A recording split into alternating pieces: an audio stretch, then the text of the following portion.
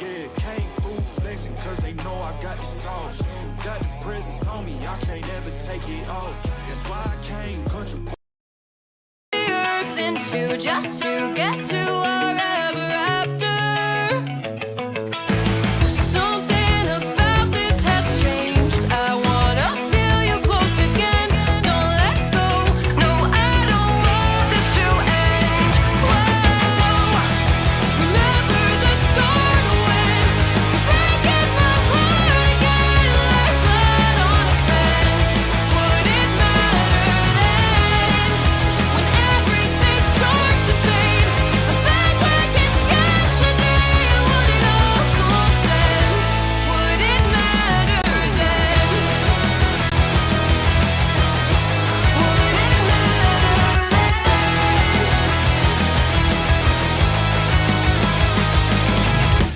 I did it all. I pulled the weight on my shoulders like it was fate. Don't tell me it was for nothing. You told me love wasn't true cause it didn't feel real to a cynic like you. But I'm pretty sure we walked into something. Something about this has changed. I wanna feel you close again. Don't let go. No, I don't want this to end. Remember the start when you're breaking my heart again, like blood on a pen. Would it matter then when everything starts to fade? I'm back like it's yesterday. I want it all full send. Would it matter then? Would it matter then? Would it matter then?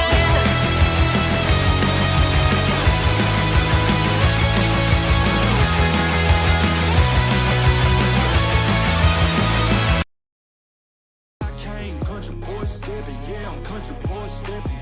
Country boy stepping, yeah, I'm country boy It's just thrilled to experience here and welcome you to Jack Arena. You were doing a D-Line Arena. How's the arena differences for you and how's the discipline for you? Oh, I'm totally loving the whole vibe of this arena and the other arenas as well, because I went through other arenas to see what's been happening on in other places too. Because the whole concept of digital games for the future, it's really cool to see how the esports and also the purely esports side of it and also the digital and digital are happening. And right now we are at MLBB, brought to you by Freedom. I mean, let's give a big shout out to Freedom for making all this happen and this specific discipline bringing to you at this arena. So we're gonna be really interesting to see what we have. We are through the round of 16 at the moment. I mean, we have 4 games to happen today, 4 matches, and of course it's gonna be on best of 3. We only have one best of 5, which is the finals, which is yet to come in the next 3-4 days. But yeah, 4 games today. Excited, yeah? Yeah, 4 games today, and as you were saying, yes, indeed, guys, it's the same format as the traditional sports. So basically, there's no, like, if you want to eliminate, you're eliminated from the tournament. No mistakes are punishable, and there's no double elimination. So the team has to be prepared for those kind of games because you guys are playing for $1 million. I mean, here in beautiful Astana, like, come on. And it's wonderful. And before that, I would like to mention to you guys that we have a wonderful video to you that we will share with you right now. Welcome to the Phygital Games of the Future 2026 in Astana. Today, we step off the stage and into the crowd to see what brings thousands of spectators to the heart of Kazakhstan. Hi, what's your name and where are you from? Hello everyone, my name is Afat, and today I have come here, and for now everything is very good. Like I am enjoying this event because it's such a great time, and like the organization is very cool. What team are you voting for? I didn't even know these teams, but I think that Playtime is a good team, so I think I will vote for them. Yeah. Do you want to play professionally one day? Maybe yes. It's a very interesting opportunity for me. that I would like to try it out. Hello, mate. Is this your first time at the Games of the Future? Yeah, actually it is. I'm here for voting for my favorite team, ketiga, Esports. How do you like the atmosphere here today? Very atmospheric, and I love to be here. There's a lot of people that I met before, and I very love this vibe here. What makes the Games of the Future special for you? Playing digital games, it's important to me because since my childhood, this digital games was a part of me. I played it with my friends, brothers, and other family members, and I appreciate this time with spending them. Is this your first time at the Games of the Future? Yeah, I came today for the first time for cheering for Team Italy. How do you like the atmosphere here today? Yeah, really good, really nice. The atmosphere is so good. The host is here is really good. Do you think esports can become as popular as traditional sports? Yeah, I think that today is esports. It's become more popular because I think that traditional sport it's not so interesting for young people because I think I'm 30. I'm 30 years old, and when I was young, I don't have a cyber sport. But when I'm growing, I really like cyber sport and more than classic play, that classic football or basketball games. From lifelong childhood memories to a rapidly expanding global community, the fans of Astana 2026 are proving that the future of sport belongs to everyone. Do not forget to cheer for your favorite team. That was a very cool video. We just saw the teams talking, we saw the fans talking, and everybody's really excited to watch here and be here. And also, one of the fans said about the esports and the traditional esports. I mean, I think the esports is already big, right?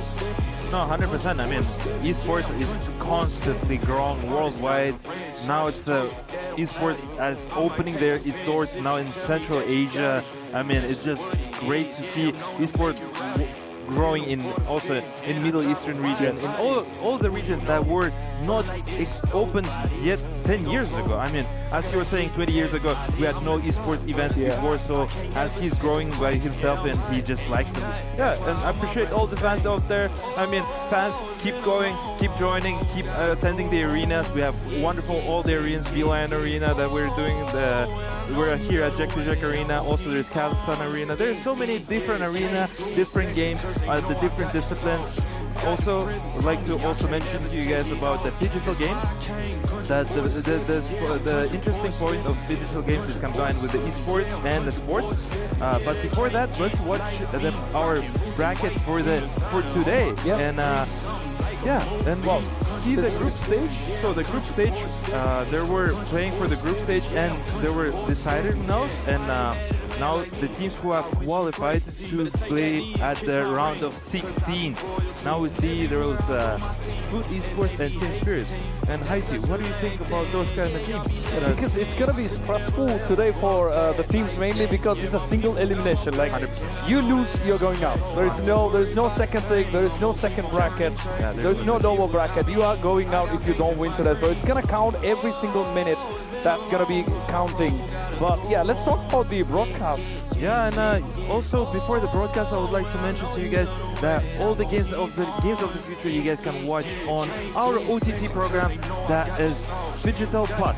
So as you can see here on your screen, digital-plus.com, all games there accessible for you.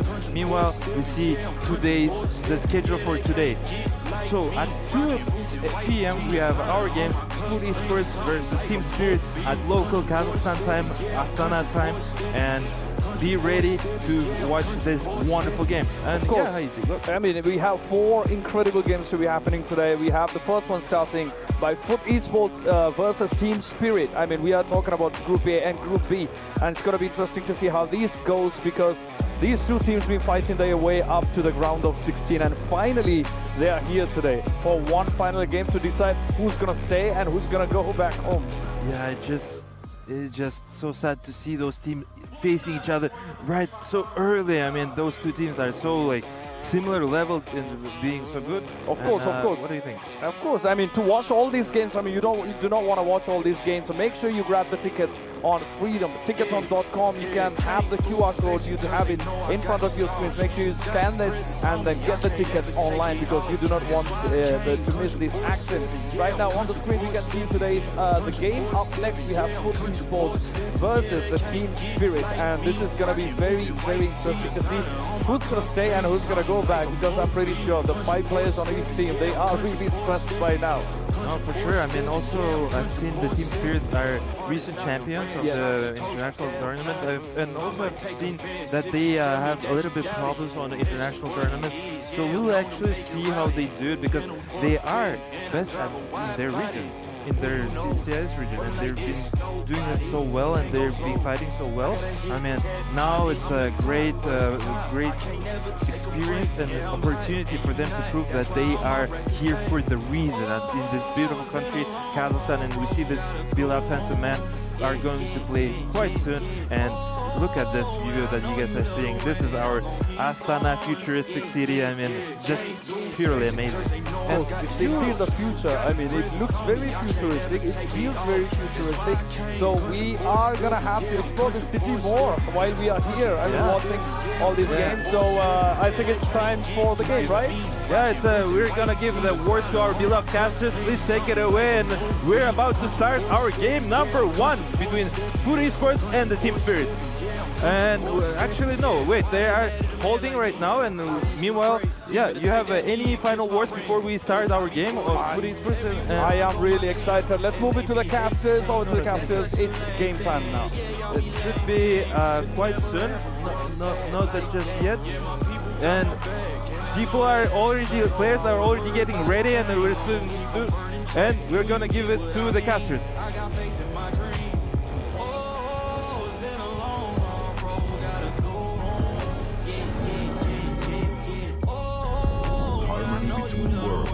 Rests on a fragile balance. Legends of the great stone tell of the sun-headed man who helped maintaining the connection between the worlds for centuries. But sometimes, the very nature of existence disrupts the natural order of things. When the ancient power left the sun-headed man, the balance shifts.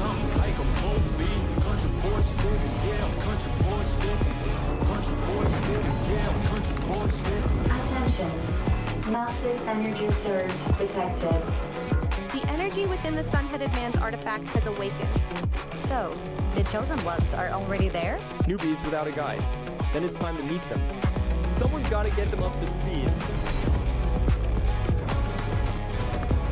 Look what my robot can do. Not now. I'm playing. In search of those destined to restore the lost harmony, the energy split into 3 parts.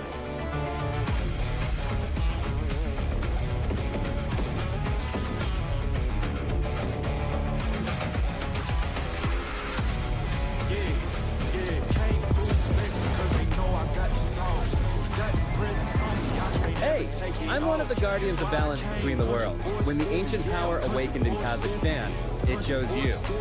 You're the ones who can restore the sun-headed man's power and bring the worlds back into harmony. Guess even ancient powers can surprise you. Looks like the squad's finally complete. But until the sun-headed man is fully charged, the 2 worlds will keep drifting apart. So, no pressure, but we're counting on you. And so began the story of the new heroes. Ahead of them lay the greatest challenge of all, the games of the future in Astana.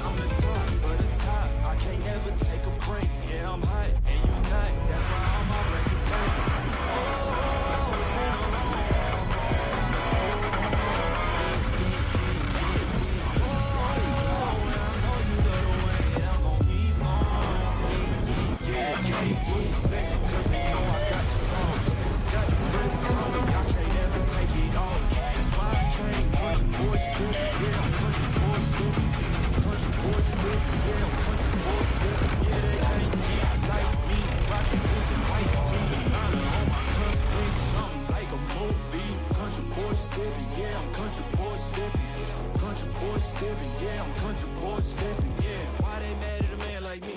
I went too crazy. Better take that knee and kiss my ring, cause I be royalty. Everywhere I go, my scene, and they be hating. That's such a lame thing, yeah, y'all be lame teams. I could never ever go outside like that. Yeah, my people got my back, and I know that that's a fact. So I won't worry about a thing, I'm gonna keep on burning track. Do you get what I mean? I got faith in my dream. Oh, it's been a long, hard road, gotta go home. Yeah, yeah, yeah, yeah, yeah. Oh, and I know you love the way that I'm gonna keep going. Yeah, yeah, yeah. Can't do flexing cause they know I got the sauce. Got the presence on me, I can't ever take it off. That's why I came country boy stepping. Yeah, I'm country boy stepping. Country boy stepping. Yeah, I'm country boy stepping. Yeah, they can't get like me. Rocking boots and white tee. Designer on my cuff, ain't something like a movie. Country boy stepping. Yeah, I'm country boy stepping. Country boy stepping. Yeah, I'm country boy stepping.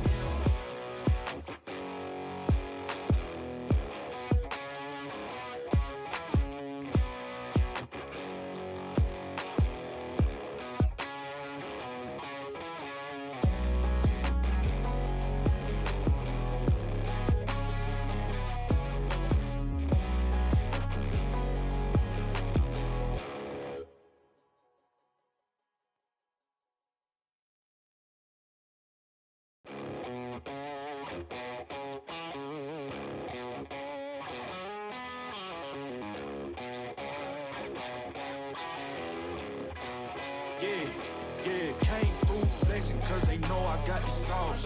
Got the presence on me, I can't ever take it off. That's why I came country boy stepping. Yeah, I'm country boy stepping.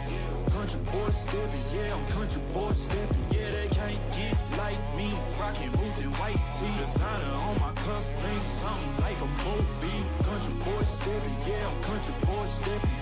Country boy stepping. Yeah, I'm country boy stepping. Artist out the ranch, I just told you that I'm bout it. I might take offense if you tell me that you doubt it. That's just what it is, yeah, I'm known to make it rowdy. Then I'm for the fit, and I drive a wide body. Who you know, but like this, nobody. Can't go slow, I gotta hit that body. I'm the top, but the top, I can't never take a break. For best of threes, you know, you hope you get to see the most, I would say, from all the teams competing, obviously. But yes, team spirit, the recent MSC champions that just finished over, and, you know, getting a championship that they've worked hard for how many years? Wolf, again, you know, Sao and Sunset Lover, I think it took them, what, 6 or 7 years to achieve that goal. And then, of course, you have two of the youngest players here. I just see Zaro Igorth on camera right now, alongside Hiko, two of the youngest players to compete in competitive MLBB. I mean, and then you got Kid Bomba, right? He was talking about how he was going to be the one, alongside this team, to bring EECA on the map for MLBB, and they just accomplished that just, what, last week, a few days ago even. And now they're here, competing in the digital games of the future. Imagine if they go back-to-back championships, man. They just won $1 million, and now they're playing for another. You're right. That's back-to-back $1 million. But then again, I have been consuming a lot of Kid Bomba content just recently. And for those who don't know or are unfamiliar, we're talking about the EXP laner of Team Spirit, Kid Bomba, from Germany. I have watched a lot of content of him like modding earlier in his career, and also because it's, you know, he's fighting for more slots from Europe and ECA in the international stage. He wants to compete consistently internationally, and ever since his breakup performance in the Philippines back in M5, that was almost 3 years ago, he was always part of the international scene, finishing top 4 usually. Sometimes they don't get into the playoffs, sometimes they finish 3rd, but they never got into the grand finals, not until recently. And it was the sweetest victory for Team Spirit because it was and essentially they were ushering a new era of MLBB. Them with Yangon Galacticos, the way that they were able to understand the metagame and performed so well in the grand finals. It was a 7-game series of snowball fights, is what I would call it. And then if you look back at Team Spirit, although they weren't able to get into their first match, which meant that they were to the round of 16 no matter what, they won against, it was Entity 7, and they're back in their win race, in their snowballing race. Do you think the Team Spirit will be playing confidently today with that kind of play style? You know, I think so, Wolf. I think they kind of have to, right? I know there wasn't a lot of time between their recent championship, but then, you know, being able to kind of, hopefully they got a couple days, I would say. Hopefully they got some days of rest, but you got to put that in context, right? They run through the gauntlet there in a recent tournament of 10 days for MSC. I think it was 10 days. And then, you know, I'm sure they had to do some stuff after that. Then they go and hop on a flight over here to the beautiful Astana in Kazakhstan. And now they're competing here. Somewhere along the way, hopefully they got the rest and hydration that they needed, as you see Hiko here, and hopefully they were able to go ahead and reset, because that's always something that we have to look forward to for the teams, you know, when they're going from tournament to tournament and they're getting themselves situated. But yeah, I think if the question is how are they going to perform, you know, in terms of into the game itself, they were so darn strong throughout MSC. I mean, a lot of teams had difficulty trying to figure out how to play against them. And as you mentioned, Kid Bomba was one of them. You know, it was just how impactful he was in the XP lane. You have to also take in consideration with the current meta, of course, and how that's developed over the course of the last month or so. Czar Egoist being one of the best jungler performers, you know, recently in that MSC, and we'll see if he's able to go ahead and replicate that here. And of course, the dynamic change in the gold lane for Hiko, right? There's been, I think, one of the biggest benefits of just where gold lane is right now is, are they going to be going with traditional marksmen? Are they going to go into fighter heroes, you know? And we had a lot of interviews and information on, you know, just how some of the gold laners felt about that. And, you know, it's one of those decision factors, and why the coaches obviously behind them are so important. And, you know, there's a reason why we're talking so much about Team Spirit here, just because of what they've proven in terms of getting that win. It's a historic win, and you're carrying that historic win now into this Games of the Future 2026. Can they create more history, you know, winning here off the bat into this? Because yeah, it's kind of an intense situation to be in, you know, already in the playoffs, that top 16 or the round of 16 that you've got to go through here. And I would say for Foot Esports, you know, this is a team that has a lot of experience. You know, these are players that have played on different teams throughout the previous M Championships, M World Championships. You know, they've had their own kind of performances on separate teams, then they come together and make this team for Foot Esports. And I would say a lot of people would say this is obviously one of the most competitive teams outside of Aurora Gaming from Turkey, you know, and I think you know exactly how that all works out too with Foot Esports. We saw Foot Esports perform in the group stages of Games of the Future, but we can also dial back into the wildcard if you like FFC.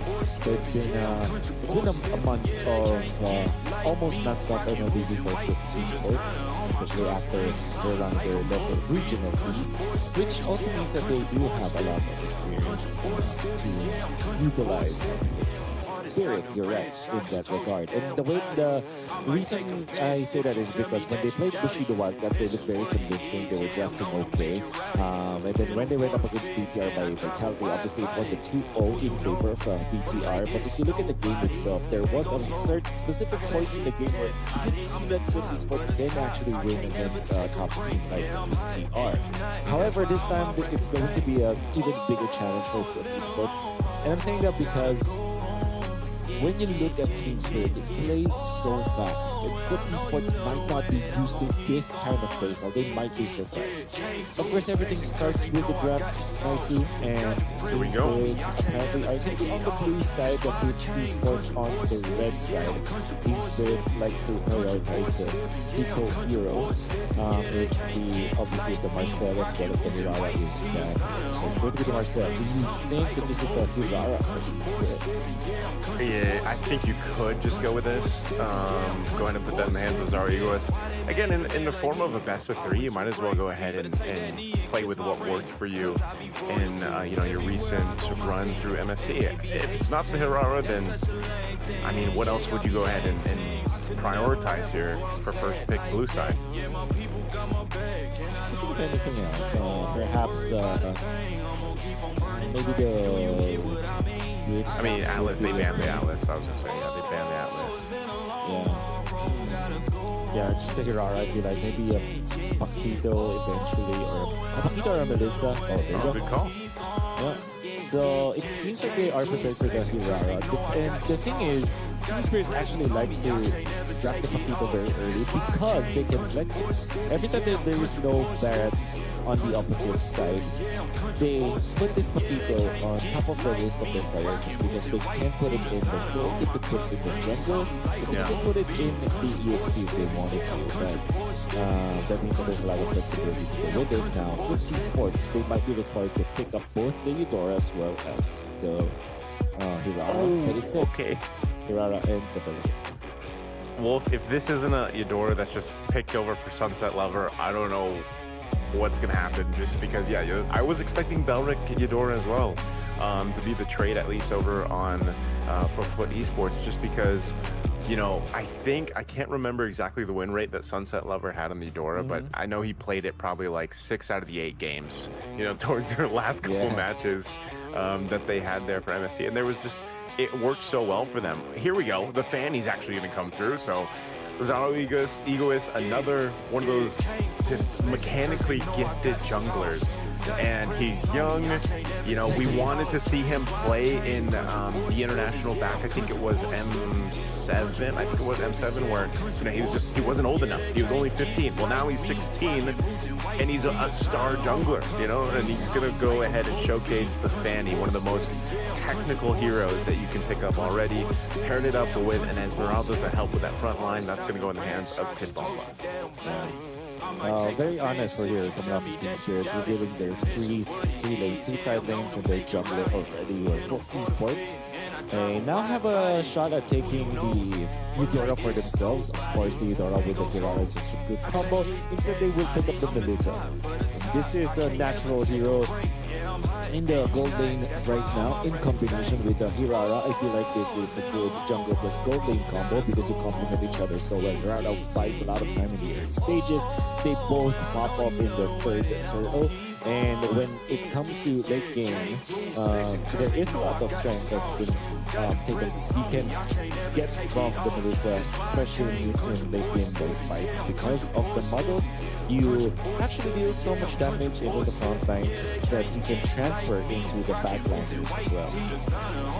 Yeah, I like the surgence of Melissa, man. It was kind of one of those marksman picks that just came out of left field. It felt like this was not what I thought where the meta was gonna go. Where now Melissa is like one of these hot picks for gold lane, but it makes so much sense just because of where we are in terms of jungle meta. There's so many assassins now kind of causing havoc, and if you're not picking a fighter to put in that gold lane, then Melissa and maybe the Claude and Brody are probably some of the better choices that you can go for, because you're a little more self-sustaining, you're a little more, you have more capabilities of taking care of yourself in that lane. Her ultimate does just that, like you mentioned, and that's kind of good enough. This is interesting too that the Dairoth is going to be banned out here. If we recall in some of those last matches of MSC, the Dairoth came through, and even in the hands of Yangon Galacticos, and it was like, oh, that's kind of scary, to see just how much burst and early advantage that Dairoth can get, and that's why it's going to be banned out, because Team Spirit, they remember how it was.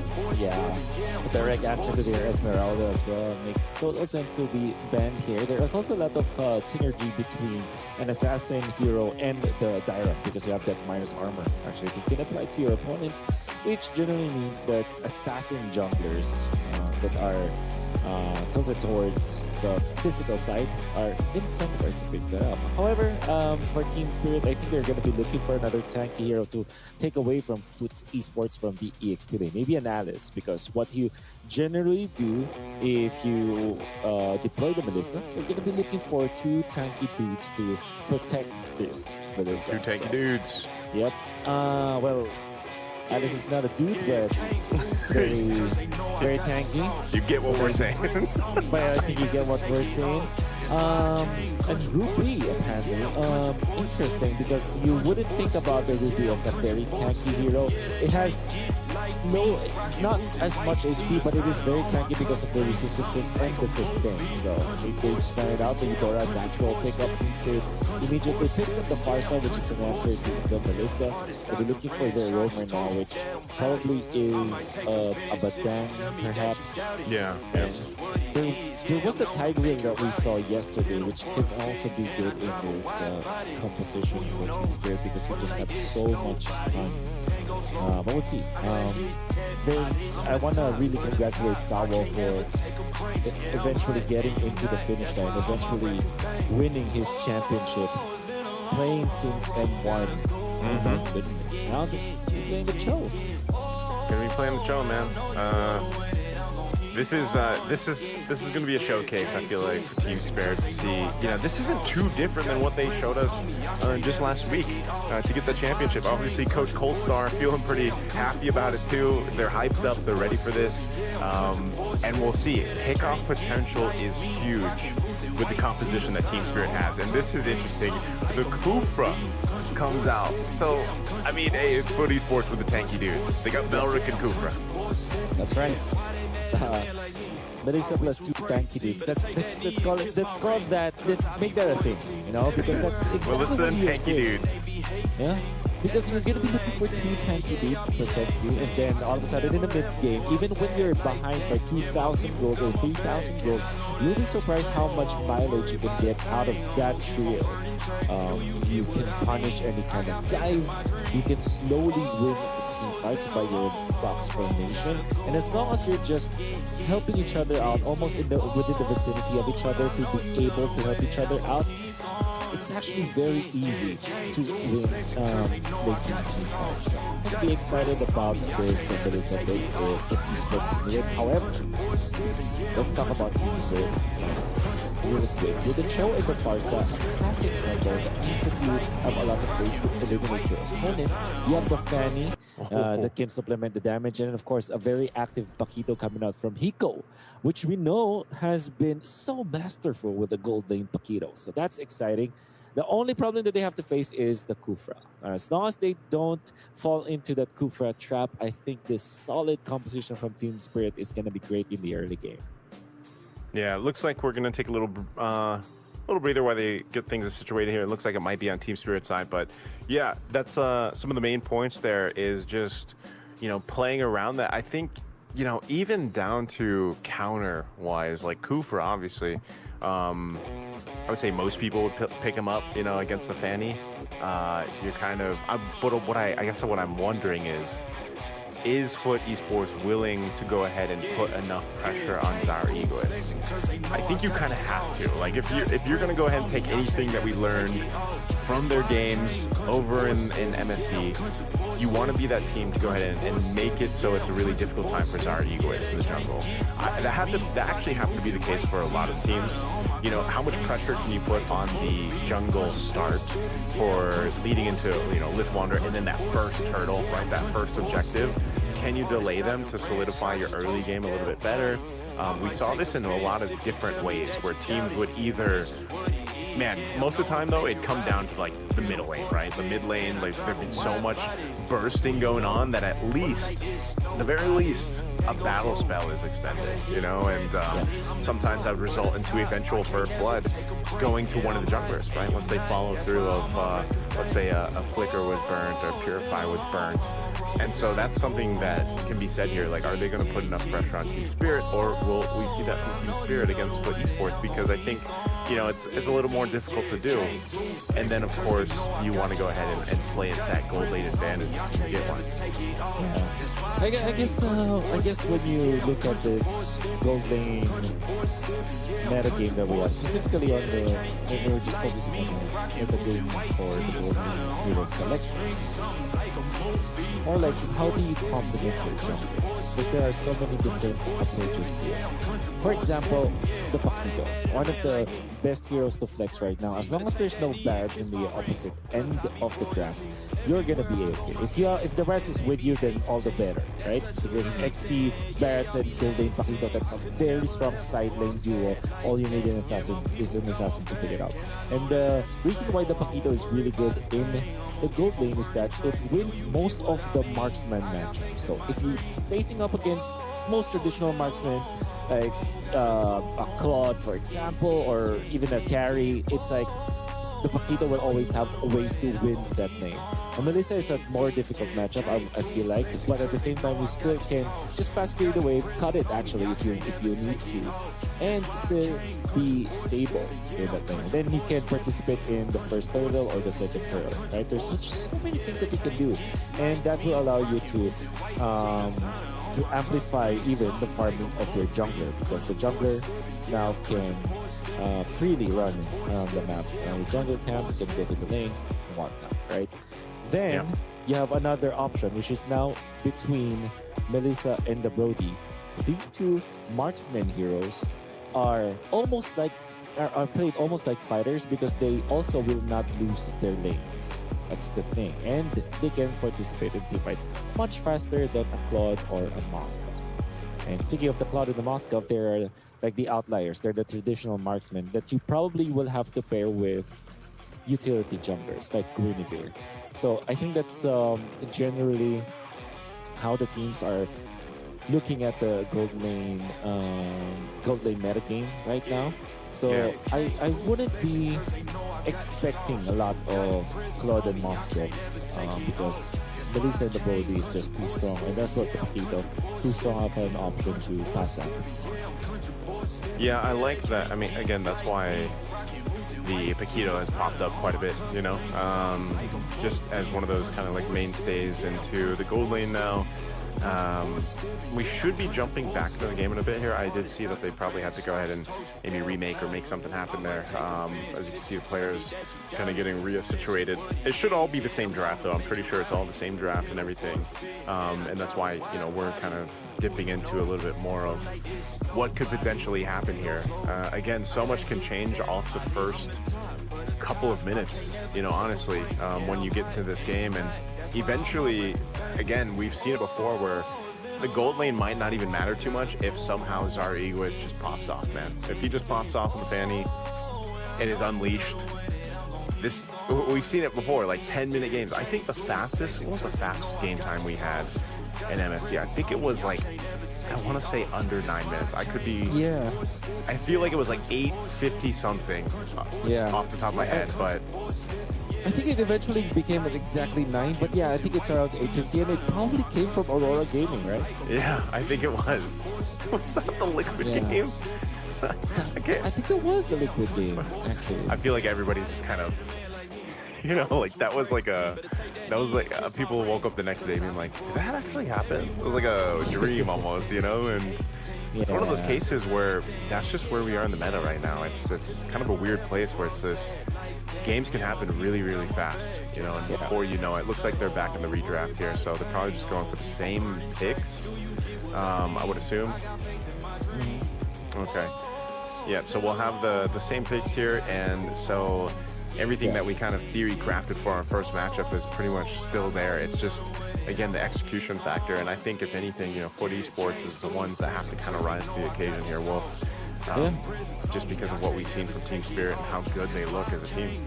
Yeah, they have to brace themselves for specific stages of the game. First, when the first 2 minutes, because of the idea of the fanny, having the fanny, I think for Foot Esports, they're going to be more incentivized into keeping this Kufra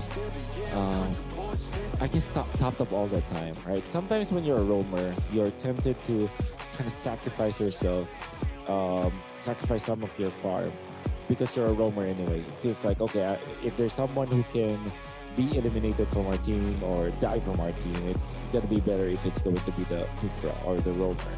However, I think in this scenario, because of how much the Kufra can do against the Fanny, against the Paquito, and then of course the Cho, it kind of means that you kind of have to preserve your farming as well, your health, generally speaking, as the Kufra. Maybe the more sacrificial role here is the Beric from the EXP that they chose to go for. The Kufra needs to always be a threat up against Team Spirit. That's what I feel like. So I think that's how they should place themselves in the early game. Eventually, this Eudora will be their solution to the Fanny. Although the Fanny is a hero that can also take out the Eudora easily. When you time it perfectly with the flicker, with the stun coming out from the Eudora, maybe you have a chance. So these are the heroes that I feel like should be the point of focus for Esports. Yeah, there's a whole lot, I feel like, you know, focus-wise, and that's why we're always talking about early game. That's really where things are established. It's just this weird case now where even if you have the early game on lockdown, we've seen it too, where like 6,000-7,000 gold leads can be, you know, turned over. That potentially can happen too. So, again, as we wait to jump into this game one, we'll find out exactly where that's going to go. I think the other thing to ask is just why is, other than the fact that Melissa's pushing away these assassins, Wolf, why is Melissa like so, why is she so good? You know, why is she, is her late game potential, late game scaling that good that she's just kind of this fallback now? Okay, yeah, so a quick answer to that is yes, and the reason why that is because there's an option to attack multiple targets. It's unlike the carry where you have a single target hero. Of course, heroes like the Claude also can do AoE damage, but also that only happens during an ultimate. But for Melissa, you have at least 2 or 3 targets that you always can hit because of your models. And that models is actually also the reason why Melissa is always the priority, because of that skill, you actually turn into an early game hero. Not all marksmen are really good in the laning stage and the first, second, and third turtle, but because of the models, again, you can contribute to the fights. You can be a threat. You have good laning coverage because you can just pop your models, fast clear the lane, and hit the opposing gold laner in the process. When unchecked, Melissa is really strong in the early game. And that's the reason why teams are starting to pick up on this hero. Yeah, I feel like the models is enough to like zone out, you know, like even on your turret, like sometimes you see that already happen. What does she need, 2 items to really hit that power spike, or is she more like, because, you know, like the Claude is probably the most common marksman that picks up is, you know, that Trinity. Yeah, also Trinity, but the second item, when positioned properly, that kind of falls around the first, before the first Lord fight, you have 2 items and maybe half a third item, and if you are protected well with, again, 2 tanky dudes in front of you, you can actually output a lot of damage even with just 2 items. But yeah, generally you want to get your Trinity as the Melissa, and that is almost at the same time as any traditional marksman. Well, we'll wait a little bit longer to jump in. Yeah. Again, you know, I think, I don't know, man. Team Spirit's run through MSC has been insane. Again, they were able to go ahead and make history. You know, if you guys missed that, you go back and watch it. Maybe they replicate another historic run here through Games of the Future. And this is kind of what Wolf mentioned. You know, this is kind of like this new era of MLBB where you have these other regions rising up. And who's to say that? Maybe, I don't know, maybe for the Digital Games of the Future for 2026, we have even a different region come through. I mean, I see their hands moving, so we might be jumping in the game here shortly. Hopefully. They're also shot calling now. Okay, so we're seeing their actions right now, which kind of tells us that probably they're gonna be into the game, but it could also be a test game because, you know, we want to make sure that everything is just great. Okay, we are in the game. We're in the game. So that's 30 seconds in. no, we're looking at this Paquito going up against the Melissa up top, and I think the idea for both of these gold gainers is to just fast clear their waves. Paquito is going to be more incentivized to get level 2, and once he gets level 2, now that lane is actually easier for Hiko. Yeah, some of these, obviously these first rotations looking a little bit different just because of, you know, the nature of having a Kufra. Obviously, you can't get too far forward up front against the Eudora just because you don't want to go ahead and get poked down already. But looks like both junglers go ahead and start, grab their buffs. You have Kazue go ahead and rotating to that orange. So this is one of those cases where now you're not going to have these first bloods off the bat. It might be one of those things where it's just, you know, fighting into that first turtle in about 30 seconds. Yeah. And that being said, I'm curious about this Bellerig and how they are going to be able to use it, because the idea for the Bellerig is to be that tank. But usually from the EXP, you can also consider outputting some damage, which means that you can farm faster, maybe you get the blade armor quicker than your team, assign the radiant armor to your Kufra. It seems like it's going to be the battle for the turtle now. Good use of the iframes, but they get the lockdown already. Zaro jumping in. He's going to be stopped in his tracks, though. He's got to get out. Good defense there from Foot Esports. Kazue barely surviving, utilizing 2 of those iframe interactions as well. But this opens up the turtle now for Team Spirit. Part of the reason why I really like watching Team Spirit during their MSC run was because of how coordinated they were, and you saw how the stun layering coming up from Team Esports were pristine. Again, when you jump with the stomp from Sawo, you immediately have the falling star moon, and then the Curse of the Crow is already ready, as now the turtle fight is going to commence. Actually, Kazue gets the turtle away from Team Spirit. Wow, turtle secured. Kid Bomba, though, getting the first blood. So they go for a trade. A little bit of extra gold over here to Zara Egoist. Does some damage to Blotsfed, but not enough yet to go ahead and shred through that tankiness. There's a kick, though. Big way the dragon on Kazue. Pressure on the purple. They want to go ahead and take this away here after they traded out the objective. They're going to go for it. It's a bloodbath anyway in the jungle. Blotsfed down. Saul trying to get away, and he does with the Jeet Kundo, but Kid Bomba will be the trade. A 1-for-1 trade-off.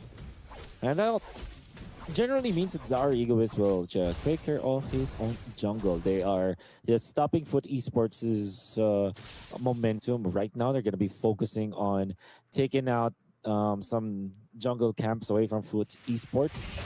And right now, there is going to be some pokes in the middle once again. That's Blotsfed there. I think they just want to force the bouncing ball so that they will have allowed Zara Egoist to just dive into the back lanes. Well, Sawa's going to have a little bit of a difficult time trying to get away from this. Kazue using the retribution to slow him down a little bit, and we'll be able to pick up the kill. Kazue making it happen, and now pressure on Hiko. Hiko's going to go ahead and heal back up. He's got the regen. He'll back off a little bit, but he'll stay there near the turret. Kazue will just go for these camps, taking some of the green camps away from Team Spirit, but hold on. I think he got there in time. I'm not sure if Zarugos actually got there in time to get his camp. He is level 7, so he's slightly ahead, but whoa, they're going to make a play anyway on Hiko. Hiko gone very quickly. Again, that stun that comes through with Eudora is just so strong. Yeah, and they even denied the cart from Hiko. Sunset Lover taken out. Foot Esports, foot on the gas actually right now as they are outspeeding Team Spirit's rotation. They have collected 2 kills up top, a double kill for their jungler now at 4-0, and they will be poised to take this second turtle of the game. Now they do jump in. They threaten for more kills. Sao just barely escapes that. And the response from Sour Egoist is just to go for that jungle camp at top as they take out Sawa, who already escaped death, but he bestows back into the turtle. Kazue collects his 5th kill of the game. Well, if someone would say their foot's on the gas, yes, because Foot Esports right now, I mean, what was Sawa trying to do? I think he was just trying to give some information, but not expecting just how quickly he could probably get bursted down there. Again, you gotta respect this Eudora. It's kind of busted, man. Yeah. You know, we saw. I mean, Sunset Lover used it for how many games? They should know that once you get that lightning ball on you, once you get stunned, you get comboed, you got the conductor on you, you're in a bad position, especially if you're by yourself there. So until he gets some magic resistance, I think that's going to be one of the big cases here for Sawo on this Cho, because just he gets the dominance ice, but that helped a little bit, obviously, with the healing that comes through with the 2 tanky dudes. And I think they actually don't have a Revitalize on the Belric, just because it's in the XP lane for Exi. Yeah. And I think what Zawa was trying to achieve during the turtle fight was for information, because obviously Zawa Ego is just focusing on taking away the jungle camps from Foot Esports. It's more like a farming tool for their jungler. Oh, what a call. Go for reach. Oh, what a call. Zariguesi was so far away, but in comes the Wrath of the Dryad. Nice. Yep, there it is. They're going to fight in the jungle anyway. Sawo looking for the kick if he could find one. Not the best target, though, as Exi drives him off and chases Hiko. Bit of a trade. Now in the mid lane, Zara's able to get away. That's one of the main things, though. He picks up a blade. Now the Malefic Roar. He's got 2 powerful items now in the hands of this Fanny for Zara Egoist. So if they are able to go ahead and do something like that again, find someone to pick off, there's going to be a big burst of damage here. Kid Bomba doing his thing, keeping RX and the rest of the team on the disengage. They want to start opening up the map here. Kid Bomba. Now, there's going to be a swap between the gold laner as well as the EXP laner. And that means that the turtle will now be taken by Team Spirit easily. Taking it up top. This is a much better lane configuration for Team Spirit, because Kid Bomba can easily get out of sticky situations because of the Purify, also tankier than the Paquito at this point. So it's just natural for them to utilize this Esmeralda in front of the Melissa for now. Kid Bomba actually collecting some farm with the initial Sunset Lover. There's a quick initiation there and a quick elimination as well. Foot Esports, their pickups are so good. This is so coordinated from Foot Esports, man. I mean, when they can find a potential pick, they go for it. They make it happen. They know how to utilize the kits that they have in these heroes. So, is he going to go for Psyche here? He wants to go for the kick. There it is. Wade the Dragon right in the hands of Kid Bomba. Do they have enough damage, though, to capitalize on this? Sun already came through. Should be able to take out Psyche at least, and they'll do just that. A good setup, a good pickup for Team Spirit there. They feed it to Kid Bomba, who now has got his Oracle, so it's going to be a good tempo for Team Spirit as they jump forward to go away from RX. Oh, that just feels so bad, but here comes Kid Bomba charging up. Go Away's already gone. You can't push him back any further, and Hiko comes in with a 1-2 punch. Able to take out the turret, looking for the follow-up on Blot's Vet here. They pick up 2, Team Spirit. Objective and kill secure. Now, they even utilize the feather there, strike for more damage and more vision, and they have taken out the turret. They will collect this orange buff now. They have to run away now because the Hirara is here. Yep, Hirara's there. Actually, you're punching a tree, man. He's going to be able to get away, but Hiko doesn't have the champ stance, the stacks that he was looking for, but he does enough damage to. You can already see these itemizations really playing its part now for Team Spirit. Foot Esports, they've done a lot of good coordinated attacks, but they just need to go ahead and readjust. Wow. Being brought real low Psyche here, just off of a couple feathered airstrikes. That's the poke now. It's a lot of, I guess, Foot Esports relieve their foot off the gas, because now Kazue, okay, want to go for a kill on Sawo. I think they will get it. That's 7 kills now, and they want more. Look at the jump. Purify far too late. A double again for Kazue, and he gets the purple buff too. All of a sudden, Foot Esports, it's not just the gas pedal, it's the nitro pedal. I don't know if there is a pedal for nitro, but the games I've played before had one. Hey, there's a button for it right now. Looking to take this Lord, looking to take the life of Kid Bomba. They do just that. Right now, they are stacked up. Kazue especially, 8-0-1. Lord secured now. This has been the plan the whole time. They'll play the map. Team Spirit will take down a base turret. They're going to try to get away. Hiko gets Retribution. I don't think you're going to be able to escape Kazue. The rest of the team will be there to clean him up. He gets the shields that he can, but he's gone so quickly. The Sky Piercer is online here for Kazue at 9-0. However, they do get the push onto the bottom lane. Foot Esports losing their inhibitor very early into this game. Now, they will have the Lord on their side, going to be pushing in the mid. Oh, Sawo in a tight corner right now might be Might be forced to use the flicker, but the jump coming up from the Kufra. They take another one. That's 10 kills for Kazue on this Hirara. Man, this is the problem that we saw throughout MSC, throughout this meta, is this Hirara with multiple full stacks. You know, games when you get this full stack Sky Piercer, you're just a menace. Kid Bomba's gonna jump in, Feathered Airstrike drop down. You gotta push going up the top. They gotta deal with this Lord as Kid Bomba is gone. Hiko trying to buy some time, dodging into this fight, but this turret is going down. They still have a Lord here. Does Foot Esports want to end the game? They're gonna try to make it happen. They go in. Sorry, Egoist able to clear out that Lord. They got to clear out these minion waves too. They want to stay in this game one. It's only 11 minutes in, but you got Kazue just unrelentless on this fully stacked Hirara. And I think these tanky dudes aren't just protecting the Melissa, man. They're protecting the Hirara. Yeah, it seems like they have double duties this time. And if that's the thing where when you are drafting the Hirara as well as the Melissa, when we talked about how the strength of these heroes in combination with each other as they jump Kazue, no tanky news to protect. There's a big shutdown. They get so much gold out of that bounty. Oh. And Team Spirit has equalized right now when it comes to the gold. Oh, not just that, but you get stacks. You get some stacks out of the way in the hands of Kazue. So that's big shutdown gold, reducing some of the stacks that he had on the fully stacked Sky Piercer. Now they're looking to take this tier 1 turret. Purple buff was stolen as well, so now trying to make a move. Sao in trouble. Kid Bomba jumping to help out. Feathered Airstrikes a little bit too far here for reach.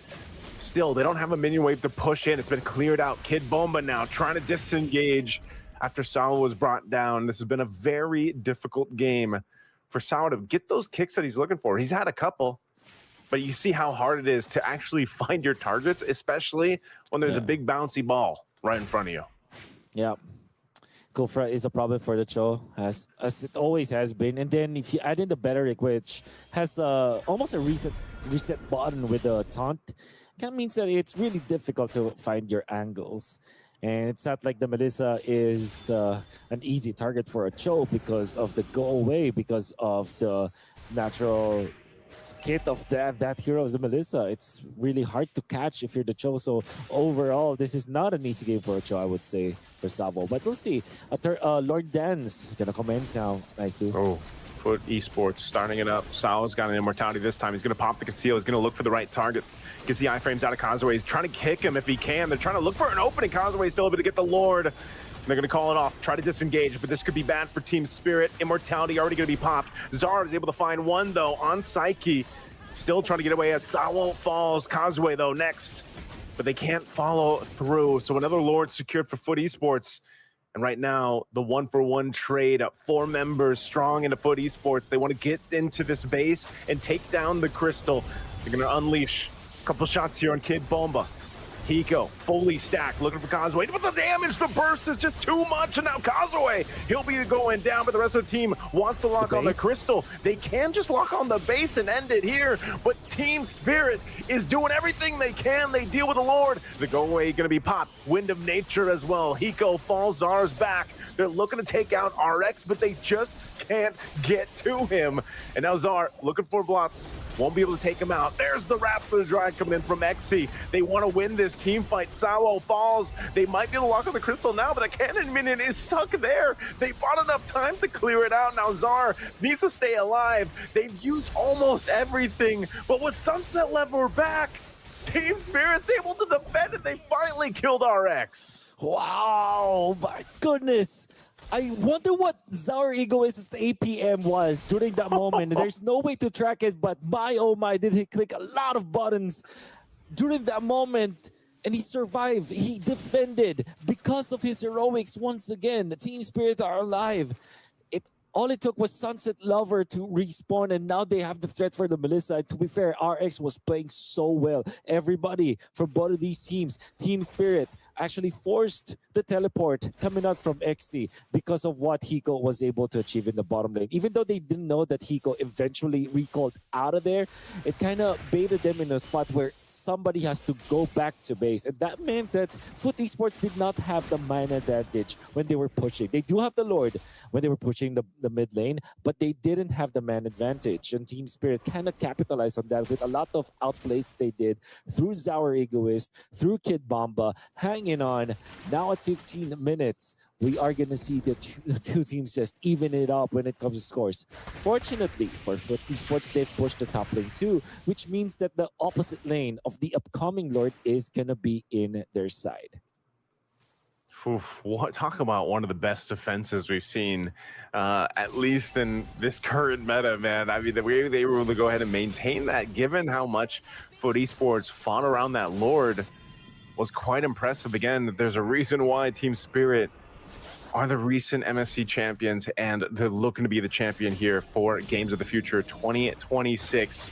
Oh, they're looking for a cutoff. They're looking for Psyche. They're going to get trapped into the jungle here. Wrath the Driver already dropped down. Sunset Lover can't escape, though. Good pickup by Psyche. Now Psyche trying to survive. He's going to get bladed down. Sao not able to find the opening he was looking for. Hiko did get the kill. Kid Bomba, though. Immortality going to be popped. They're going to clean up this kill. They have nothing that they can do.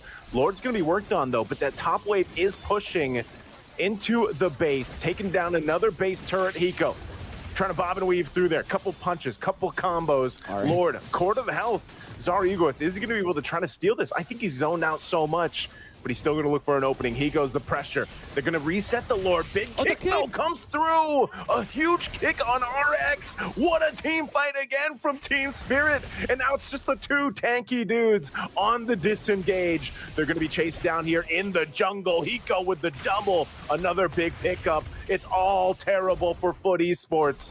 Finally, Psyche is up, though, but they're going to have to defend now. Now, XC is alive with the immortality now low. Flicker forward to actually dodge Team Spirit. I don't know if that was intended, but it worked nonetheless. Gotta be careful if you're Psyche. Although 12 seconds now, RX will be alive. Team Spirit did not go for the Lord. XC does not have the ultimate right now. Does have the taunt though. Actually catches the minions. And now, about enough time for the wave clear of Foot Esports. Heroics. And very nice movement coming up from XC. Gathering the aggro. Now Sunset Lover in trouble. He's gonna survive for now. Lord being worked on by Team Spirit. It's still at 50% HP, which kind of means that Foot Esports might actually take this Lord for themselves. Oh, they're threading the needle here, Wolf, right now for this Lord. Holding it at half health. They sent Sunset Lover back. He was so low.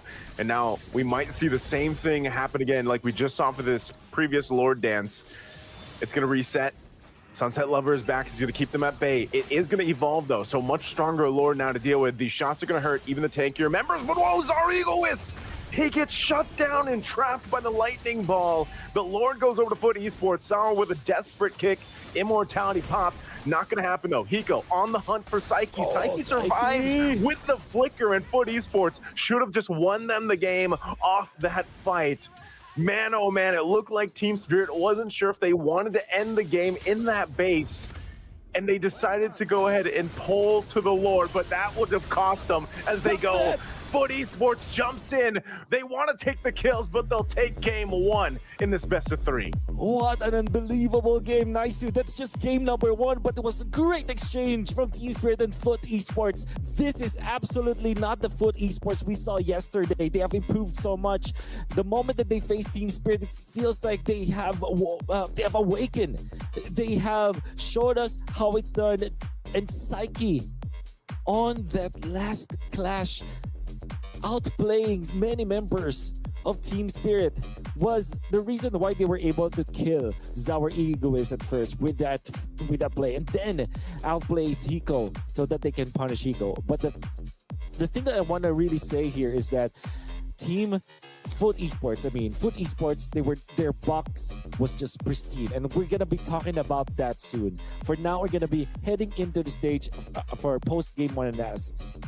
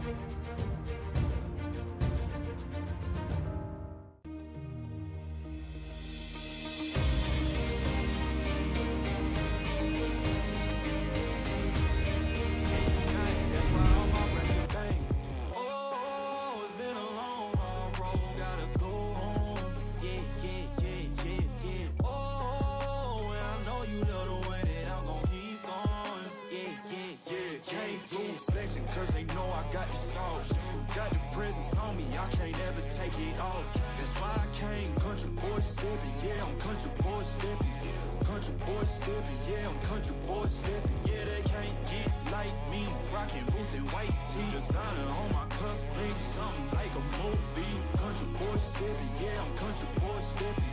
Country boy stepping, yeah, I'm country boy stepping. Yeah, why they mad at a man like me? I went too crazy. Better take that knee and kiss my ring, cause I be royalty. Everywhere I go, my scene, and they be hating. That's such a lame thing. Yeah, y'all be lame teams. I could never ever go outside like that. Yeah, my people got my back, and I know that that's a fact. So I won't worry about a thing. I'm gonna keep on burning track. Do you get what I mean? I got faith in my dream. Oh, it's been a long, hard road. Gotta go home. Yeah, yeah, yeah, yeah, yeah. Oh, and I know you love the way that I'm gonna keep going. Yeah, yeah, yeah. Can't do flexing cause they know I got the sauce. Got the presence on me, I can't ever take it off. That's why I came country boy stepping. Yeah, I'm country boy stepping. Country boy stepping. Yeah, I'm country boy stepping. Yeah, they can't get like me. Rocking boots and white tee. Designer on my cuff, ain't something like a movie. Country boy stepping. Yeah, I'm country boy stepping. Country boy stepping. Yeah, I'm country boy stepping.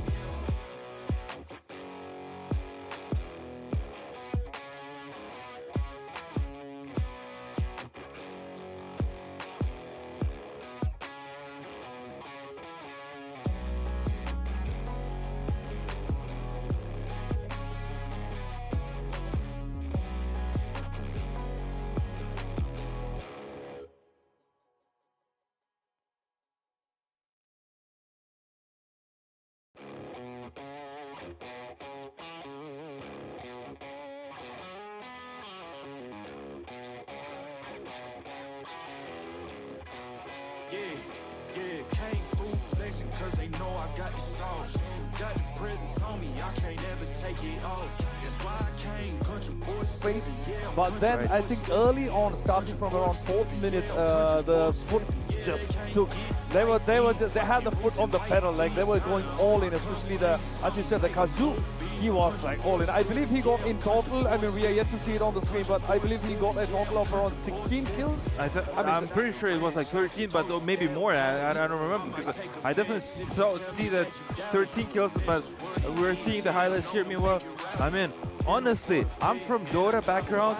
It's just, for me, this game, MOBA, it's just so fast-paced game. It's like me seeing everything going through so quickly, back and forth. I mean, shout out to Team Spirit. I mean, they played phenomenally. The early game was phenomenal. The draft was very, like, they were very happy, but it was a little bit, I would say risky. Risky, right? And early stage, like as you can see, I think at 2 points. At one point, Foot really came close to the Team Spirit base, where around 13th minute. I mean, I really thought Foot took it, but then they had to back off, and then around 16th minute, I mean, the Team Spirit actually smashed Foot, where they took up 4 players, and by the time I think we only had XC from Foot Esports left at that point. But I mean, that was only 1 player left from that team, but somehow they took it to the end, and that was a chaos right there after 16th minute. I really thought that would have ended there, but it did not. But they pushed it all the way, and then just took it. I mean, we really did see that coming. And Eco even got some early on around, let's say 8th minute. He took out some turrets, which was really commendable. Really good performance. It was good performance, Team Spirit overall. I mean, also the crowd were amazing and cheerful. I mean, it's only first game here at the day 1 of MOBA Mobile, and we always see the half of, like, the most people are already watching and cheering for the team. I mean, what a game. Also, I'd like to mention XZ, as you were saying. The guy hasn't died for the whole game. Exactly. He decided to, I think, kill himself on the lake, when they were hitting the throne. That was one point where it was just XZ. There was nobody else. Everybody, they took out everyone, and it was just XZ trying to keep the team on the map. Man, what a game, man. the full esports team coming back through, and I mean, we see the Team Spirit, the previous champion over their last tournament, and now they're coming here. Maybe they're a little bit tired, maybe whatnot. I mean, they just came. I heard they came yesterday. Yesterday night. So I'm not, or morning. So that's really fresh. Maybe there's like a time zone differences. Maybe they're like a little tired and whatnot because they've been traveling all over the place. I mean, But I mean, what a game, man! What a game! I think that was like you can see on the screen on the highlights. That was Kazu's 17th kill, and that was 17th kill, with only 3 deaths. I mean, if you look at that, at around 18th minute, we have 17 kills for Kazu. It became 18th, and that was the final kill. So, and also, he had 1 assist, which means in the total number of kills for Foot, he actually he was a part of like 18 kills. I mean, that out guy, of the total 25. that Wow. guy makes a kill per minute. I don't know, that guy is that good. Kazuk, I mean, playing and showing off on against Team Spirit. I mean, you're facing off as champions and you're pulling 18 kills on them. Yeah, come on, man. Like, what a chat, what an absolute chat. But now, Team Spirit, they did their strategy with their draft making on full damage, right? And now let's see how they're gonna change. Are they gonna change a little bit? Maybe they're gonna pick more a little bit tanky heroes and a little bit shield heroes, so that way they could balance the draft out. Because I mean, Team Spirit, you guys are 1 step away to get eliminated, and I'm sure you guys don't want to get eliminated that early, especially you guys pulling off a victory on your previous tournament. You tell me, what do you think about everything, like your feelings, your emotions? It was actually very intense because I mean, it's interesting to see. But anyway, whoever is watching the games, I mean, do not miss the games, because for being the general sponsor for MLBB right here for the Games for the Future Astana 2026. Again, the Foot Esports, as you said, like Kazu did like amazing. I would say I wouldn't be surprised if he became the MVP after this game. I mean, I wouldn't be surprised at all. Yeah, for sure. I mean, the guy makes 1 kill per minute. Just an amazing performance. Yeah. For me, as a weaver myself, just seeing this fast-paced, quick game. I mean, that's so much things are going on in this small like fraction of 30 to 40 seconds, and everybody is living and taking on the thrones. And we see here toe-to-toe comparison between RX and Hiko. I mean, Hiko actually played also very fair, and they did it well. Yeah. I think initially, as I said, I mean, he went for 2 towers, I think, around the 8th to 19th minute mark, which was really nice. I mean, we're looking at the KDA, I mean, 16 was 1. I mean, it's really good. And for the gold, if we see like 9k, and then Hiko is right up there with 10k. Look at the damage difference. Oh, that's 24,000 to 14,000. Like, that's almost double. It is doubled. It is doubled, and taken, as you can see, the RX took more damage too as well in that apparently.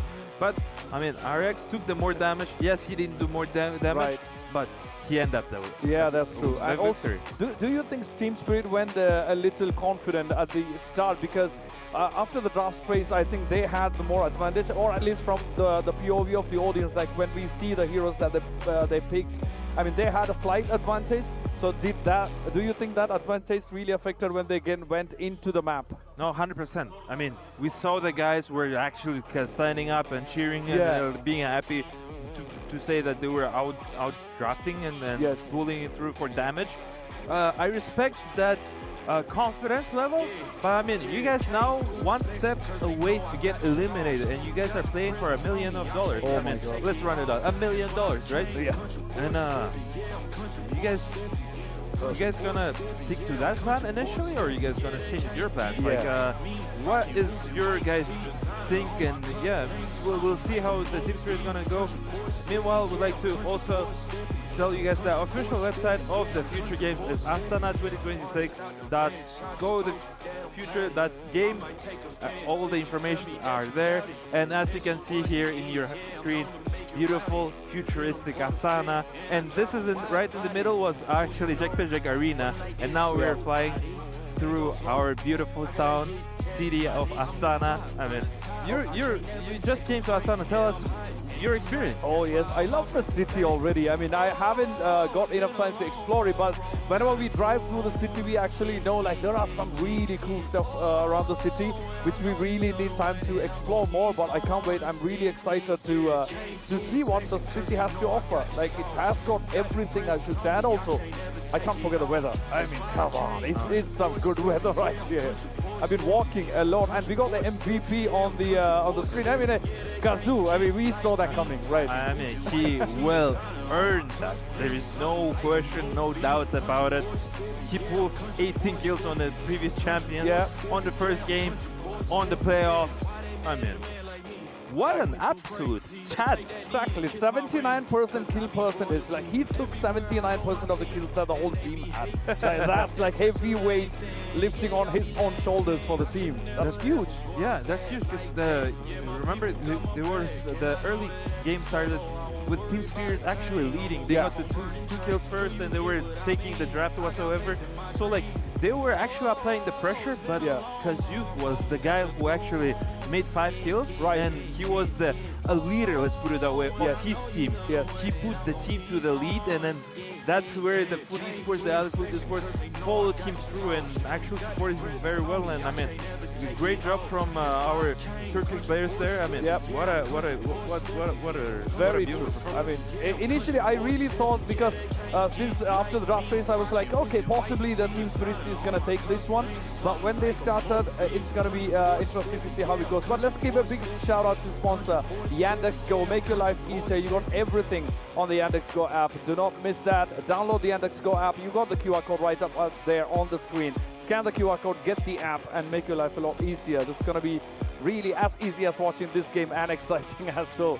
So we are yet to see, because we are 1 game down. There are 2 more games, I mean 2 more rounds to go with the same teams, Foot versus Team Spirit. So now, since the Foot has 1 point advantage, the next 2 games are going to be really crucial if really Team Spirit want to win, because they have to win the next 2 games. Yeah, come to think about it, Haiti, you say 2 rounds. Are you sure that Team Spirit are not going to lose 2-0? We don't know. We don't know, but we'll definitely will know as soon as we get to see our beautiful video that we're gonna share to you right now.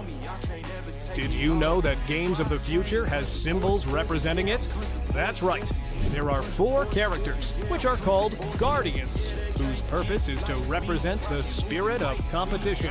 iBoat, a robot made out of titanium and neon parts who believes in inner strength and power of friendship. iBot has a special ability too. The robot is able to cut off enemies' power supply and breathe life into inanimate objects. Arlon, a cyber wolf with a rich silver fur and holographic glow, a great mentor and a formidable warrior in the field. He is able to accelerate time and predict the movements of his foes. He is responsible for the territories of Battle Royale and Phygital Shooting.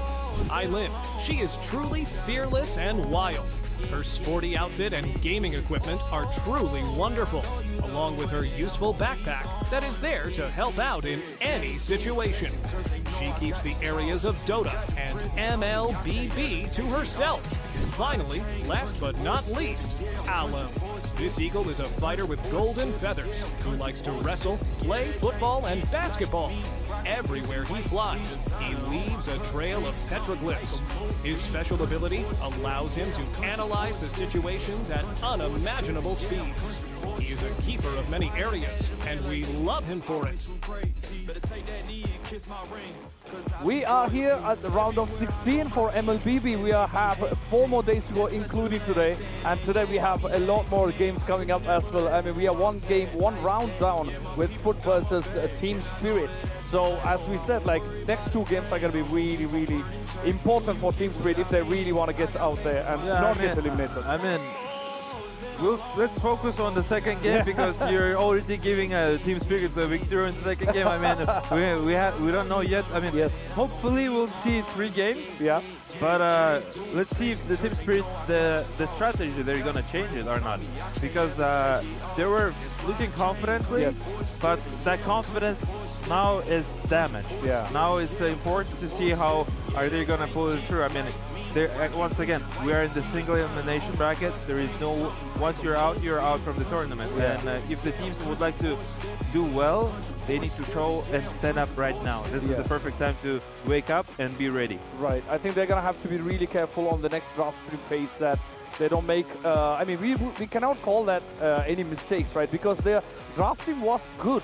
for Team Spirit. I mean, initially, but again, as Steve Marco said, I mean, they'll have to replan again if needed, because after the first game, now it's more like they have to be a bit more careful for the second game if they really want to push that onto a third game or not, right?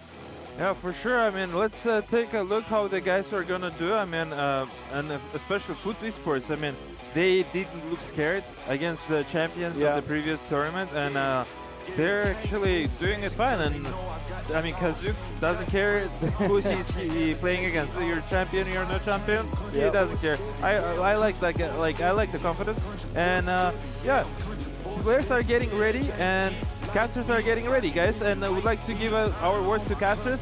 Please, guys, take it away. Thank you very much. Thank you so much to our hosts, and we are indeed ready for game number 2. We talked about how there should be a different kind of approach now for teams. Do you think the same way? Do you think the Team Spirit should change their MO right now? Because I felt like they did have a good idea of this composition they have. It's just that they were too honest in the first 3 picks. Whereas for Foot Esports, it's just the shape of the meta. Melissa plus 2 tanky dudes, easy to win. Yeah, I don't know. I think, yeah, definitely, I would say you have to change the game plan. Fanny's always a bit of a risk, right? I mean, every time, I think most people, most MLBB fans, when they see a Fanny pick up, like, they still get a little excited, but you know that this could go pretty wrong too. You know, and the way Team Spirit played it is, again, when you fall behind like the way that they did at a certain point in that game, they just started pushing across the map. You know, take down some of the base turrets, push down what you can, but you could still see where their team fighting was pretty good. But the problem was that, again, Sawo, as you see him on screen here, and we jump into this draft, he really struggled on the Cho. So maybe if it was a different pick, although he did get to combo some of the kicks, you know, into Kid Bomba and everything else, there were some moments there, but you just saw how difficult it was for him to actually get through the tankiness, that front line that Foot Esports had. And then eventually, once your Melissa was all scaled up for RX, that was fine. And yeah, Kazuue, the MVP of game 1, was like 9-0-1, fully stacked Sky Piercer on Hirara. So, you know, what do you do against that? As she's just kind of shredding through whoever she wants to. And that's why, you know, the change here is Team Spirit will take Hirara in the first pick blue side. To get away from Foot Esports, we took the Melissa right now. If you're Foot Esports, well, they decide to go for the Vanity with the better natural answer. Now, Team Spirit, I think that they're incentivized now to pick up the Melissa themselves. I don't see why not. Maybe the Pakido could be an alternative. Eudora also natural pick up here for Team Spirit, so they do go for the Pakido as well as this Eudora. And now Foot Esports. You can be thinking, should we get the Harley now? Should we get the Melissa? No, they will go for this Esmeralda instead, because it is a good answer to the Pakido in general. You have a lot of shields on the Pakido, and the Esmeralda could be a way for you to take advantage of the situation. So understandable why Foot Esports did this, but I think the real problem that they will be facing is the possibility of the Esmeralda, of the Melissa being banned out. And this is yeah, the Melissa, if it gets banned out or anything like that, but the first 3 picks that are already here too for Team Spirit is looking a lot like what worked for them back in MSC. You know, and again, I like how our panelists mentioned, you know, think about Foot Esports. They don't care who they're going against. They don't care who they're facing against these champions from MSC just last week. They're willing to go ahead and give it their all, and now they're in this position where one more game will send Team Spirit out of this tournament. I mean, to be the team to do that would be a great statement for Foot Esports, you know? And so, even if you look at them, the only thing that I guess Valentina's in a weird place for me, man. Wolf, like, I feel like, yeah, you usually pick it up, especially when the Atlas was picked up on blue side, you know, but you see that Team Spirit banned it out. They got themselves a Belric. Valentina is one of those things where it's just more of a let's just pick it up just in case, right? Because right now, if you look at it, the only thing you're probably going to take over there is that Thundering Wrath or that ultimate of the Eudora, you know? And there is ways, there's kind of these unique ways that you can utilize Valentina's kit plus the Eudora when she changes into her, you know? That can complement really well with having a Balric, and then of course you've got the Esmeralda, but I think you really got to cover your bases with your last 2 picks for FUT Esports to make this work better than the first 3 picks that Team Spirit has. The rest of the draft about to finish here on this last ban. Like you mentioned, the Melissa was banned out. They went and focused down on the roamers because, again, we got to see what Saul is going to end up playing here to be kind of that front line and have a better game than he did on the Cho. Okay, so I share the same sentiments with the Valentina, but at the same time, I think it's the teams are just so pressured into picking up the Valentina with the Bellerin because they would always think that the copied or eye for an eye. Oh, sorry, not an IMU. Wrath of the Dryad is always a threat, which I feel like is an overreaction. At the same time, we can't blame them. They will pick up the Nolan this time. To match up against this Hirara instead of the Harley. Well, the Brody as well as the Melissa, they are both banned out. This means the Team Spirit can just focus on this Paquito in the jungle or the gold lane role, and then pick up an EXP that can match up against this Esmeralda. Apparently, it's going to be the Arlet and maybe a glue to go with it, so that, or even an Akai actually. Or a Badang. Badang is what they paired this up with because there's a lot of like options for stuns for refreshing your vengeance stacks. Else, it's a good glue game in case if they don't want to do leverage the Arlet with the Badang. Instead, they go for Hylos. Actually, that's surprising. I was thinking to be the Hylos. Again, it's just like you kind of need something. You mentioned the glue, yeah? So it's like either the Hylos, I guess, Roam Glue, or because like if you look at the bans, there's not that many choices for the Roam right now, and you might as well pick something with a Revitalize to kind of help you sustain a little bit longer here. But they also get an Arlot. When was the last time we saw Kid Bomba play the Arlot? I'm trying to think. If I don't recall him playing it at all in MSC. Yeah, they probably have not played it. Okay, so Yuzhong last pick. We see from FUT Esports. This is a tricky scenario now for FUT Esports. At the same time, I think they have a more comfortable draft with the Esmeralda.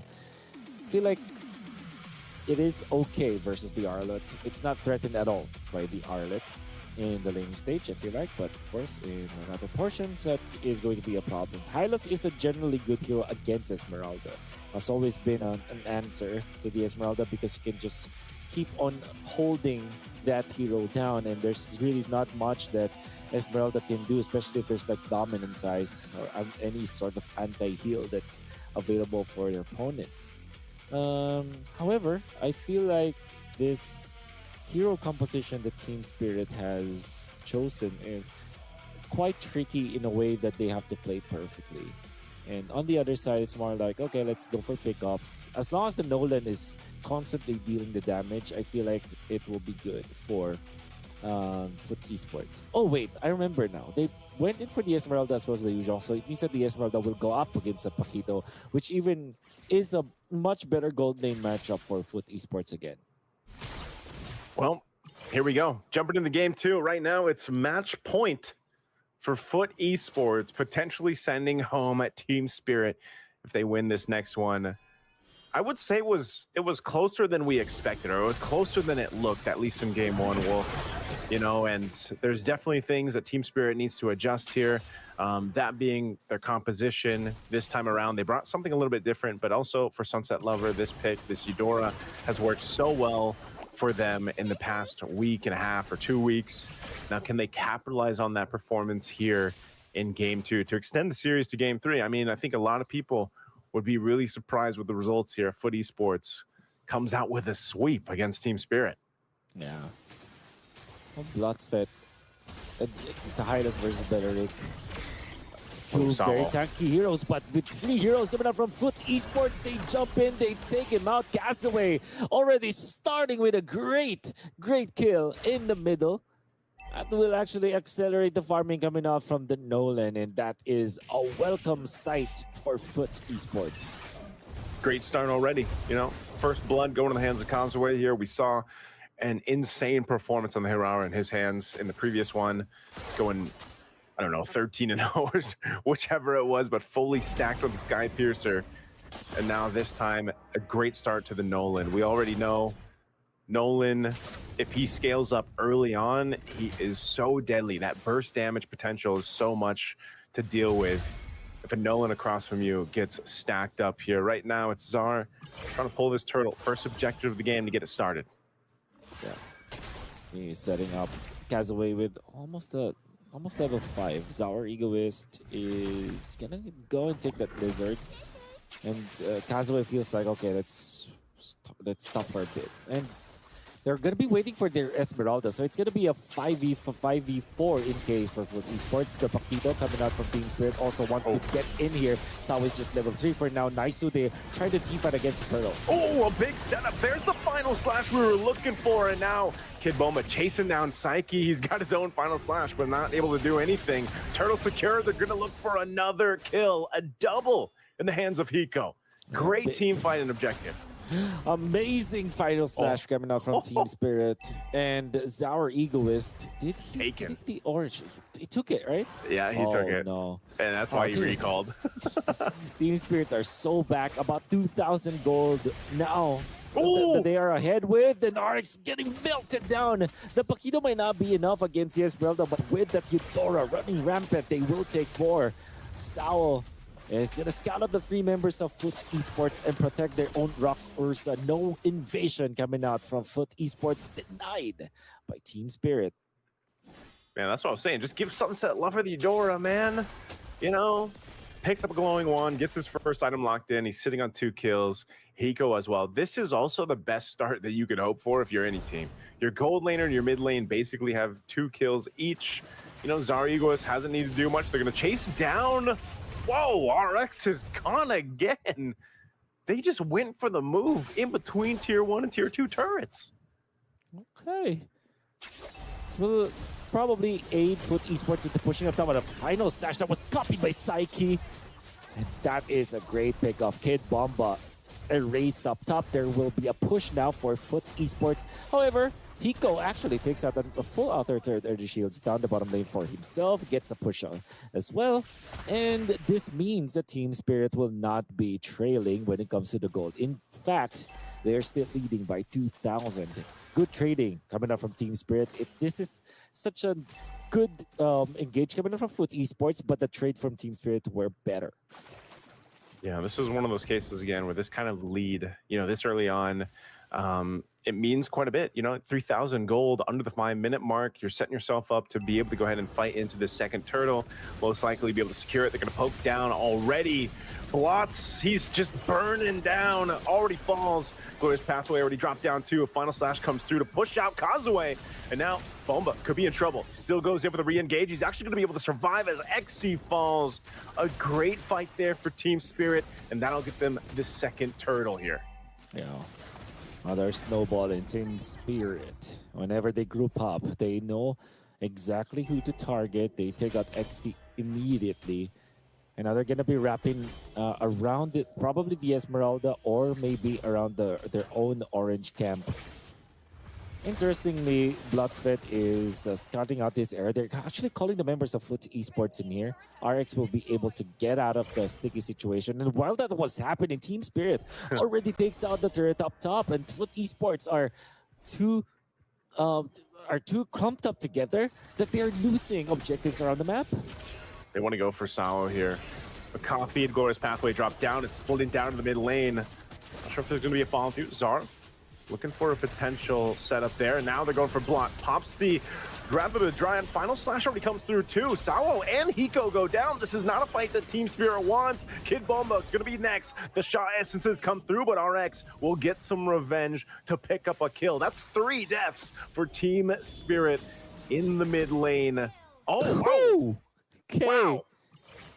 Okay, there's some burst. I was not expecting RX. I guess he was feeling too good about the kill. Yeah, feeling too good about the kill. That would have been clean take for Foot Esports. They might have taken more gold afterwards, but that is RX, the gold laner of Foot Esports, the Esmeralda. Sacrifice, being taken out, by Team Spirit. So this means that Team Spirit's lead will still be intact. It's still 3,000 gold. And Foot Esports, because they are so clumped up together for the past few minutes, despite them getting a 3-for-1 trade-off, they still are losing when it comes to their economy. So they really have to correct this at a certain point. They really have to put farm on the gold laner. Castaway alone will not be able to carry this game first. Oh. Here's their setup. Team Spirit trying to go for Blotsfat. He's tanky enough to survive it, though. The fight for this third turtle. Foot Esports wants it. They want to equalize the gold here if they can. Open up the map a little bit more for them. They're just down 1 turret in terms of Team Spirit here. But it looks like Team Spirit's actually going to fight them off this turtle. Be able to secure it. They are pushing off RX a little bit further. Zara Egos will secure. So that's 3 for 3 turtles for Team Spirit. Foot Esports, even though they're showing promise here, Wolf, they're going to have to do better than that when this Lord does come up in about a minute and a half. Yeah, I totally agree with that. I'm going to be focusing now onto this middle part. And Glorious Pathway is going to be a spell of choice now for Psyche. Sawo pops his own Glorious Pathway for some reason. And even Sunset Lover just pokes out Bloodsfet. And that's a big resource that Team Spirit does not have. But it seems like it doesn't matter. They will still press the attack. They will take that that outer turret and then the purple buff. And Team Spirit are really forcing out some mistakes from Foot Esports now. This is what you would kind of expect here. They're playing to the advantage. They built themselves up. Nice, comfortable lead still. 5,000 up. That gives them a little bit of advantage when it comes to the team fights, but it's still, like we saw for that mid lane fight earlier on, Wolf, it's just, Team Spirit still has to be careful on how they approach the fights. It could come down to just, getting that great final slash. And you got to think about it too, the final slash. And if the conductors are placed correctly and everything else from Sunset Lover, you can also get a multi-stun off that. Either that or that extra damage, depending on what Sunset Lover decides to do on the Eudora here. But Foot Esports so far has shown us that they can adjust pretty well. And if they get some more of these defensive items built in, that'll really help. See, Blotsfat taking some of that damage already. They're going to crash down on Kid Bomba. Kid Bomba going down. They jump back into the fight here, but it's the trade. XP for XP. XP goes down. Blotsfat burns the flicker to survive with 1 HP. And that's crucial timing because now Lord's coming up in 10. Yep. TS wants to take down a tier 1. Mexico even forcing some reactions up top. The turret is very low. They've taken out the middle. They have taken out the top. Now they're working on the Lord. The Team Spirit in just the chain of good events for them. They are able to take a lot of objectives and then neutral objectives to boot, with the Lord now being on their side. They have so much real estate to work with in this map, and they're leading by so much. How can Foot Esports find an opening here? They do get some trades, but it's never going to be enough, as Team Spirit are just way better at taking parts of the map for themselves. Yeah, they've showcased that. Now Team Spirit off this Lord. And with the lead that they have here, they can start knocking on these base turrets, or at least approaching to get down some of the shields here that Foot Esports has. I think if you look at what Foot Esports can do here and turning this around, one of the most difficult things, again, is having this Esmeralda. You don't have that traditional marksman that you're looking for. So they really have to have these calculated fights. Holy Defense Shield is going to pop down at the bottom side as Lord makes its way, charges on into that turret. Black Dragon form dropped down too. I'm not sure if they really want to start a fight here. Whoa! Saki already brought down to a sliver of health very quickly from Sunset Lover. Has to go heal back up. That might just be it. Just one base turret going down as they're going to work on this Lord here. Oh, Eudora is just such a menace in this meta game that we have. It's so difficult to deal with. We're going to be pushing in the middle right now. A Team Spirit. Okay, so they just want to clear the way for now with that final slash. Fishing for someone. They will force the pop the Holy Shields in the middle. They do have the push in the bottom already.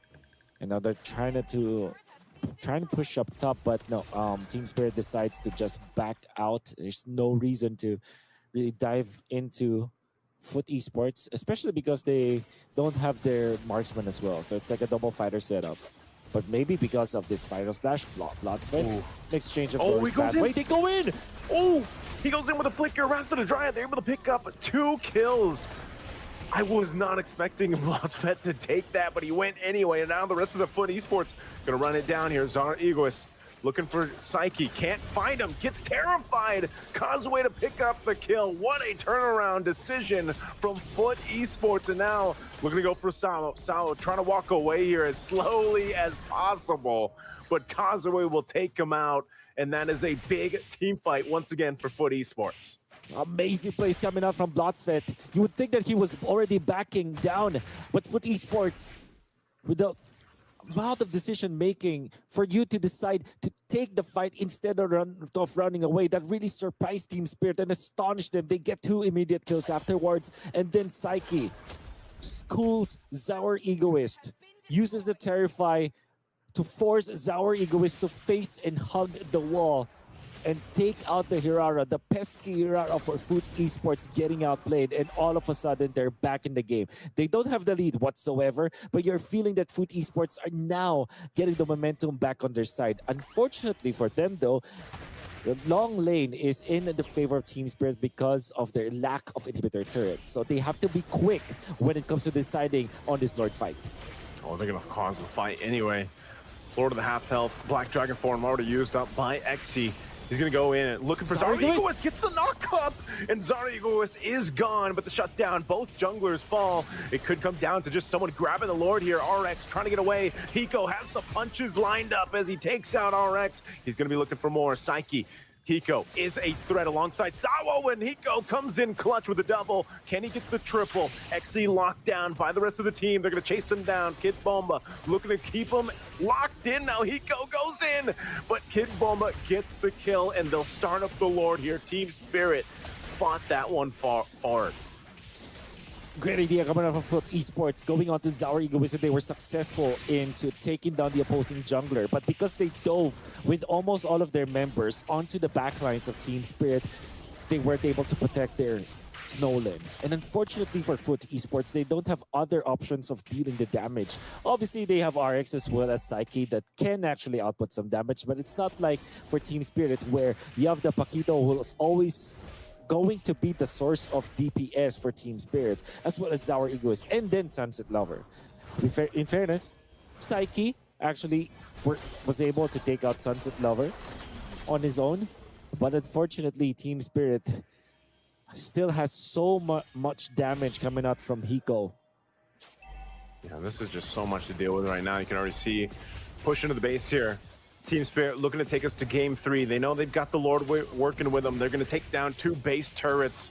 Base going to be fully exposed to Foot Esports. There's a final slash right on cue. Psyche's gone. Black Dragon form used. Sunset Lover already using the Thundering Wrath. XE trying to jump in to keep him at bay. Knocks him into the air. Crashes down, but look at the burst come through. And now Foot still surviving. They're looking for Hiko. If they can take down Hiko, that'll be big. But he's got the shields working with here. And XE now lined up, dropping down the glorious pathway. They're still looking to clean up as RX and Causeway are here. They want to clean out the minions if they can, but it's a slow death for RX. And now Team Spirit, they can just lock on the base. It's only 1 cannon minion. Causeway trying to clean it up, but it won't happen. And Team Spirit will survive to game 3. Hiko on the Paquito. You can see the nuke damage coming out from this Paquito, taking out members of Foot Esports left and right. The champions of MSC are not going down just yet. They force a game number 3 in this situation. And although Foot Esports looked like they were finding a lot of good fights, I feel like not having a marksman or any other gold laner was a problem for them. The Esmeralda third pick coming out from Foot Esports was already very good, but it wasn't enough. As it stands, there was severe lack of damage from Foot Esports in the end. More of game number 2's analysis after this as we now head and throw it to the break.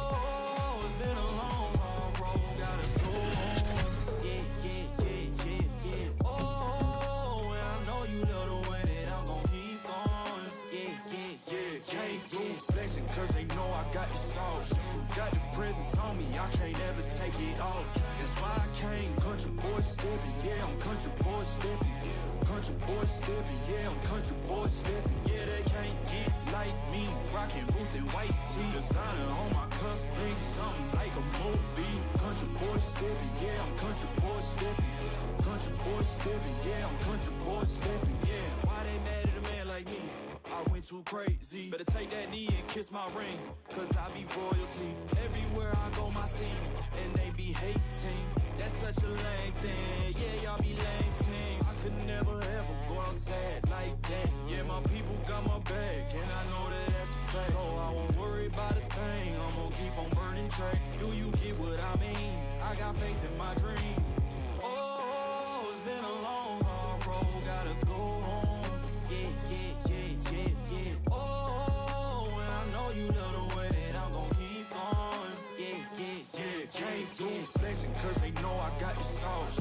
Got the presence on me, I can't ever take it off. That's why I came. Country boy stepping, yeah, I'm country boy stepping. Country boy stepping, yeah, I'm country boy stepping. Yeah, they can't get like me. Rocking boots and white tee. Designer on my cuff, link something like a movie. Country boy stepping, yeah, I'm country boy stepping. Country boy stepping, yeah, I'm country boy stepping.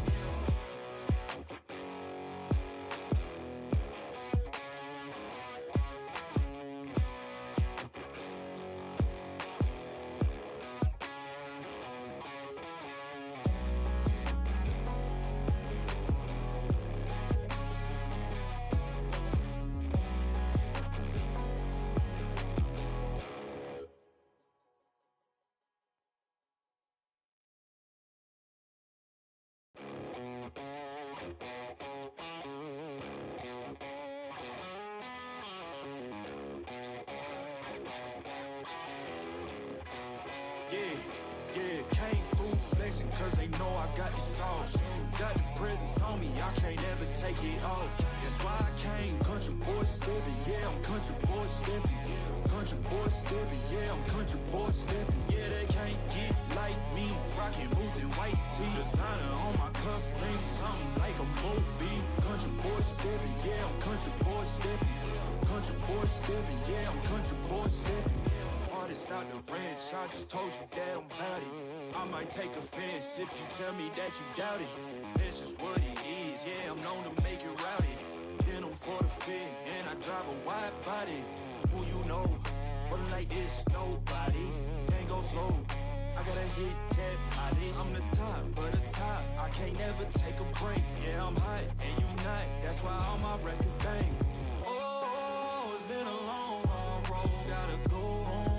Yeah, yeah, yeah, yeah, yeah. Oh, and I know you love the way that I'm gon' keep going. Yeah, yeah, yeah. Can't do flexing cause they know I got the sauce. Got the presence on me, I can't ever take it off. That's why I came. Country boy stepping, yeah, I'm country boy stepping. Country boy stepping, yeah, I'm country boy stepping. Yeah, they can't get like me. Rocking boots and white tee. Definitely, and we'd like to show in the highlights here right now. And for me, stood out the most is the actually Heiko. Oh, yes. Right? Heiko. I mean, he woke up and he was actually doing it so well. I mean, the game 1 he did good. Yeah. But like on the game 2, he was just absolutely like he smashed it. Yeah, he outmastered the food esports. Yeah. And I mean, Team Spirit, they woke up. Yeah. They gave a shot. The fans here were more cheering for more Team Spirit than the favorite. It's so like that. And I mean, Team Spirit, the champions. I mean, of course, from the previous tournament. Now they're here at the beautiful Games of the Future here in Astana 2026. They did phenomenal, and we're seeing the team fight right now in the minute 5, and they're like, look at this team fight, and the team formation overall is just so nice and clean and smooth from the side of Spirit, on the side of Team Spirit. And on the mid lane, there's so many chaos happening. Yeah, people are running back and forth, and Rose Later is running down, and just phenomenal trades here back and forth. Actually, Food Esports here actually winning the team fight. Yeah, I think initially when, because the first blood was taken by Kazu, so I think he's gonna repeat the same thing that what he did in the first game. Like he's gonna go for it back to back. But then after the first blood, that was around 1.5 minutes, and then slowly I think Team Spirit started taking back in control. But yeah, around 11 minutes, I think it was already a pure chaos right there in the middle and also towards the EXP lane. But I think after 14th minute, I think it was more on Team Spirit. Like it was more favored on Team Spirit because he got the load lane, and then after that I think they all marched right to the base for of CS. I mean, yeah, I mean, as soon as Hiko got his timings right, as soon as he got his items right, levels right, he just got everything to finish the game right here and right there, and there was nothing that Esports could done. I mean, but however, shout out to Fuji's first. Take a look at the top here, the near fight on Ward here, and they're just outmaneuvering here Team Spirit. Yeah. And I think the fight was really tight. If you look at right now, it was like 12-12. It was like 12 kills each, and also if you turn back to around, let's say 12.5 minutes, that was around 8 or 9 kills each. So it was like one team getting one kill and then the other team following them with another one as well. So that was a really tight fight right there, and also towards around 15th minute, this is where it all happened. And then I think the last kill was, I believe, Hiko got the last lane, and then the last kill, and then that was the end. Like Team Spirit took it to win. No, that's 100% for sure. I mean, Heiko was playing it very well, and as I mentioned, he woke up, but I also like to shout out to Kazu, right? Yeah. The first game he pulled off on 18 kills, and this time he just had died only once, and he had 9 kills. Yeah. Just this time the strategy didn't work for Food's favor, but it worked for Spirit. Yes. And they are not out of the tournament just yet. Yeah. We will be experiencing to see a great game of number 3. And that would be exciting because, I mean, once again, it'd be awesome. As you can see, the Heiko, how much gold he got, like 15k. I mean, that's a really good kill, because even the first blood was drawn by Kazu, and then the last blood was drawn out of Kazu, I would say. The final kill was Kazu, and then the first kill who scored was Kazu, which is really interesting. I mean, the point, as we see the kills, we got 18 versus 14. I mean, that's a 4-kill lead for Team Spirit. Clear victory right there. And then let's look at Kazu again. I mean, Kazu again outperformed the other players on the team, right? I mean, he's got 9 kills. I mean, only 2 deaths and 3 assists. That's like, let's say 12, taking part in 12 of the kills, like 9 proper kills and 3 assists. Really good performance, I would say. And of course, I mean, Hiko, I mean, he took the team to the victory, I would say. Yeah, he actually did very well. And also I'd like to mention Sawo for making most assists, always there on point, always supporting a team and being like a good shield, I would say, to help them out. And also I would like to mention to you guys to watch all the games of the future. You guys can watch at our OTT platform, Digital Plus, digital-plus.com. All the games are accessible there. You can watch Dota 2, I mean MOBA, PC. MLBB, there's a football. There's a digital shooter. There's so many things, basketball, anything. Yeah, you can watch anything there. Please take it away. We're moving forward with our game. Yes, and just one more game to go. That's going to be really interesting, because this is where the whole excitement happens, right? I mean, if the last game was won by Foot again, I mean, that doesn't give this excitement. Now it's more like both of them got 1 point each, and we are yet to find out. The next one is going to be really crucial, quite literally, because they need to step up. Both of the teams need to step up, and this is what's going to decide if they're going to be moving forward to the next day, or no, they're going to have to go back. There is no other choice. Yeah, and especially once again, single elimination. You don't want to get eliminated in the first day of this, in the first series of the game. I mean, but somebody from this team, will. And we see the toe-to-toe comparison between Exi and King Boba. Well, that's quite interesting, and we see the hero damage there. It's absolutely big, gigantic, I would say. It's 41k damage from Kid Bomba and Yeah, 60k yeah, for 60, yeah. foot. Yeah, I mean that's a big difference too. And also, I think the kill percentage between these two players came really close because XC took 79% of the kills for when it comes to foot, and then Kid Bomba 72. That's like pretty close. I mean, they did really great, to be honest.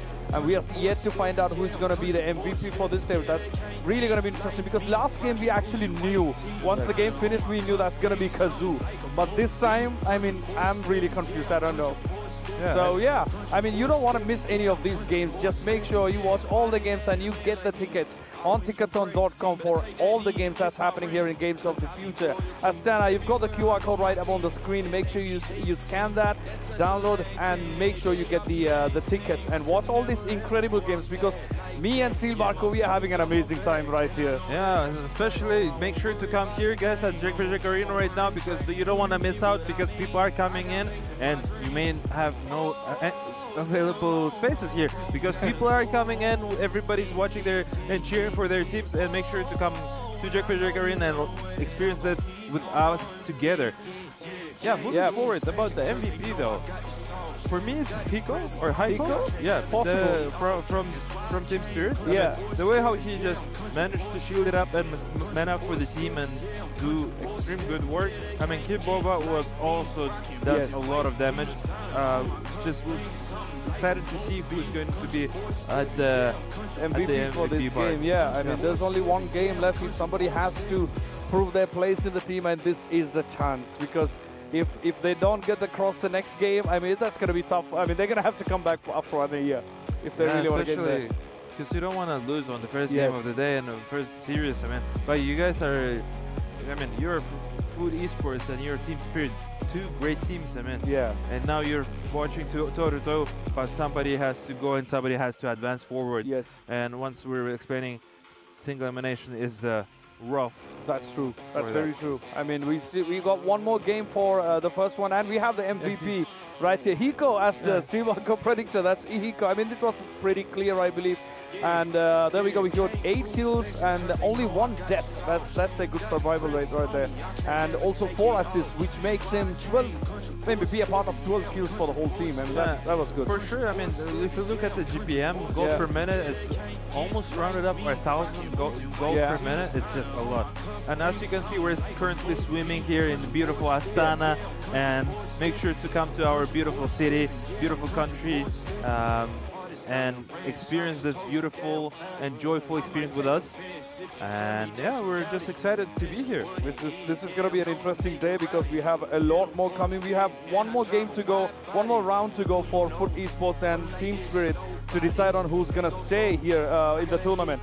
And soon after that, we got 3 more matches, 3 more games to go. DFYD versus Vanos, and Geeke versus Aurora, and the Rune Eaters versus Pro Esports. So it's going to be a long day, but it's going to be an exciting day. Do you have any what do you think about the third game? What do you feel about the third game? Oh, that's going to be depending on the draft. The drafts are the matter. So the teams are right now has to sit down and properly decide on what their next move, what the strategy is going to be, and who's going to take the responsibility over, because now it's going to be important 50 to 20 minutes of their life, because it would be deciding for moment for both of the teams, and one of them has to say goodbye to us. Yes. And one of them has to go. They're gonna go advance forward, and we'll be happy to see their success at our beautiful Games of the Future 2026 here. Of course, I mean we are watching MLBB.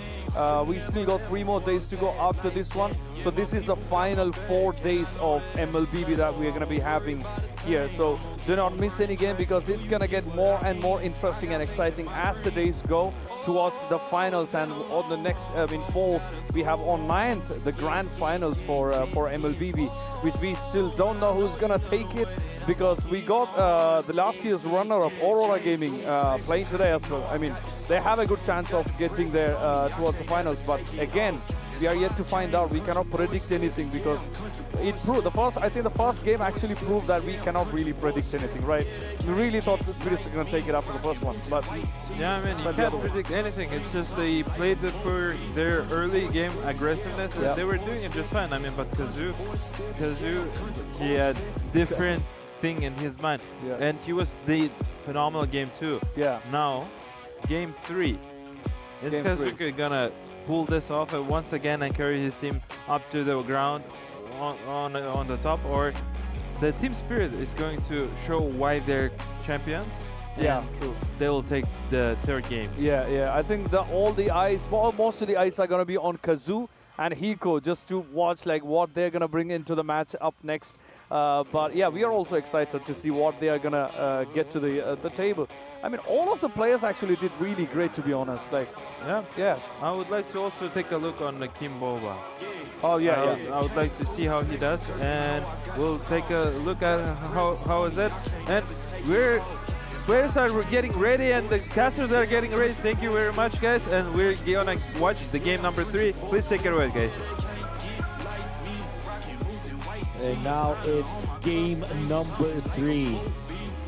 Game number 2 went in favor of Team Spirit in a one-sided manner. It seems like they have waken up already. They are now awake, is what I'm trying to say. And that's also what the panel feels like. Thank you so much for our analysts out there. Now, for Esports going up against Team Spirit, game number 3. It's blue side for the Turkish team. And this time they will ban the Paquito because Hiko was just way too good at it. Okay. All right, let's get to this again. It's down to 1 game. We know the tournament lives are on the line here, Wolf, for both teams, Foot Esports and Team Spirit. And one of the main things is how do you adjust, right? Both teams have really kind of developed a different game plan, I feel like, from game to game. And going into this one, it'll be already starting things off. You know, we have one more ban to come through. First pick blue side for Foot Esports. You know, what do they want to go with? I like the Harara ban being taken out here. Yeah, Harara, of course. You already saw that the Paquito as well as the Pirates is banned out. This could mean that the Marcel will be open in Foot Esports. Really like to play that hero, and they like, in general, teams like to secure that whenever it's available. So I think that the Marcel-ish is on top of the list here for Foot Esports. Apart from that, maybe you're looking at the Eudora that you want to take away from Team Spirit. And I think Team Spirit are going to be very happy to trade up Marcel for the Eudora, in fact. Okay. They actually take the Marcel then? Like, is that first pick side? Is that what we're thinking? Whoa. I guess that's not what they're thinking, man. Valentina? First pick blue side. When was the last time that we saw Valentina being first picked? A long time ago. But there was one time here in Games of the Future, but not when the Marcel as well as the Eudora is open. Maybe just the Marcel. And Team Spirit are going to be thinking, okay, maybe because of that golden hour, that could be a problem for them. If they do pick it up, they will just give it to the Valentina. Maybe that part of the draft might be a consideration for them. However, they will not care. They put in the Atlas instead of the Marcel. They will go for this Eudora. Scary to give the Fatal Links to your opponents or access to it, but at the same time, Team Spirit feels like it's not just the Fatal Links that you get out of the Atlas anyways. It's a strong mid lane controller. It has great synergy actually with the Eudora, so such a strong composition. Let's see, Foot Esports, they can go Marcel with the Nolan probably. Yeah, this was almost, in a way, choreographed, right? They just knew that, I guess maybe that was the plan, with Coach Tezza there and the rest of Foot Esports kind of pick up the Valentina because we left the Atlas is open. It's most likely going to go over to Team Spirit, so at least now they have their own Fatal Links, right? So they've got that, but these are two strong picks for Team Spirit. We'll see what the third one, they're going with the Fanny. They're running it back. They're going to run it back with the Fanny, man. They're going again. Fanny's there.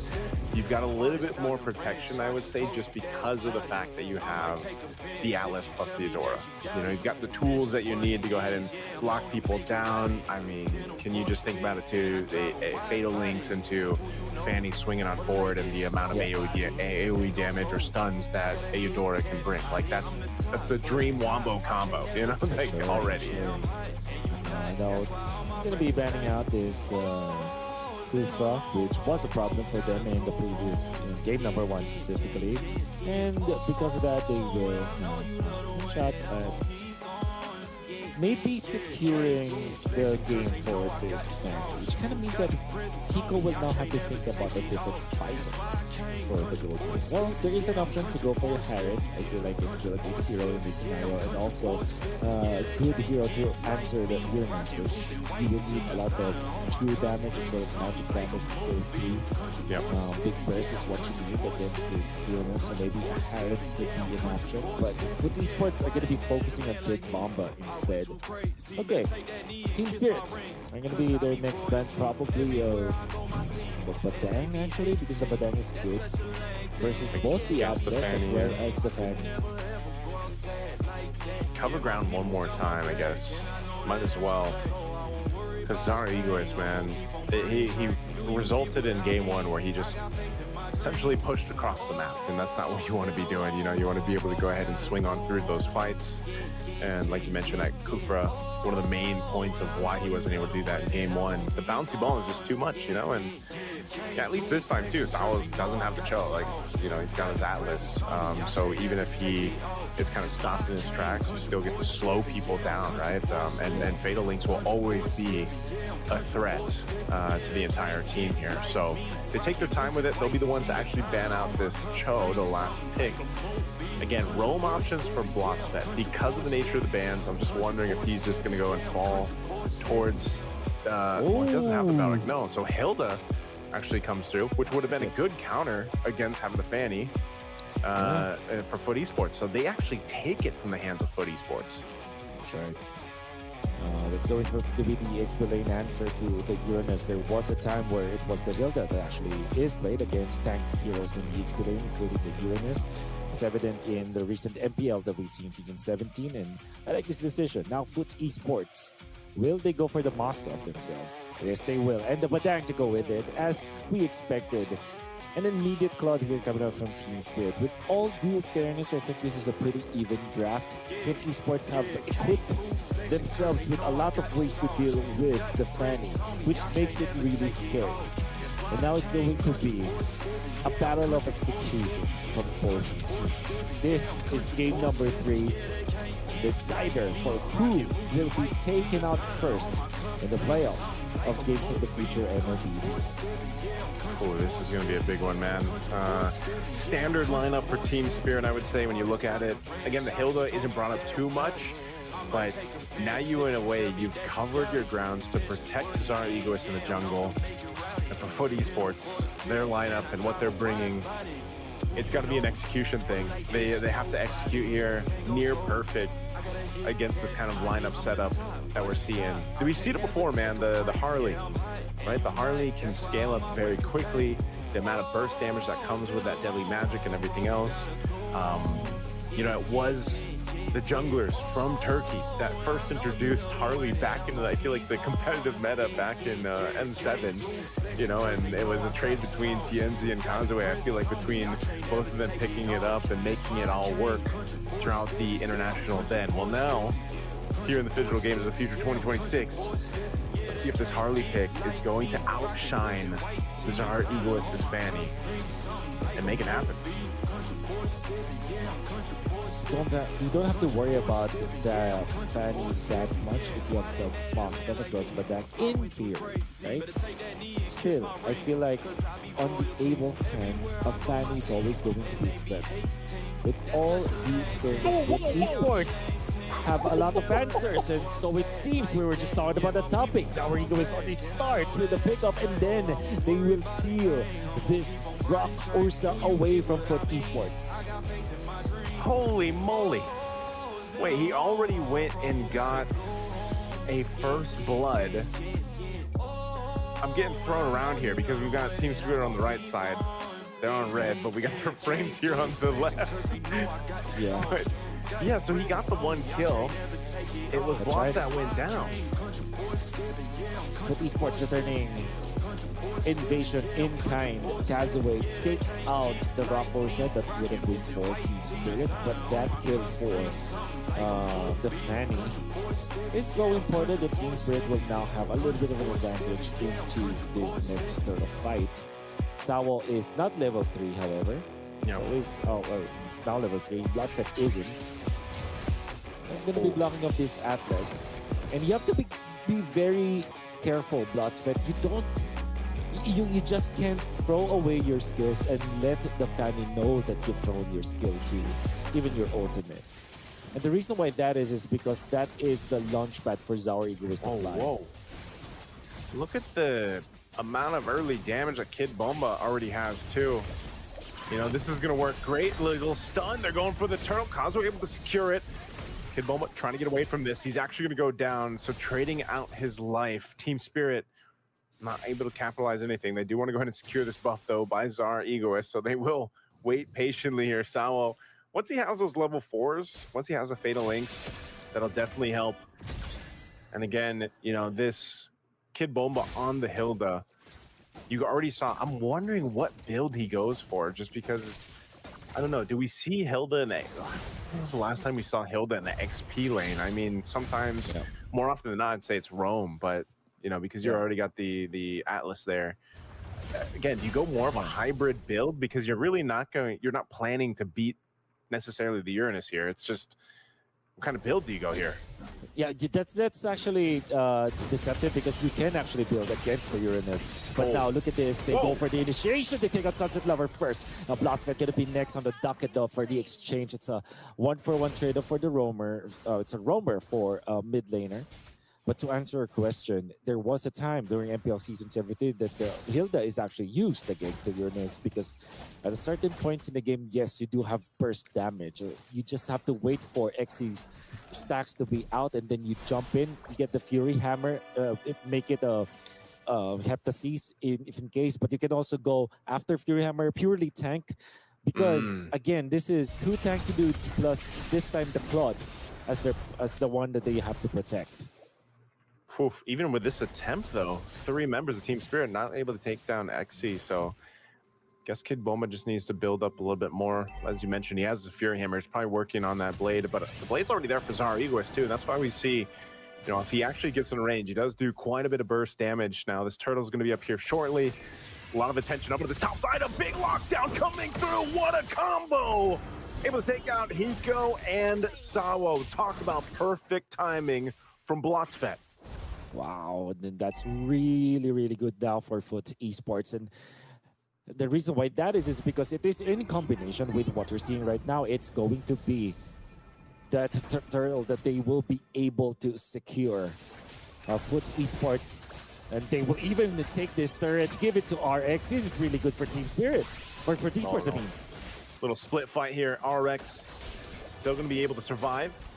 Even after the Fatal Links being burned already. Now they're going to pay their attention to Sawo. Blotzfett once again locking down multiple members. Sunset Lever is gone. Kid Bomba's got to flicker out. And this is looking really dicey here already. The almost 5.5 minute mark here for Foot Esports. They're up a lead. 2,000, almost 3,000 gold against Team Spirit. Yeah. It's really good there for Team Spirit, honestly. Foot Esports, for Foot Esports up with the 3,000 gold lead. And they have the Moskov to put 2-0-1 on the Moskov, in fact. And the reason why this is really good for Foot Esports is that they have a marksman and they have a scaling hero in the guise of the Harley. They have Uranus as also scales, but in terms of tankiness, which is generally going to be good for Foot Esports because they can approach the late game with immense amount of firepower against Team Spirit. And them leading by 3,000 is always going to have that case. They take out the Sunset Lover. Wow, Fatal Links finding 3, but Sunset Lover is gone. They lose a lot of their damage. Zaur Egoist, he can't do anything but watch here. SOD thrown up on the top side with Hiko is pushing that lane. He will be able to get the turret. But man, another devastating loss in the mid lane there as Foot Esports continues to put the pedal to the metal here, man. And they're looking to take down a tier 1 mid. Wolf, it's looking a lot like it did before, where Zaur Egoist might be in that situation on this Fanny where he's got to just push across the map. He's got to go ahead and find some openings elsewhere. He does pick up a Malefic Roar. He's already got the Blade of Hepsies. But the biggest problem right now is Blotsfet, man. He has been so on point with the Badang. And now this turtle up here, last one of the game. TS gonna go ahead and start it up, waiting for Zara Egoist to make his way here. It's already half health, under half health. Psyche looking for an opening once again. Blotsfet looking for an opening too. Causeway able to secure the turtle, 3 for 3, and Team Spirit's just pushed off. Yeah. And this could mean a push for Foot Esports 7 minutes into this game. Team Spirit identifies that. They put some pieces up top, including this Atlas. They really want to fight here. I think that's the better decision. Why is Sao so fast, by the way? I think he popped the conceal to go with it just to get into that fight, but Foot Esports are going to be happy forcing out some of the resources of Team Spirit. Yeah, this is going to be hard. They're going to try to hold on to what they can, but these tier 2s already being chipped away here. Sunset Lover just throwing out some damage, checking Xe, but he's going to be fine. He'll just go ahead and heal back up. Still has the Consecrate too, and now top turret going to be worked on. It just seems like Team Spirit doesn't have much of a choice at all on what to do here right now. Sawo still has a Fatal Links and a Flicker, but the problem is, if you force a fight, you might just get collapsed on. There is a push here down bot by Zara Egoist, doing exactly what we expect him to do in this situation with the Fanny. Yeah, there's no other option now, I would say, for Team Spirit. They really have to focus on just split pushing. Maybe wait for the timing where this Claude will now be a threat. It will take a lot of time, especially because of how this game has developed for Foot Esports. The Harley is having so much of a good time. Xe is now almost unkillable with the Oracle to go with the Kiras, and the Trinity now picked up by RX means that even the Hilda will not have enough of tank ability to put himself in front of this Moskov.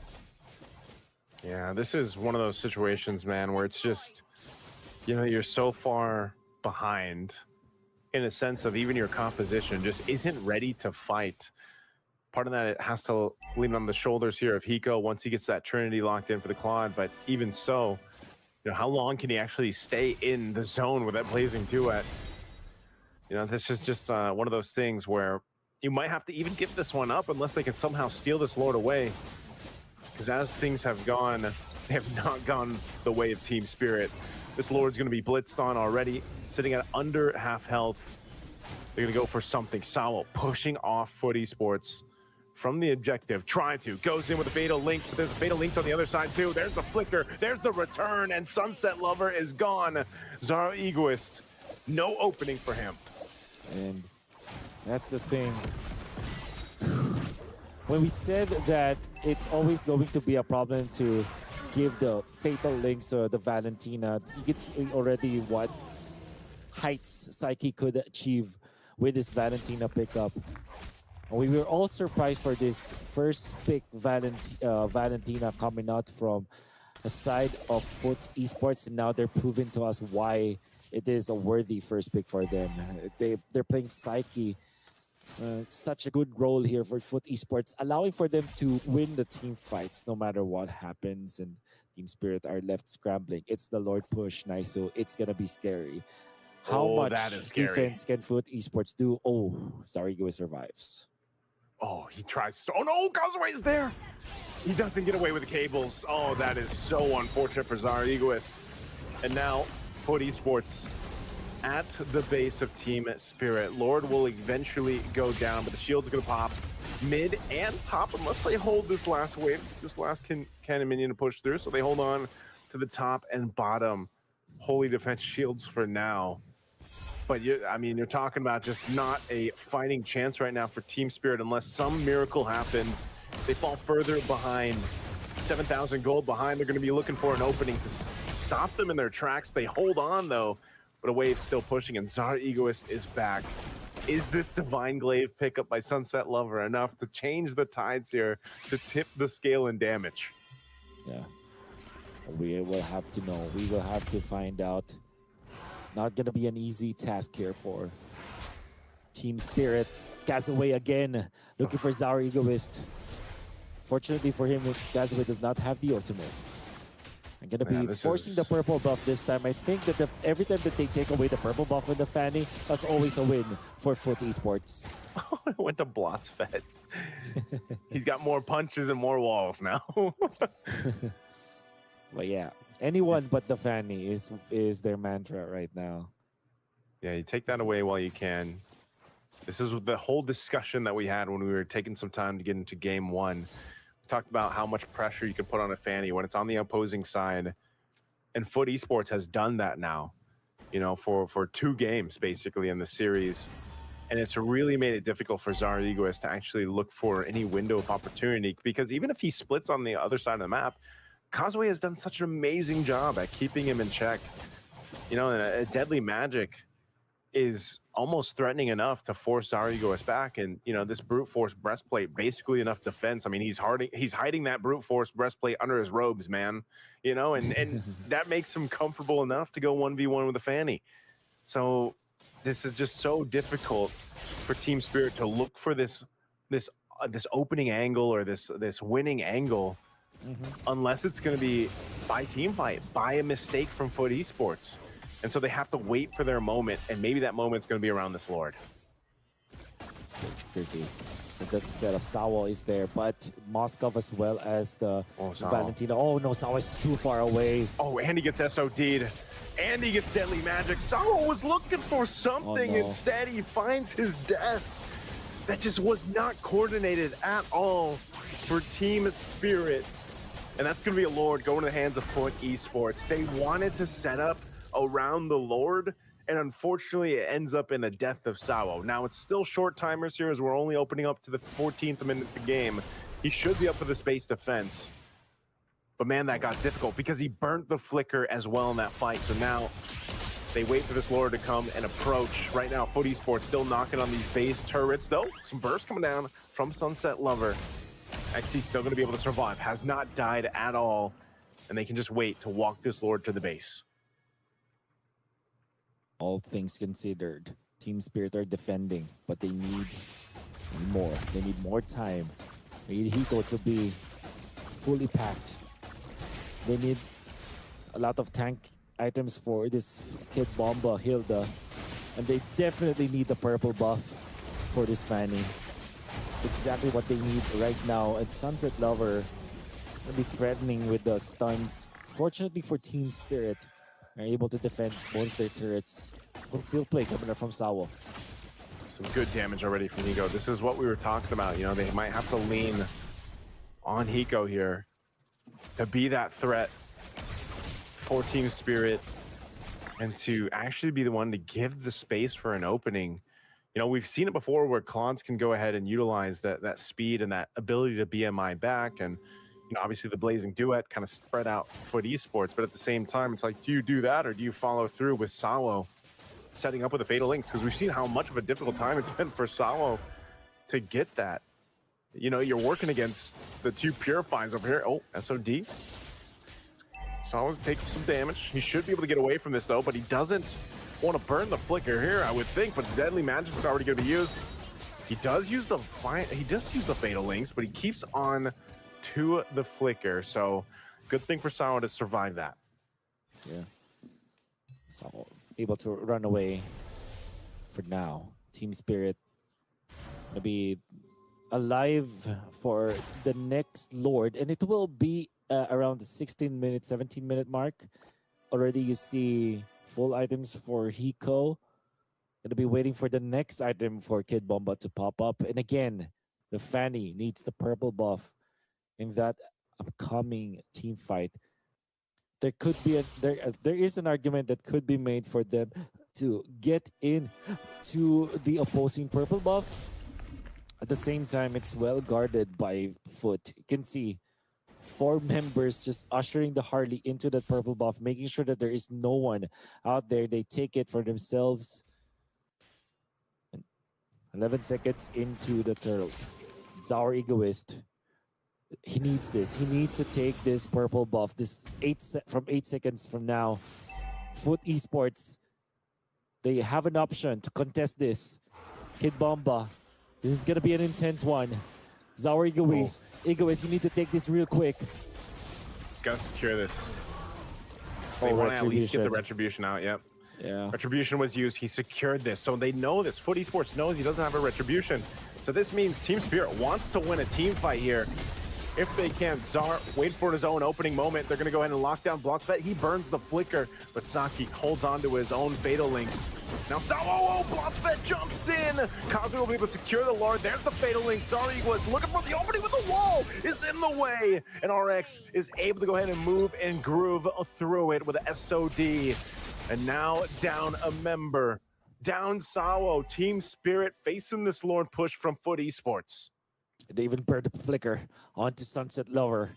With all due fairness, Team Spirit, I'm actually surprised that only one dropped after a good initiation coming up from Foot Esports. Zawo countered with his own Fatal Links, but there was another initiation coming up from Blocksvet with the ultimate in the wall. Team Spirit could have lost more, but now they will have a chance to defend their base. They don't have the flicker on Sunset Lover. They don't have the Purify on Tahiko. They have still to be careful right now as RX is already doing so much damage utilizing the kit of this boss. Sour Egoist! What happened? He got, I don't know, he got caught on his side of the jungle and got cut off here. He's 35 seconds death timer. They still have this pumped up wave up on the top side. They're going to do everything they can to maintain it. Their crystal's being worked on by one wave. They got a wave in the mid as well to clear out. They still hold on to the top turret, but now with RX unleashing on the turret, Kid Bomba's going to be next, and he falls too. And now Foot Esports knocking on the crystal of Team Spirit. This wave's going to be clearing out. Sunset Lover keeps him at bay with the stun. They still got to clear out one wave. They got to manage this. Star will be up in 5. There's the Fatal Links from Psyche. The Blazing Duet used, but they're just falling to their deaths. And Hiko pushed off as well. And Foot Esports will do it. They don't care if they were MSC champions. They're looking to clean this out. They'll take out Zara as well. Hiko doesn't have the ultimate. There's an SOD. RX wants to go through it. And Foot Esports will send Team Spirit out of Games of the Future 2026. $1 million denied. Foot Esports, they did not play this well yesterday. They did not play this well in 2 days ago, but now up against Team Spirit, Kazue, who has faced this squad many times from that western part of the map. And they have taken out the Dragons, the recent champions. The upset is real. Foot Esports from MTC have taken out Team Spirit. What an amazing game, man. That's Psyche's buff right there.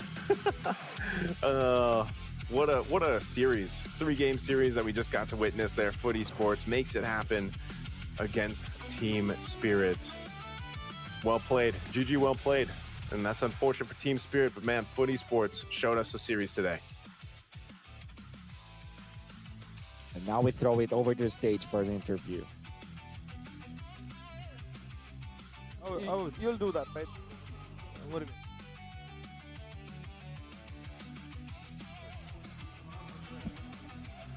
Ladies and gentlemen, welcome back. We have 3 rounds down in the first game, Foot Esports versus Team Spirit. And finally, we have a winner from the first match. Yeah, Foot Esports finally took it. That was single-handedly taken. Yeah, it's well executed single-handedly, as you were saying earlier. I mean, the strategy worked very well. Champions are out. Yeah. Champions are out. They just came recently and it couldn't make it through. They didn't pull. They weren't scared, and they actually made it just very well. And we'll just do. I mean, I'm so happy for Foot Esports. Yeah. Like, congratulations for them, and well done for them from their side. Of course, a big congratulations for Foot Esports. They took the winner. And let's give a big round of applause for our general partner, Freedom, for bringing this MLBB here in Games of the Future 2026 Astana. But that was one incredible win. The lead was huge. I mean, I believe around 3 minutes, 30 seconds, we had around two kills for each teams. And then that 2 kills did not move at all when it came to the Team Spirits. I mean, it went till around, let's say, 15 minutes or 60 minutes. They stuck with the 2 kills. But the team Foot Esports, they were just racing into the victory, I would say. But that was incredible to see how the Foot Esports took the win. But we are just curious to see who's going to be the MVP. Kazoo did well this time as well. I mean, everybody did well. The staff I saw from Food Eaters were just watching and cheering, and they were very emotional to see this event. And whenever there was a team fight whatsoever, they were screaming very loud here at Jack Arena. And moving forward, we were seeing the clean game, as you mentioned. The clean game from the game number 3. Yes, was the most well executed from the Food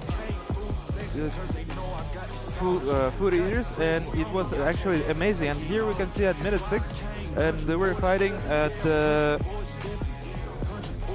they were coming here at minute 6 and minute 10. One second. It was really good play on how it went, but I mean, at the end of the day, Foot Esports took the win completely. I mean, that was a huge lead for let's say, as for a third game. I mean, I was expecting more competition between two teams and it go to be very tight competition. But as you can see, I mean, if we were at 18th minute even with a big lead, 10 kill by.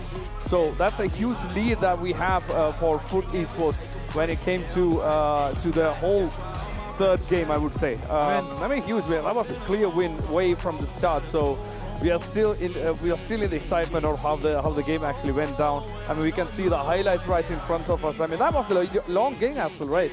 It went past 18 minutes, more than 18 minutes. Yeah, definitely, it's a great game, great job from Food Esports, and actually from the Team Spirit. They pulled out the game number 2, and a little bit unfortunate for them. But I mean, now look at the emotion from our Food Esports, and they are proceeding forward. And you know what, guys?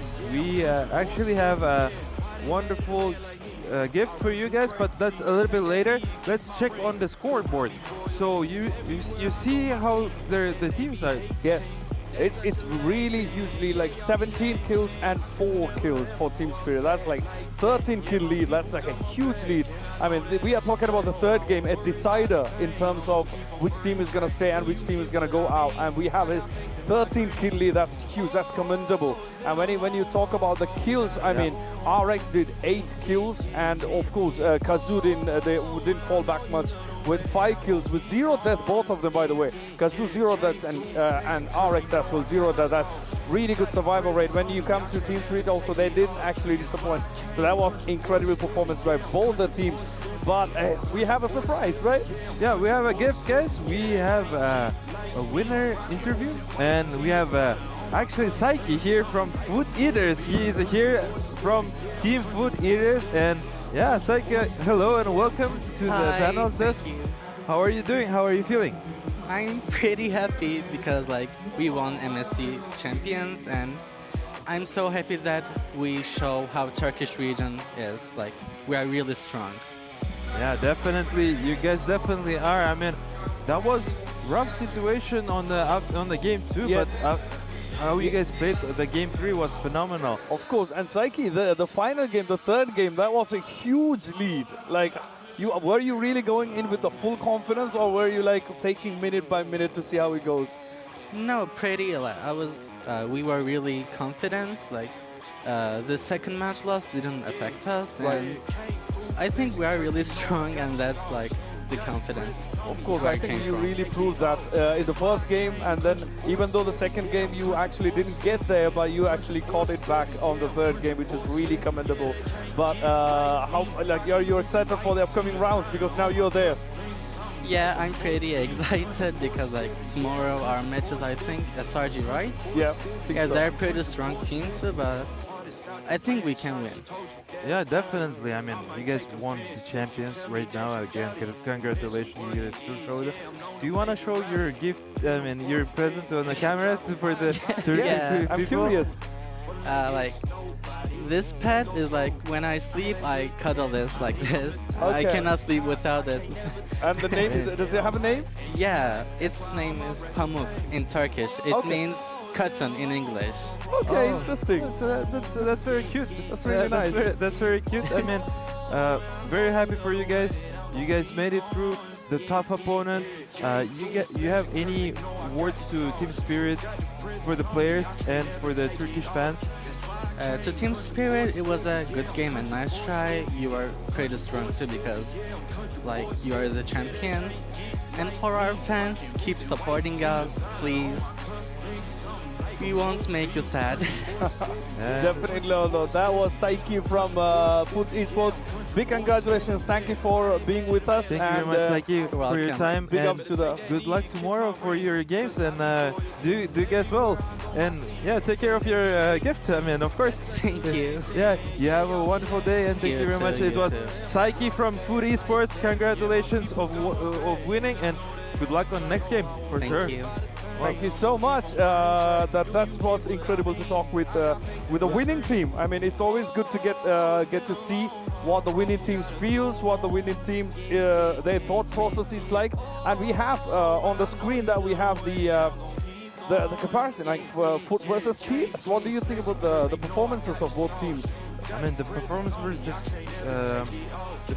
just great. It just didn't work out, unfortunately, for Team Spirit. Maybe it's a little bit lack of. Maybe they got tired from the previous tournament. As I got information, they came either yesterday night or yesterday in the morning. Right. But they came yesterday, and maybe adaptation is not still there, and a little bit strategy, and also how Foot Esports were extra motivated to play against the champions. Of course. We are having incredible games happening right here at the Game of Future, and you do not want to miss watching any of the games. Make sure you get the tickets on tickets.com. You have the QR code right up on the screen. Make sure you scan it and get the tickets, because we only have a couple more days to go until we end the Games of the Future, and we got 3 more days, including today, to go till the end of MLBB. That's happening right here. We are having an amazing time. We have 1 match down, 3 rounds done, and we still got 3 more matches to go. That means like we got 9, hopefully 9 more rounds to go if we do not have a tie. Yeah, I mean, we'll definitely take a look how the other teams are gonna do. I mean, unfortunately, we're gonna say goodbye to Team Spirit, but nonetheless, let's focus on Foot Esports MVP match of the game, RX 804. Great performance, almost 900 gold per minute. He's been participating on 71% of the kills. That's a lot of kills. The more than 50%. It's just he's always there. Always pumping and always doing it very well. So true. 8 kills with 0 deaths and 4 assists. That's more like 12 kills, let's say. I mean, he's been a part of 12 kills, out of which 8 he took by himself. And then 0 deaths. We are talking about a game which was almost 19 minutes long and with 0 deaths. And also he was a big part of the end game, to be honest. Towards the end, there was, I believe he got a couple of double kills and triple kills even. So that was huge. I mean, really good play at the end. I mean, to be frank with you all, it's just he hasn't died, and yet his teammate hasn't died too. It was 12 and 3 at the one point, and I mean, was clean sweep from Food Eaters. And also would like to mention about our official website, Astana2026.gofuture.game. That's our official website, and yeah, just visit and check it out. And yeah, it's gonna be interesting to see what's gonna unfold for the rest of the day, because we got 3 more matches to go and multiple more rounds to go. And we got up next coming up DFYG versus Team Vamos. We are still yet to find out what they're gonna pick, what they're gonna ban, how the teams are gonna go. Yeah, I feel at this point, at this tournament like this, at the Game of the Future, I feel the strategy is the most important, and the mentality of the players. If they're scared on how the land or not. Like Food Eaters here, they just proved absolutely that the land was not a problem. And yeah, and let's actually take a look at the a video on we'll back to get to advertising actually, and we'll back to you soon.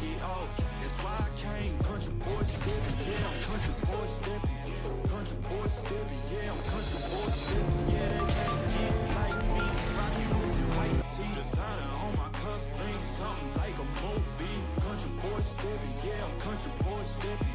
Country boy stepping, yeah, I'm country boy stepping.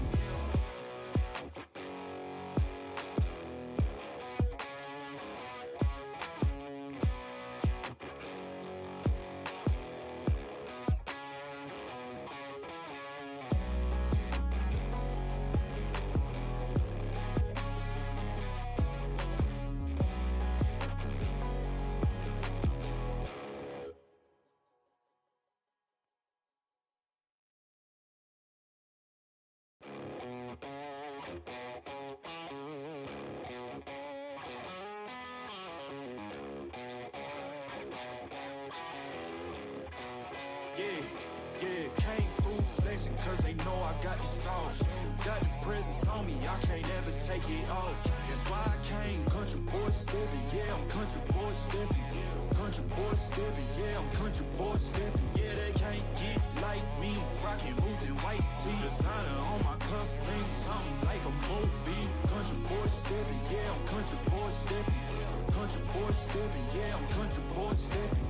Artist out the ranch, I just told you that I'm bout it. I might take offense if you tell me that you doubt it. It's just what it is, yeah, I'm known to make it rowdy. Then I'm for the fit, and I drive a wide body. Who you know, but like this, nobody. Can't go slow, I gotta hit that body. I'm the top, for the top, I can't never take a break. Yeah, I'm hot, and you not, that's why all my records bang. Oh, it's been a long, hard road, gotta go home.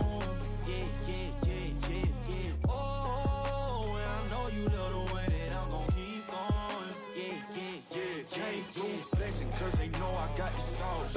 Got the presence on me, I can't ever take it off. That's why I came, country boy stepping, yeah, I'm country boy stepping. Country boy stepping, yeah, I'm country boy stepping. Yeah, they can't get like me, rocking boots and white tee. Designer on my cuff, link something like a movie. Country boy stepping, yeah, I'm country boy stepping. Country boy stepping, yeah, I'm country boy stepping. Yeah, why they mad at a man like me? I went too crazy. Better take that knee and kiss my ring, cause I be royalty. Everywhere I go, my scene, and they be hating. That's such a lame thing. Yeah, y'all be lame things. I could never ever go outside like that. Yeah, my people got my back, and I know that that's a fact. So I won't worry about a thing. I'm gonna keep on burning track. Do you get what I mean? I got faith in my dream. Oh, it's been a long, hard road. Gotta go home. Yeah, yeah, yeah, yeah, yeah. Oh, and I know you love the way that I'm gon' keep going. Yeah, yeah, yeah. Came through flexing cause they know I got the sauce. Got the presence on me, I can't ever take it off. That's why I came, country boy stepping, yeah, I'm country boy stepping. Country boy stepping, yeah, I'm country boy stepping. Yeah, they can't get like me, rocking boots and white tee. Designer on my cuff, link something like a movie. Country boy stepping, yeah, I'm country boy stepping. Country boy stepping, yeah, I'm country boy stepping.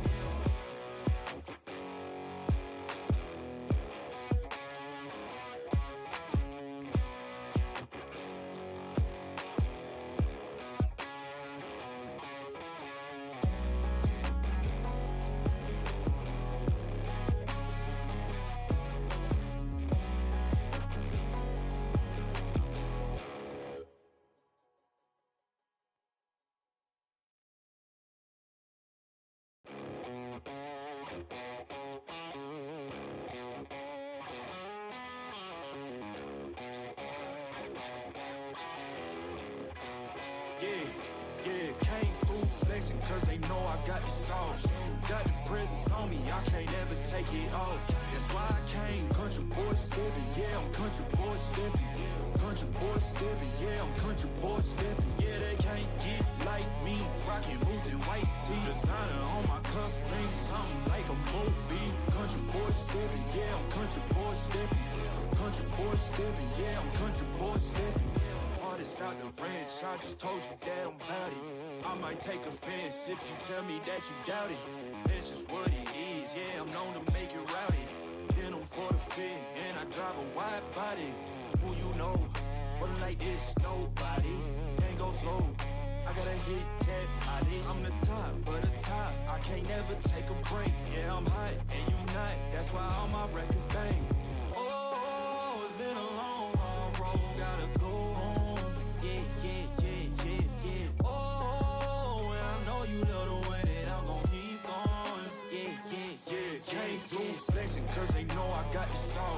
Got the presence on me, I can't ever take it off. That's why I came country boy stepping. Yeah, I'm country boy stepping. Country boy stepping. Yeah, I'm country boy stepping. Yeah, they can't get like me. Rocking boots and white tee. Designer on my cuff, link something like a movie. Country boy stepping. Yeah, I'm country boy stepping. Country boy stepping. Yeah, I'm country boy stepping. Yeah, why they mad at a man like me? I went too crazy. Better take that knee and kiss my ring, cause I be royalty. Everywhere I go, my scene, and they be hating. That's such a lame thing. Yeah, y'all be lame teams. I could never ever go outside like that. Yeah, my people got my back, and I know that that's a fact. So I won't worry about a thing. I'm gonna keep on burning track. Do you get what I mean? I got faith in my dream.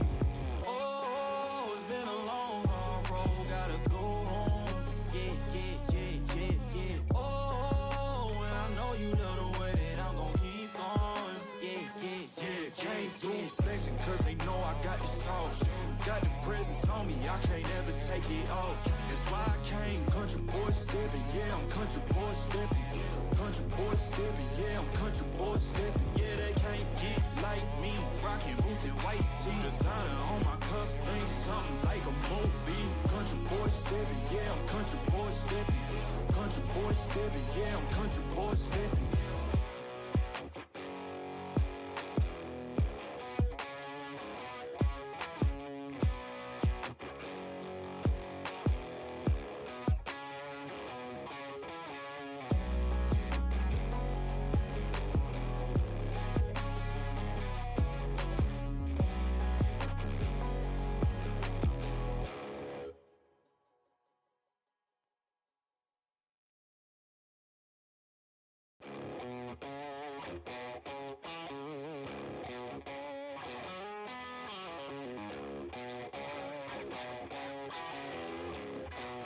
Yeah, yeah, came through flexing cause they know I got the sauce.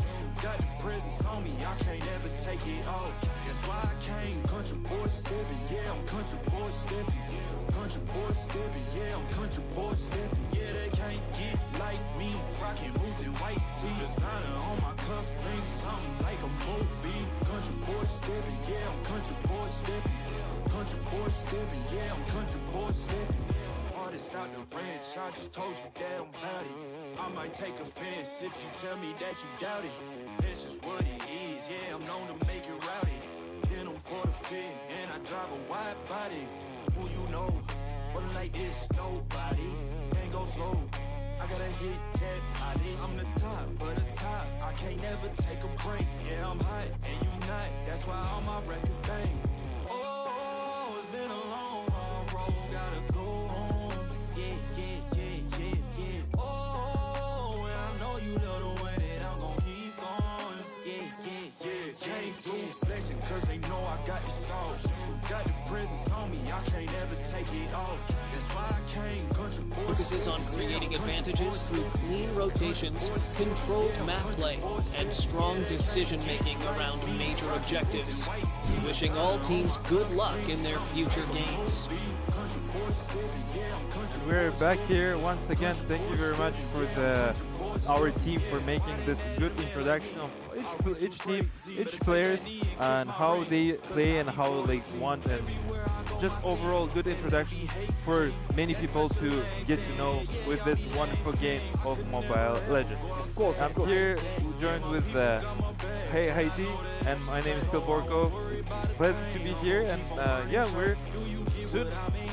Second game. We're soon to start our second match. Yes. The second match between how do you pronounce? Yeah, DFYG. I mean, the full form is slightly tricky, so I'm gonna stick with DFYG. And of course, the team Vamos. I mean, yeah, from southeastern region, and yeah, it should be interesting to see how they do with the draft. Yes, and the way how they strategize. Do you think it'll be a 2-0? I really cannot predict, because especially when it comes to DFYG, I mean, they're known for their unconventional picks and bans. I mean, when it comes to draft rates, and they are more like the wild card of Group A. And when it comes to Vamos, I mean, they are more towards the mid-game skirmishes, and also they're known for the fast rotations, the objective rotations, to be honest. So we're still yet to figure out because, I mean, it's MLBB just like any other game. We thought somebody's going to win, but at the end of the day, something else entirely different is going to happen. Yeah, definitely. I mean, as we were talking about the previous game, Food Esports and Team Spirit, nobody, some maybe people would thought that Team Spirit might lose, but I mean, current champions, and then next tournament they play it, just they get eliminated on the first day of a playoff. Just rough. That's true. I mean, it is not easy. I mean, we watching the game, sitting back, and as you know, I mean, you are pro in Dota, so you know how tough all this format itself is. I mean, make a decision, quick decisions. I mean, you need to make fast decisions. You need to make sure even the teams are aligned with what you are thinking. I mean, it's all about the chemistry. It's all about the teamwork, and as you can see, all the stats that we are seeing, everybody's contributing to the main game or the whole the macro somehow, however it's possible for them in this microseconds of taking decisions, right? It's not an easy job, right? No, I mean 100%. Of course, when you're playing a strategical game, this Mobile Legends is also a strategical game because you're banning 5 heroes and you're drafting yourself 5 heroes, and the way how you draft is also really matters. Because you either first pick an OP hero, overpowered hero, or you're just counter pick, or you have a different strategy. Maybe you don't need to counter pick that hero that they picked on first, because maybe you have a different strategy already that you'd like to pick certain heroes together and make a combination with each other. There's so many different possibilities. There are more than 120 heroes, and I've heard there's always constant updates. Every season you're just getting a new heroes over and over. So there are many things I'm pretty sure to make something creative, something interesting. There's tons of different ideas to create a different combination of the heroes to make I mean, games easy. That's true. I mean, the draft phase itself is going to be really interesting to see how that turns out. I mean, we cannot avoid the fact of having any pocket picks when it comes to the FYG. I mean, we never know. They're going to come with a surprise pick or even respect bans because these teams are there. I mean, they have been there. So most of the players, or even if it's fans, they know what the strength points of each player is in a macro level, and also in what area or with what hero do they really excel. So that's going to be a tricky situation where they have to pick someone, and also they have to ban and make sure they are safe when it comes to specific heroes and who the other team is really good with. So I wouldn't be surprised if the FYG come up with pocket picks, something secret, I mean, something really surprising. And also I'm really looking forward to see some respect bans if that ever occurs. So, but the drafting phase is going to be really crucial for both the teams. Of course, yeah, definitely. I'm also interested if they're gonna be a meta hero for this tournament. I mean, because in previous mobile PC there were some heroes that were being pickable more than the others. So I would say I would assume the mobile as well. They are doing similarities in terms of the meta, and the meta structure differs on actually at the game of the future. Here we see our DFYG against Team Ramos, and they're going to start in about soon. Yes. And we'll take a look how the games are going to be, and it will be interesting to take a look at how they can, who's going to be will come up a victor. That's true, that's right. I mean, we are talking about single eliminations. I mean, if you're staying, you have to perform today. There is no second chances. You have to do it today. If not today, there is nothing. I mean, you're gonna have to go back. I mean, you lose the whole excitement of that prize point that you're looking at, the whole money prize, and also the trophy. I mean, just imagine that the excitement holding that trophy after all these days of constant battle to get there at the top of the whole leaderboard, or the group stages and playoffs and all this round of 16, and next go to quarters and semi-finals and finals. I mean, it's going to be really interesting to see what and who is going to get there towards the end, and then see where we are at. So, I mean, we are still moving ahead for the next one, DFYG versus Vamos, upcoming next 3 rounds to go, and here we are looking at the single elimination. It's interesting how you say 3 rounds. You're already predicting Well, maybe two yeah, I mean, that's true. I mean, as Phil said, I mean, we cannot really say that 3 rounds are gonna happen or not. I mean, we only get to know after 2 rounds, right? Yeah, it definitely depends on the situation. If it's going to be a clean 0, 2-0, or it could be 2-1. We'll definitely got to know it as soon as we get to end of the game number 2, actually. So yeah, we'll definitely take a look on that. I mean, I'd like to also ask, like, who do you think? What's your prediction on who's going to win the tournament for this? I honestly don't.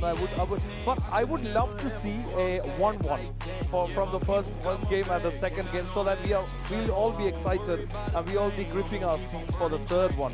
I mean, it would be so like clean win if that's going to be a 2-0. There is no third game, but it gets more interesting when it gets to a 1-1 and then you need a third one to prove yourself. And even for the teams, I think it's going to be very stressful. At the same time, I mean, they are professionals, right? I mean, they know how to handle the pressure. So I would love to see 1-1, starting with 1-1 and then go to the third one. Yeah, I mean, of course. What I was also noticing, it's my personal take.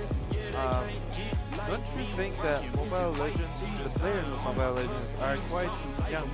Yeah. So the players are young, but also might not be even experienced, but they're still considered to be young relatively to other esport games, for example, such as like CS and Dota. Right? Yeah, that's true. I mean, and also I think there is this one thing where, I mean, there's this advantage of being the young where their brains work a lot quicker than us, let's say. So it's a big advantage. I mean, I don't think I can ever make that quick decisions. I mean, what we saw on the screen was pure chaos. Like, they've been doing like crazy stuff in split seconds, and I'm not sure if I can keep up with that speed. So I think being young actually comes in as an advantage when it comes to it. But again, I mean, there is that fact of experience where, I mean, more years of gaming definitely, I mean, it helps for sure.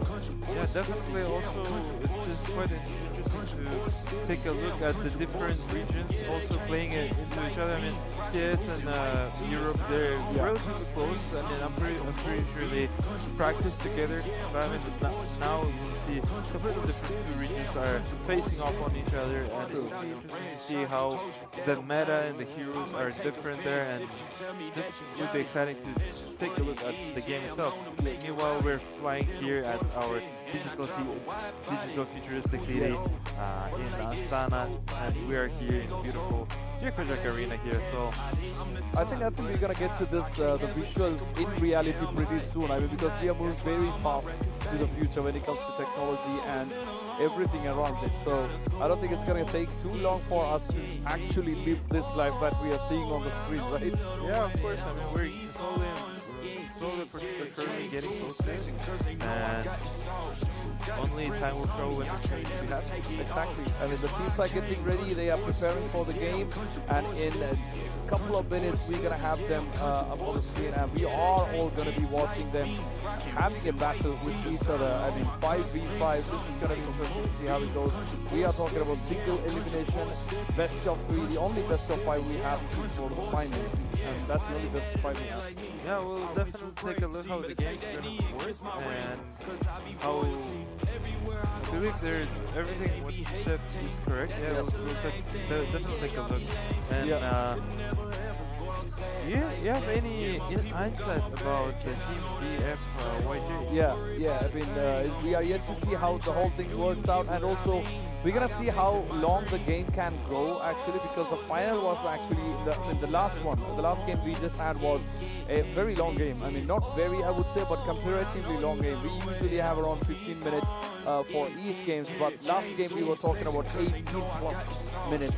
So, and towards the end it was for pure chaos. And because when we saw the scores going, because the team spirit was actually stuck with 2 kills, and then it went on for the next, let's say, almost 10 minutes without any kills for team spirit, while the other team, for Esports, actually were getting and racking up kills. Constantly pressuring, applying the pressure.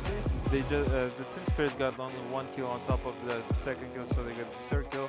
But unfortunately, they couldn't manage to make more kills, and it was just intense pressure from the team of Esports. Yeah. So we'll see if the games will be just like the third game. I personally don't think it's going to be happening because people are playing here for a big tournament. This is a big tournament, and considered to be tier S according to Wikipedia, and we'll be playing for $1 million of dollars for this tournament, guys.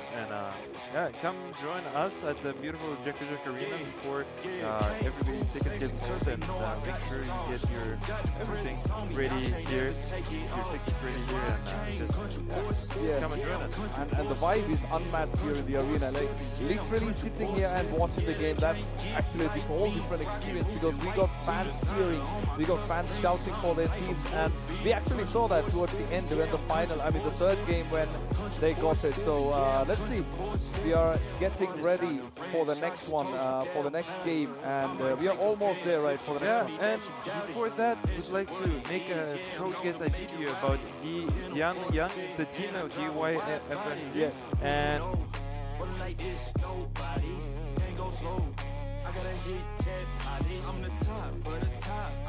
let's take a look and get to know them. We're still here at the Games of the Future in Astana, where the world's elite athletes are redefining the boundaries of competitive gaming and technology. Today, we turn our spotlight to one of the most exciting forces in the global mobile legends scene, Dianfeng Yaoguai, better known as DFYG, backed by renowned Chinese content creator Zhang Daxian since early 2024. This rising powerhouse has quickly carved out a legacy on the international stage. Known for bringing a fearless, high-stakes energy to the global circuit, DFYG has traveled to Kazakhstan, ready to take on the world's best. Joining us today is a member of the DFYG team. Could you please introduce yourself to our viewers?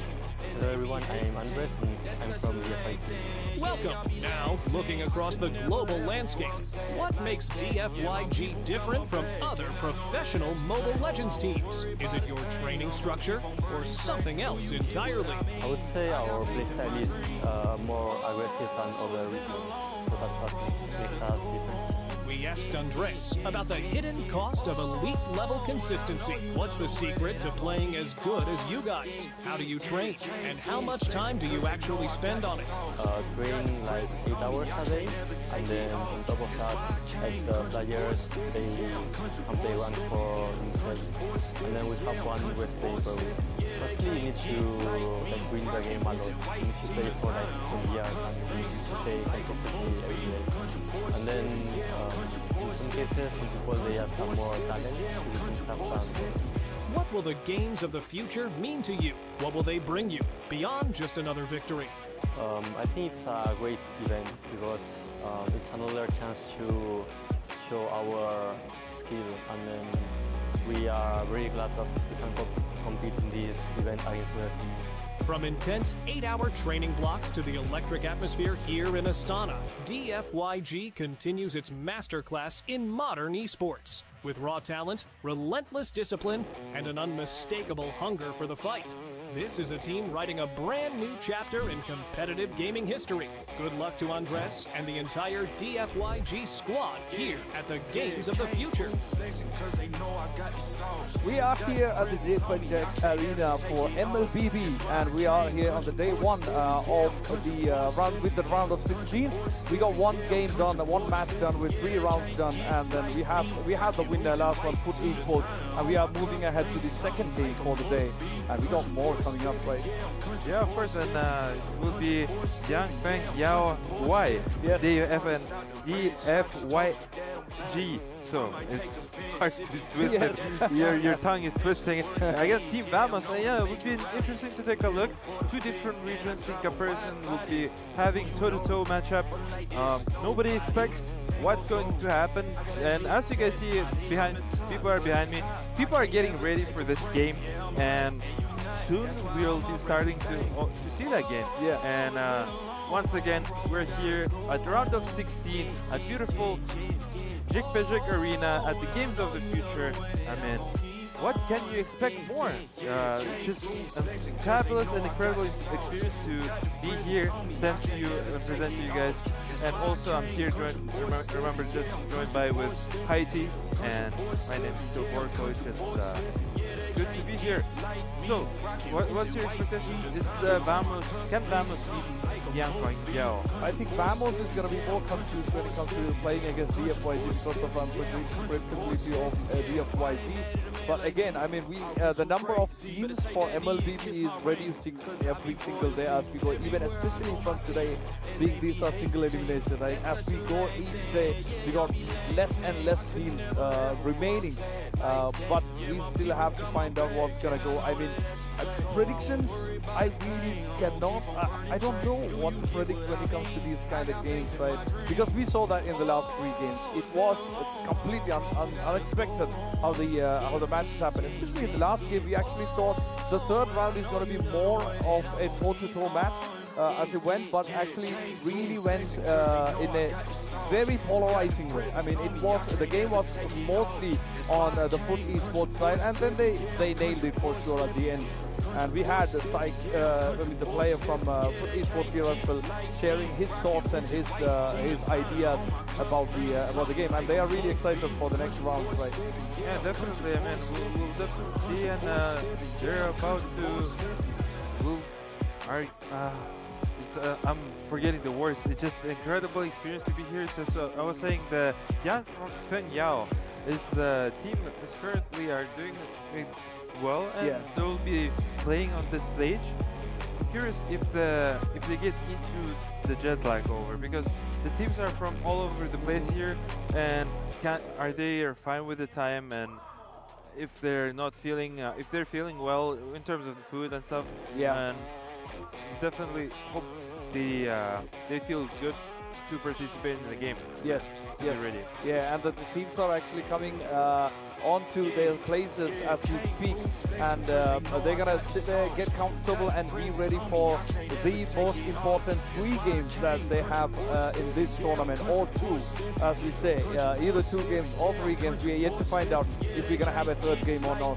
But every single second matters before the next, because we are talking about games that's only around 15 minutes long, less than on an average. So that 15 minutes might be like 2 hours for them on the desk, right? I mean, you have played Dota, you're a pro in Dota, you know how each second is valued. 100% is value, I agree. And especially I think in mobile Legends, it's way different. Right. Because in 1 second there's so many moves that you have to do, and the map is small. You gotta press your buttons quickly and just be on top of each other, and make sure that everything goes smooth as possible. Because you have so many objectives to make. So you have turtles, you have lords, and evolved lords. There's so many turtles that are all around the turrets and all other buff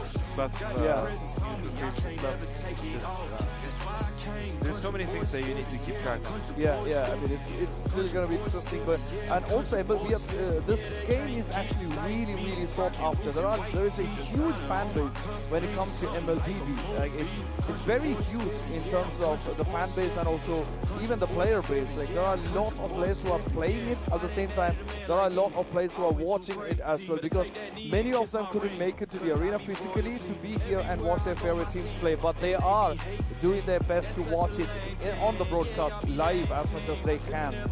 No, definitely. Shout out to the whole participants of the Game of the Future who couldn't make it here at the Jig Arena. I mean, once again, currently Mobile Legends constantly keep growing. There's so many viewers, so many players all around the world, and it's also with the mobile. You guys are using on mobile, and it's accessible and quicker and easier in terms of most of the things. And I mean, just phenomenal. Right.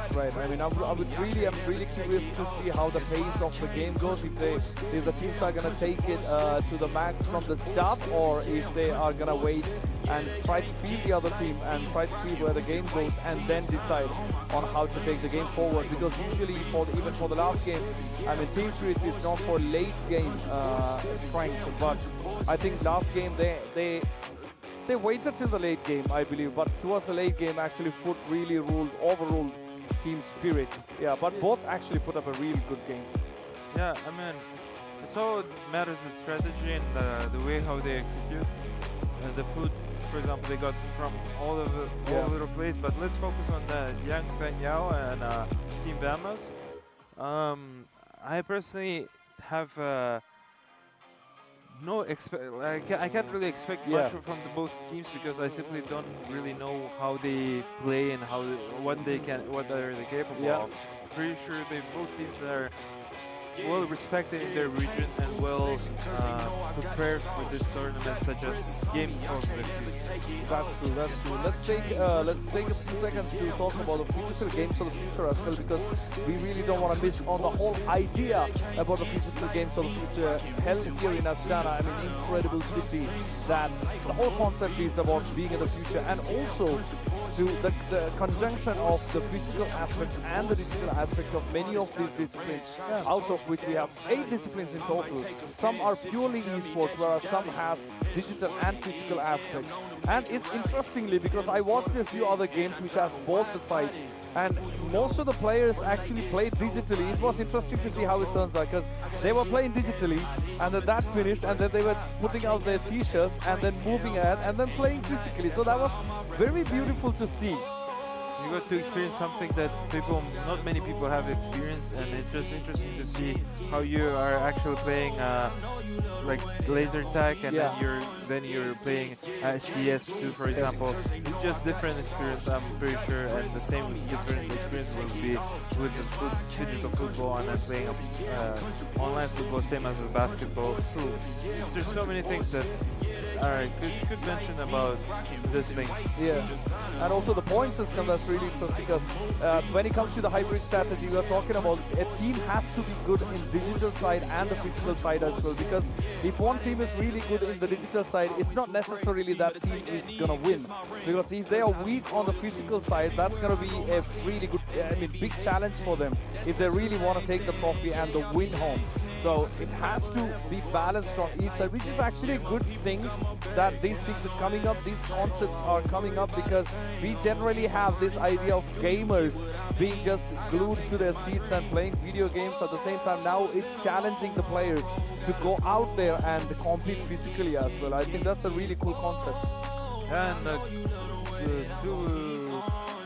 also another cool concept is that people get to play this game online easily.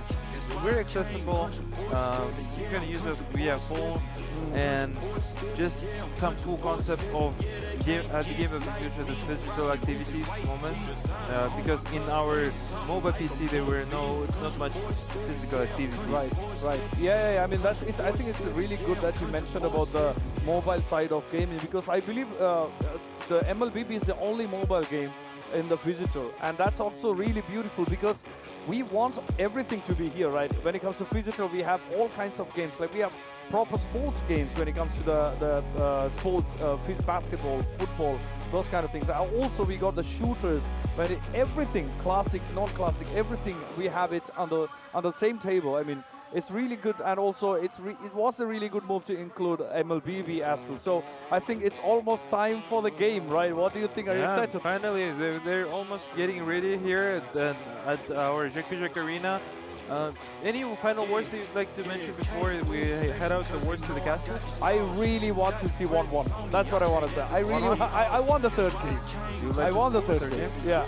I want to see how the game is going to be played, the first game, and then from their moment we're going to take a look, because if there will be a game, a quick sweep as the food users did to Team Spirit on the game number 3, I mean, we'll definitely take a look, because otherwise they will be too quick and one-sided. Yeah, exactly. I mean, we need that excitement. We need that anticipation towards the end, right? I agree with you. So it's gonna be. I mean, we have the lights flashing around us. We have the music banging behind us. And I would like to give it to commentators with thank you back, and take it away, commentators.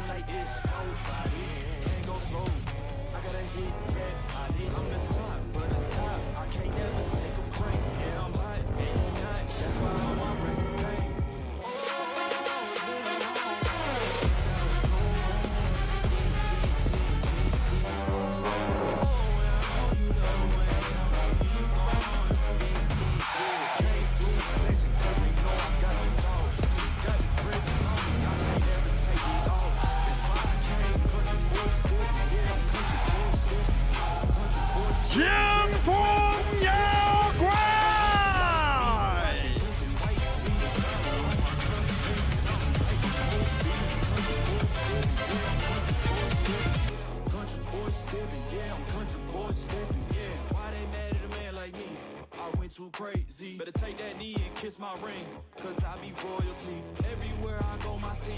And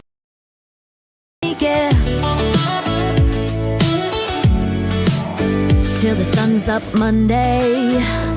We'll tell our phones, do not disturb. I got my straw hat, babe. And you can finally pull the tags on your Tommy Bahama shirt. Blue crush up on the 85-inch sound machine. When we wanna hear the ocean, I think everything we need is right here.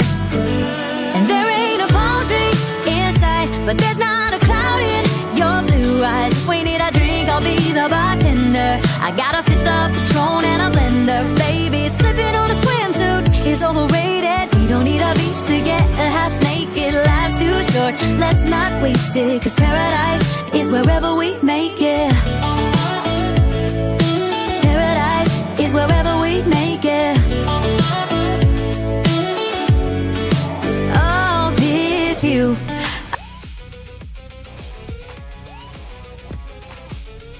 Here we are. It's series of the day. Team Vamos going up against Team FYG. Team Vamos had a great start for Games of the Future. Nice, so we saw them win one game up against PTR by Vitality and almost looked like they were in command. However, they lost that series after a reverse sweep, but then they bounced back afterwards. Here they are in the playoffs facing DFYG. What are your thoughts on this matchup? Who do you think is more, I would say, favored to win, or do you think that this is an even series? That's a good question, man. You know, just because I guess, like, if I was going off of what I saw not just here at the Game of the Future, but also, you know, the recent run for Team Vamos over in MSC, because we spent a lot of time talking about team spirit, you know, getting the championship and everything else, and then look, they lost against Esports in the first series of the day. Now for this one, Team Vamos is a team I think that really surprised a lot of people, even in their MSC run. You know, but it was also a team that I think thrives on the meta that we're usually seeing. And, you know, if I threw it the other side for DFYG, it's like we're so used to seeing them in international stages, to not see them make it to MSC, but, you know, as Guangzhou Gaming was a surprise for myself. And so now it's like, okay, what does DFYG bring to the table differently than what we saw from Guangzhou Gaming? Because, I mean, history almost made itself in a way in MSC with Guangzhou Gaming almost making it to, you know, outer groups, like the first time for, you know, the region of China in MLBB. Well, now for DFYG, can they actually manage to move forward here against a team like Team Vamos, who had a ton of reps, a ton of experience just recently on the international stage? I think that's the biggest obstacle for DFYG to win this, but who knows, because, you know, we just, like I said, we just witnessed the champions get beat and sent home. So, you know, who's to say that DFYG just hasn't, maybe they're more fresh, maybe they're more prepared for this at Games of the Future 2026 in comparison to what Team Vamos has showed us. Yeah, well, it's always about the preparation for these international tournaments. And to be fair, Vamos is back-to-back when it comes to the tournaments, and maybe it's not. They don't have as much time as DFYG had. There was a time where DFYG almost, we almost saw them actually win in their second series. I feel like against the top teams. And there was also a time in that last season, actually, we were casting, and I don't know if we were the ones who were casting that game, but it was actually DFYG that scored an upset in the previous tournament of previous installation of Games of the Future. Yeah. All right, so my man Long, he's developed, man. He's evolved. He's evolved now. He's gonna be playing the Melissa, actually. No longer the Moscow, but yeah. No longer the Moscow. I miss Long, man. I always see him as the representatives of the Chinese region, but fortunate for them to not be able to get the MC. But here we are, seeing them again in Games of the Future. All right, so the Melissa's first pick for them. Over on the flip side, for Team Vamos, they're going to go ahead and grab themselves the Barretts. Obviously, the Valentina here. Just in case that Atlas does slip through. Again, it's not banned out like we saw in the previous series. Could potentially be picked up here. One thing that you also have to take note of is the Barretts was continuously banned in the previous series. Now for this, again, this Barretts is a nuisance to deal with, man. Usually put in the XP lane, it's so tanky and it's so capable of setting things up with the Flicker Daytona's Welcome combo that you're just really able to go ahead and capitalize on that. You know, even whatever ends up going in the hands of Era 404, by the way, in the jungle, is something that you got to be weary of. And that's why, to alleviate some of that pressure, DFYG will go ahead and grab themselves a Suyo and a Marcel. We were talking about the Marcel in the previous series. We finally get to see it here in this series. And also the Suyo comes through early on. What do you think about that? Is that Suyo, you feeling good about the Suyo here? Not really. Especially because it's a Clint, it's a Valentina in combination with the Barretts. It's not like the Hirara that actually has like a lot of piercing damage, or I don't want to use that term piercing, but I think that's how I can describe it. So it's like a lot of penetration, whereas for Suyo it's like mostly upfront damage that you're looking at, which might not be the best for the side of DFIG. But let's find out. This is not gonna be a game-losing draft. I would feel like for the Suyo. I just feel like in general there could be more options out there, but they do ban out the Guinevere themselves. This is a hero that they could have picked up actually. Yeah, I think the Guinevere would have been. I mean, it's one of those things where it's like it works really good in certain compositions, and more so like specific teams that can play it or utilize it the best. But since that's banned out, we got a couple more bans to go through here. Honing in on the mid lane options, of course, that Selena has popped up continuously now. We've seen more and more people get used to throwing out arrows, obviously be able to follow through that. Marcel, I think how easy that would have been to actually follow through. You know, having a Marcel giving you that opportunity to land an arrow, or vice versa. Like you land an arrow and then that gives some room for the Marcel to breathe.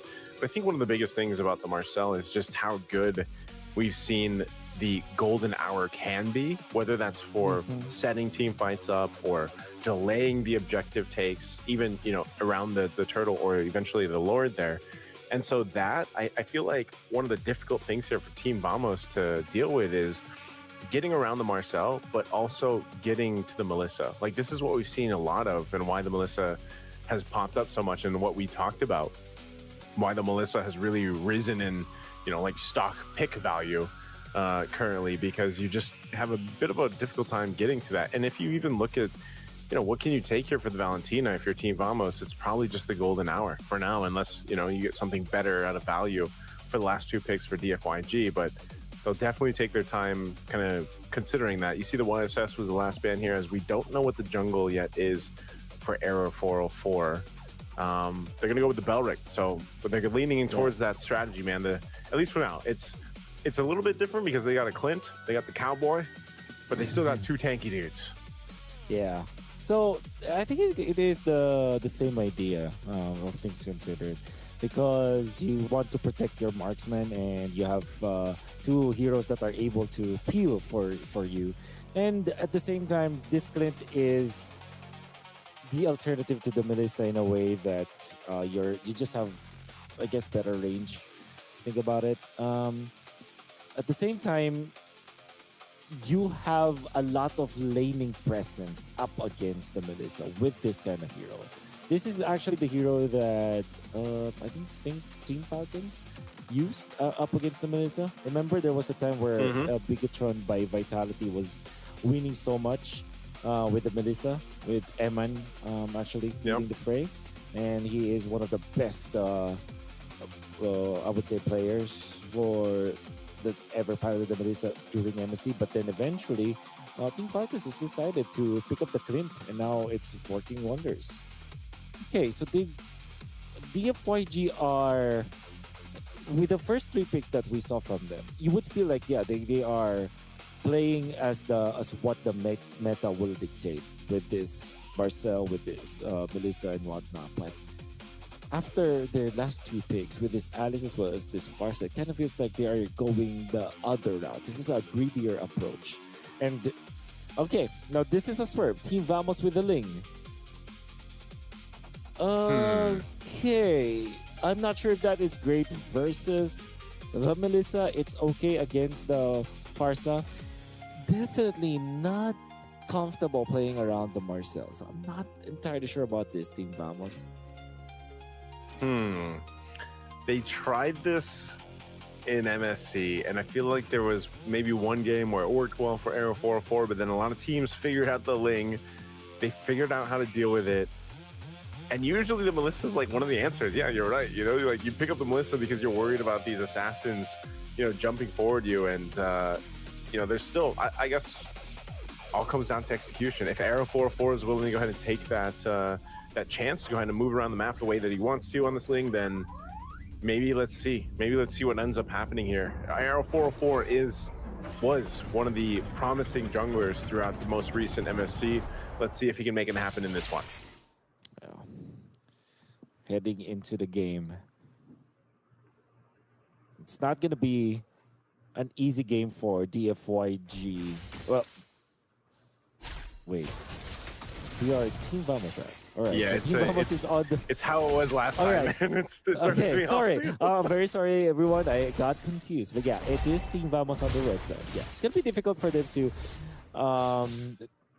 kind of distribute their resources with the Ling as their jungler. However, I believe that their belief is that this is a dual side lane that is the dual strong side lane that they have built up. It's Barrett's up against the Alice and then Flint versus the Melissa. Both can win, but now in the middle, you can already see that they have taken out the Valentina from Clockwood. And Zed having a great start as well as Yuan here in the middle. Okay, already off to a great start. They're going to put pressure on the purple. Let's see if they can actually secure it. Team Vamos trying to do what they can. Aero 404 did not get it. Did not get his purple buff. Again, if you guys are just joining us, just take note. Team Vamos is on the red side here. I know you're looking up and you got the names kind of mixed up here. It's going to throw you off a little bit, but yeah, first blood right now, currently for DFYG. Interesting. And also with the fact that they don't have a strong jungler, they couldn't do what Team Vamos was able to achieve, which is to visit the mid lane and get some pick off for the team. The Alice actually fish gun onto the middle, including the Marcel. They really want to take this turtle by poking the middle and actually fast leveling this Alice. I think that's an interesting approach for Team Vamos, for DFIG. Aero 404 really low here. He's going to take a chance. Fish God, though, able to secure the turtle, and Aero 404 goes down. A good trade here. Siska could be in trouble. Getting chopped down by Zhao. Looks like he's going to be able to cap out the kill, and he gets it. Right now, DFYG is eating well. 4 kills and an objective, and it looks like they're going to take a buff again. Aero 404 not going to get his orange. So, again, this is what we were talking about, Wolf. You pick up the Ling. It is such a risk of the golden hour. It's going to be used. Aero 404, though, buffless for now. Okay. Definitely not a good sign that we're seeing here for Team Vamos. After a 5-0 start for DFYG, they're leading by 3,000. They're not controlling the river anymore. It will come to a point where this Marcel will have a very quick Thunder Belt with 4 assists, which means that his stacks will also be fast when it comes to picking it up. And that means that with the speed of where DFYG can play around is already a threat. Now, when we talked about how the Suyo is not the best when it comes to the jungle choices, it will be totally different now because he had the 2-0 start. And if he gets that Sky Piercer, if he wants to go for that kind of build, that means that the problem we were talking about, like less penetration, less piercing coming out from the Suyo, that's no longer a problem for DFYG. Yeah, it's not a problem. One of the things here that is a problem is Team Vamos falling behind with the kind of lineup that they brought to this game one, man. I mean, you know, what more do you need to do? If Aero 404 is already falling behind in this manner, you can see, you know, across, he's a level behind, but it's mostly to utilize the Ling. He needs the buffs, almost similar to the Fanny, right? And that, you could argue that Suyo kind of needs it too, but not as much as a Ling or a Fanny. as we saw previously in the previous series when Zaro Egoist didn't have his buffs. And I applaud DFYG for putting the pressure where they need to. Sky Piercer now just picked up for Zhao Shui. They're going to be looking for more. Here's the feathered airstrike locking down. Siska, though, with the Daytonas, welcome flick up with the golden hour. We'll go ahead and freeze them right where they need to be. As Siska falls, looking for more. Arrow 404. The go away from me will keep him from capitalizing a kill. And DFYG comes out on top of that one. 6-0. 1-0-4 for E1. 3 kills for their jungler. And they have taken the turtle once again. 3 for the side of DFYG at this point. It's going to be a big problem. I mean, 2 turtles. The first one being stolen by the Alice Fish God, also taking out Arrow 404. Team Vamos are successful when they allow Arrow 404 to run around the map with aggressive assassin junglers, get kills left and right, and snowball from that regard. But in this scenario, Team Vamos are not having that. They will have to wait for their moment. But will DFYG let them? At this point, you can see how far forward Zed is, how much control they have on the river, and how aggressive they can be on the gold side. Team Vamos have to really come up with something if they want to stay in this game. Yeah, Zed's been doing a great job so far. Again, a lot of the efficiency with the golden hour that he has, but even the snapshots really playing a part in a lot of these team fights already early on. See how aggressive he has been playing and playing up at that front side. Again, when you are capable of fighting around your feathered airstrike, whether that's using the golden hour before it or after it, following up off of that and knowing that Lung is going to be okay on the Melissa because he's got to go away from me. This is just one of the things that, you know, DFYG just has to rely on each other to pull through in this game one on these team fights. And one thing's for sure, Wolf, we've seen iterations of DFYG over the past years, you know, when they first entered into the scene, whether 2024, I think it was, and we knew that this region would continue to get better. And so far, against a team like Team Vamos, who once again went through the reps on the international stage just recently in Paris, DFYG is controlling the game, you know, from start to finish so far, and they should get this third turtle 3 for 3 locked in as they set up already. Feathered airstrikes drop down. I don't think there's anything that Team Vamos can really do. I mean, that was a quick turtle take for DFYG. Yeah. Uncontested. There's really not much that Team Vamos could have done for that one to happen. And even then, Long, we haven't even talked about the Melissa. It is available now for DFYG. Freely farming 0-0 and 2, gets a turret up top. I believe he has the second item already up and available. Then that means that the uptime for this Melissa will be much, much faster. This means that if you're DFYG, you're going to be very happy about the early stage. All you have to do right now is to make sure that you don't give away any extra kills for points, especially from the Suyo. Don't give the shutdown goal to Team Vamos. Yeah, they don't want to give that up. They're already working on this tier 2 turret. Team Vamos can't really do much but watch. Feathered airstrike comes down. There's the Throne of Ruin set up, and Clockhoon trying to get away, popping his own feathered airstrike in return, but he's going to go down as a double to Fish God. And that Daytona's welcome will not go anywhere from Siska. So DFYG again, keeping Team Vamos zeros across the board, not even a turret to their name, looking to knock down some tier 2s. Yeah. Very hectic game for Team Vamos, and the reason why I say that is because they will be scrambling for scraps now. It's gonna be up to their Ling to be creative. Where would you go? Where is safe? And to be fair, if we're thinking about this Glint, unfortunately, that's Endless Battle as well as the Sky Piercer, so they really need to get a kill now for this Glint to be effective, but Natko is just not finding any kind of opening because DFYG are so quick around the map. Yeah, this is one of the problems. You know, you would expect that they could be quick enough moving around the map with, you know, having Arrow 404 on the Ling, doing his thing, but the problem is when he's away from the team, DFYG, especially with the power spike that they have at almost 10,000 gold ahead, no one is safe.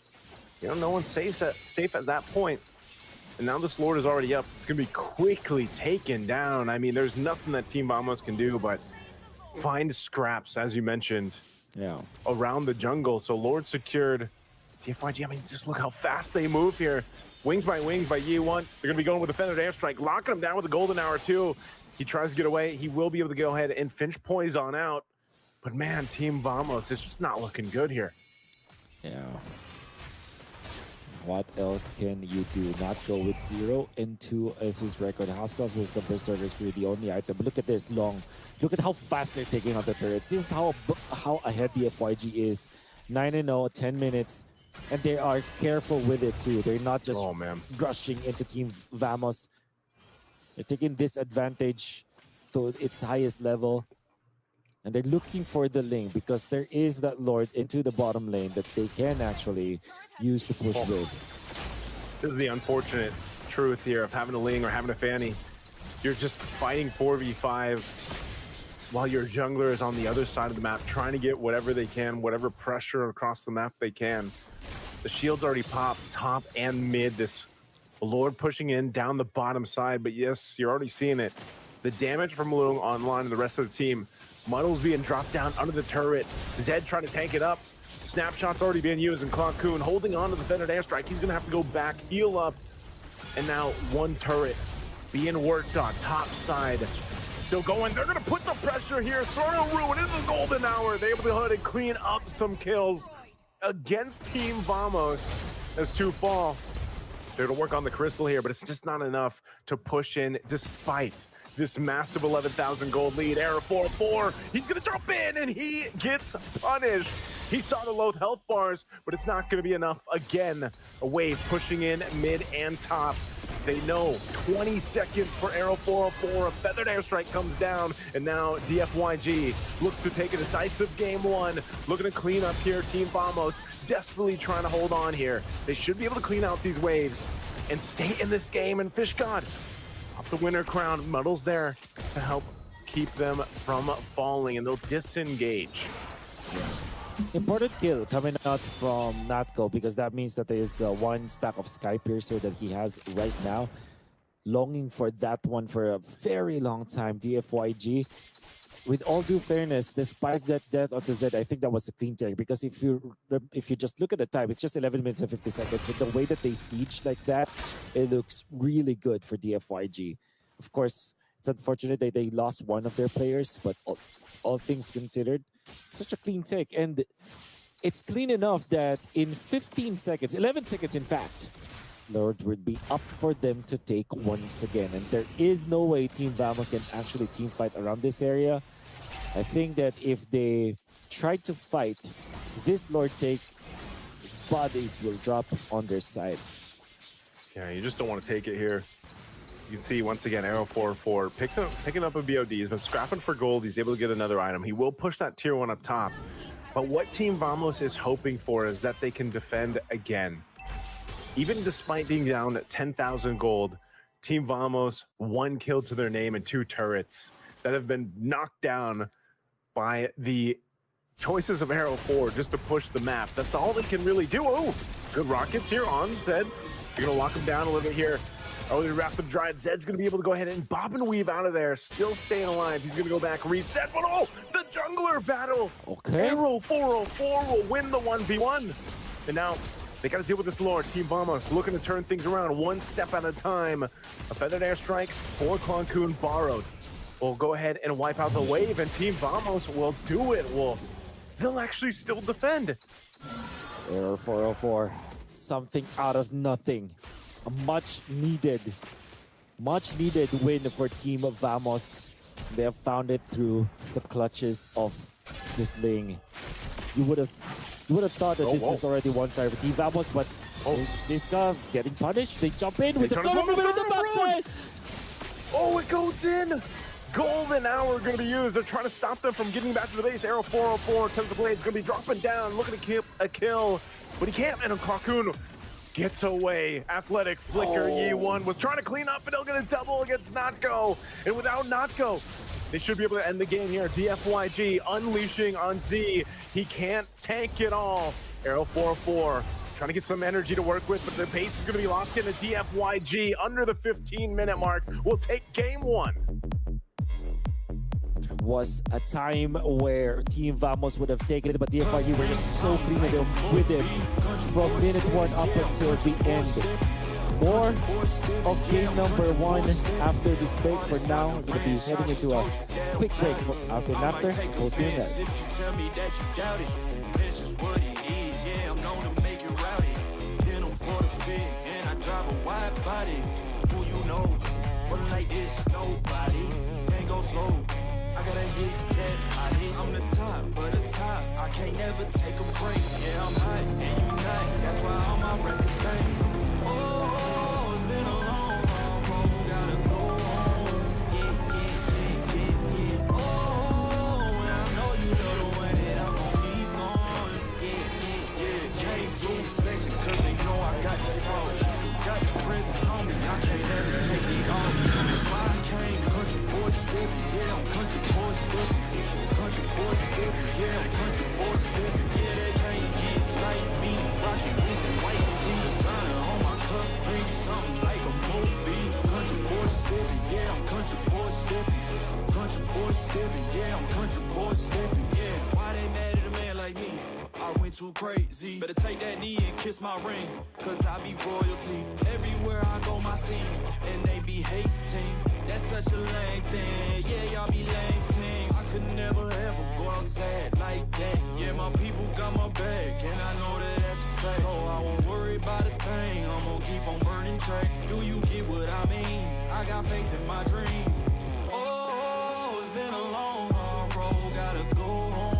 Yeah. Oh, and I know you love the way that I'm gon' keep going. Yeah. Can't do flexing 'cause they know I got the sauce.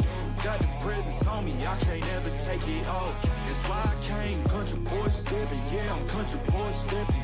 Country boy stepping, yeah, I'm country boy stepping. Yeah, they can't get like me. Rockin' boots and white tee. Designer on my cuff, bring something like a movie. Country boy stepping, yeah, I'm country boy stepping.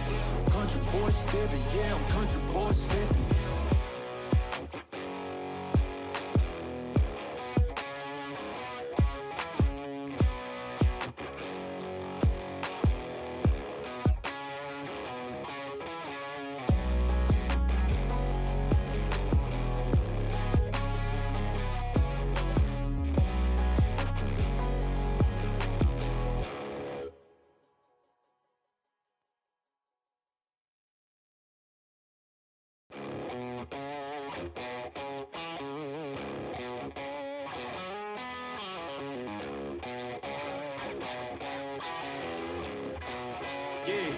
Yeah, came through flexing 'cause they know I got the sauce.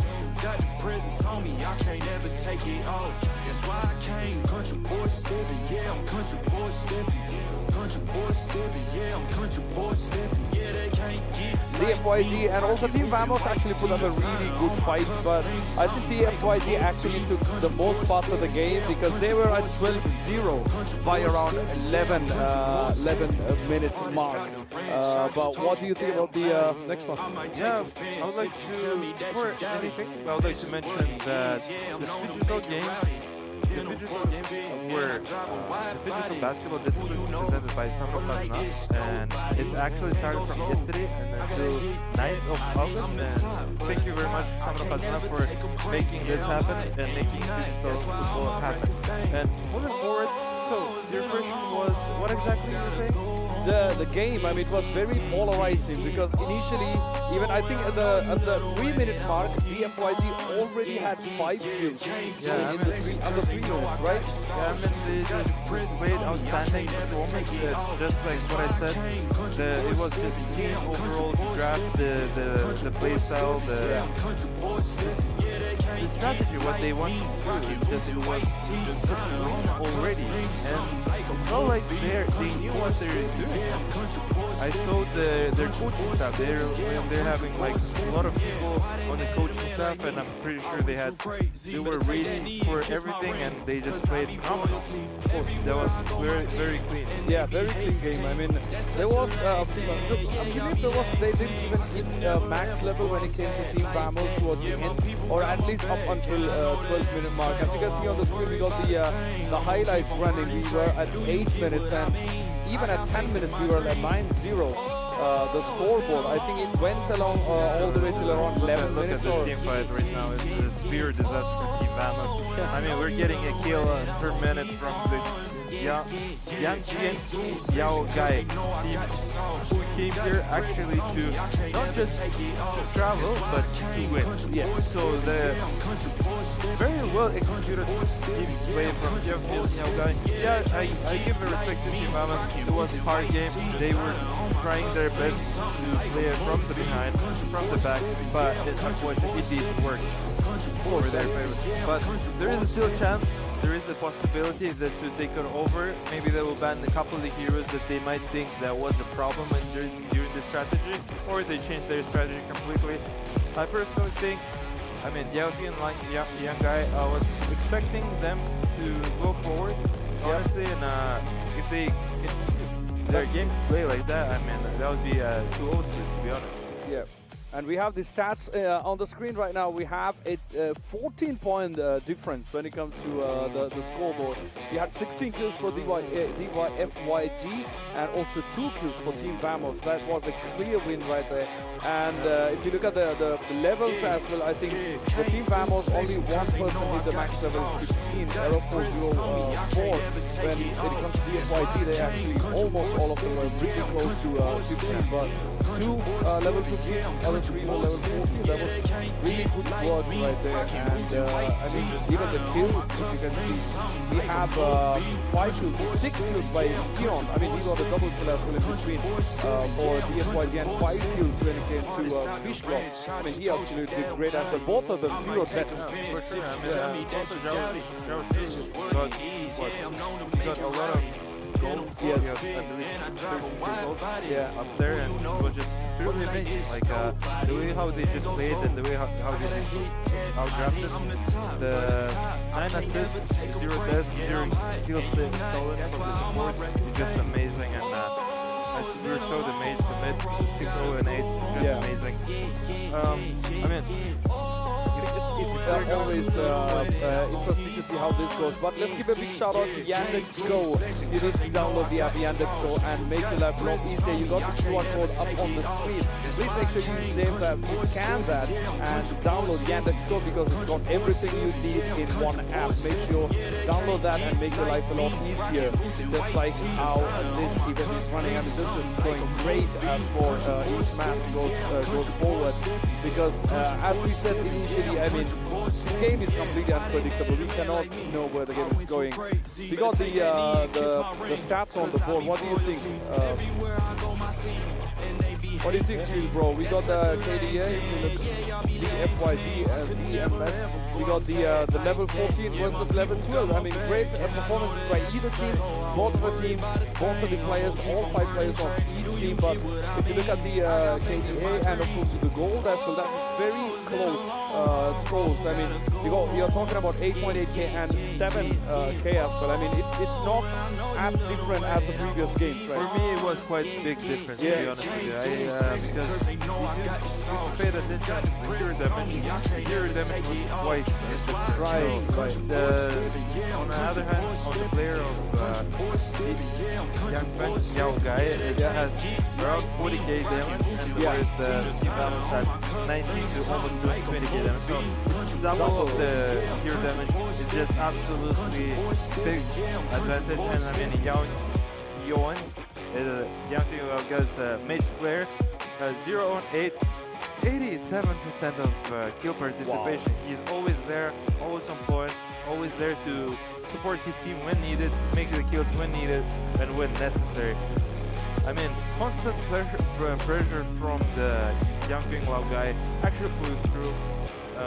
I honestly think it's not going to be a third game, to be honest with you. If they continue to play like that, it will be too, honestly. Yeah, I mean, if the game goes like this, I think that's going to be a question if we are even going to have a third game, because we are talking about a huge difference, 14 kill difference in the last game. And I mean, we still got one more game to see if there is going to be another game after that. But Eon, really great job. I mean, 6 kills, 0 deaths, and 8 assists. I mean, that's huge. I mean, you're talking about 14, being a part of 14 kills for the team.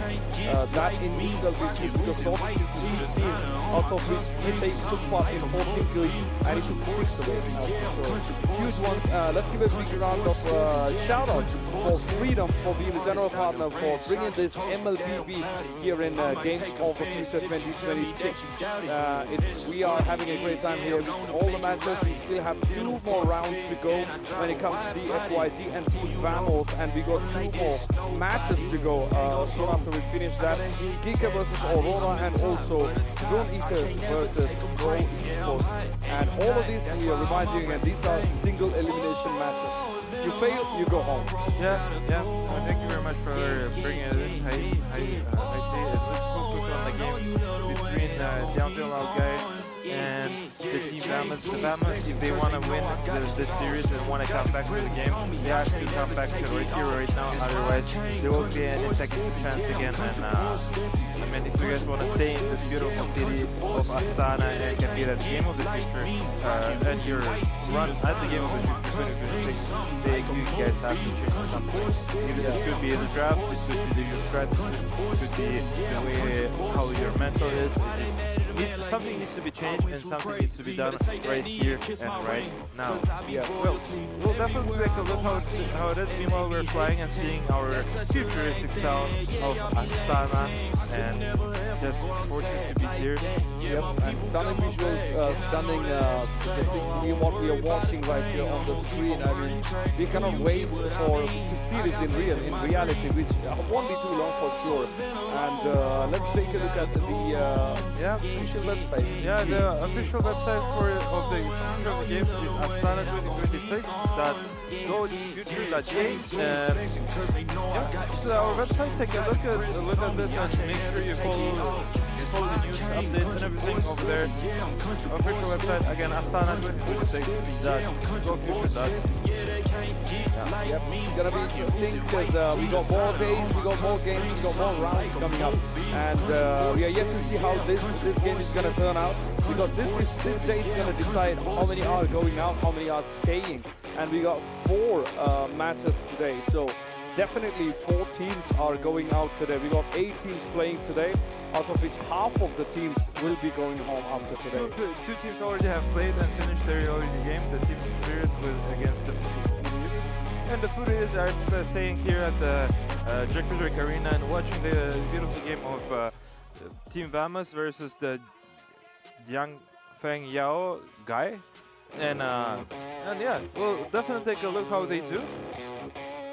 Maybe they're analyzing what heroes those guys are playing and picking, and be prepared for the next game.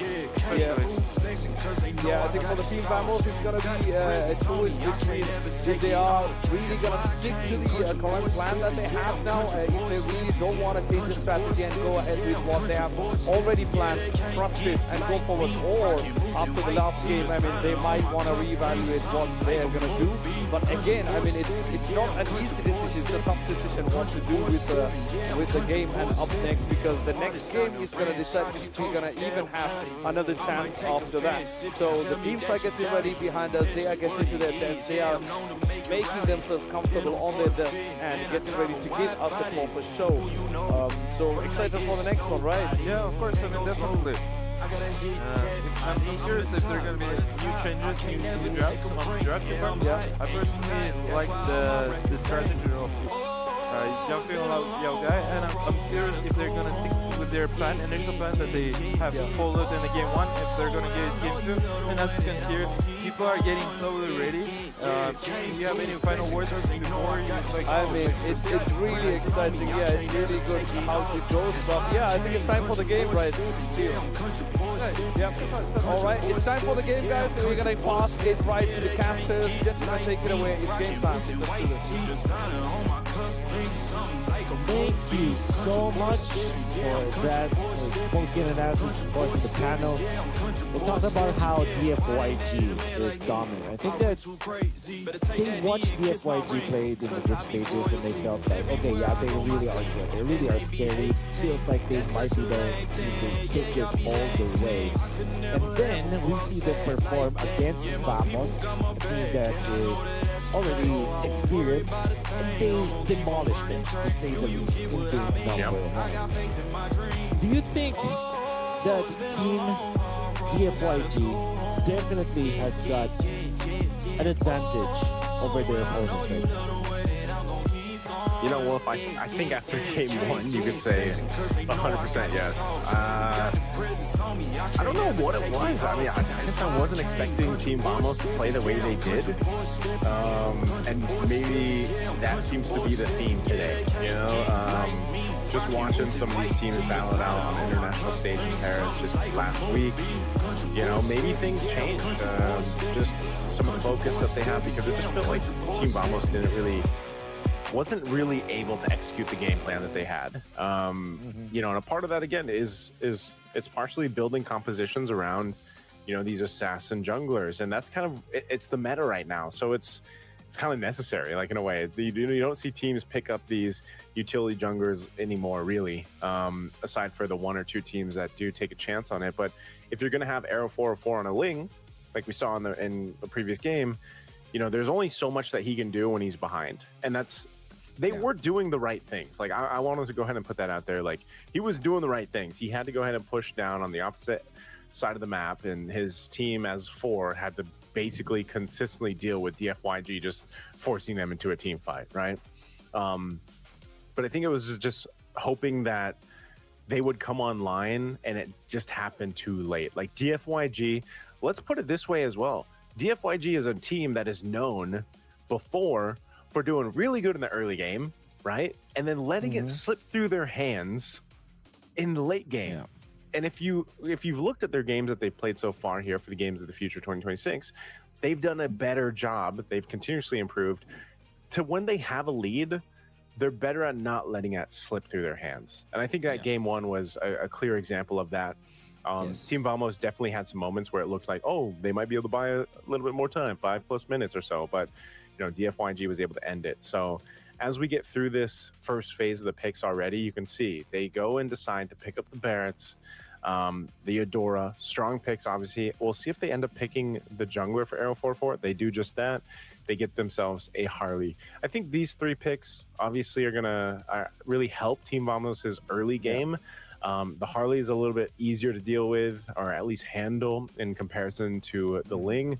You know, that burst damage that can come through between a Harley and a Eudora is quite deadly, especially when you get the Genius Wand in play.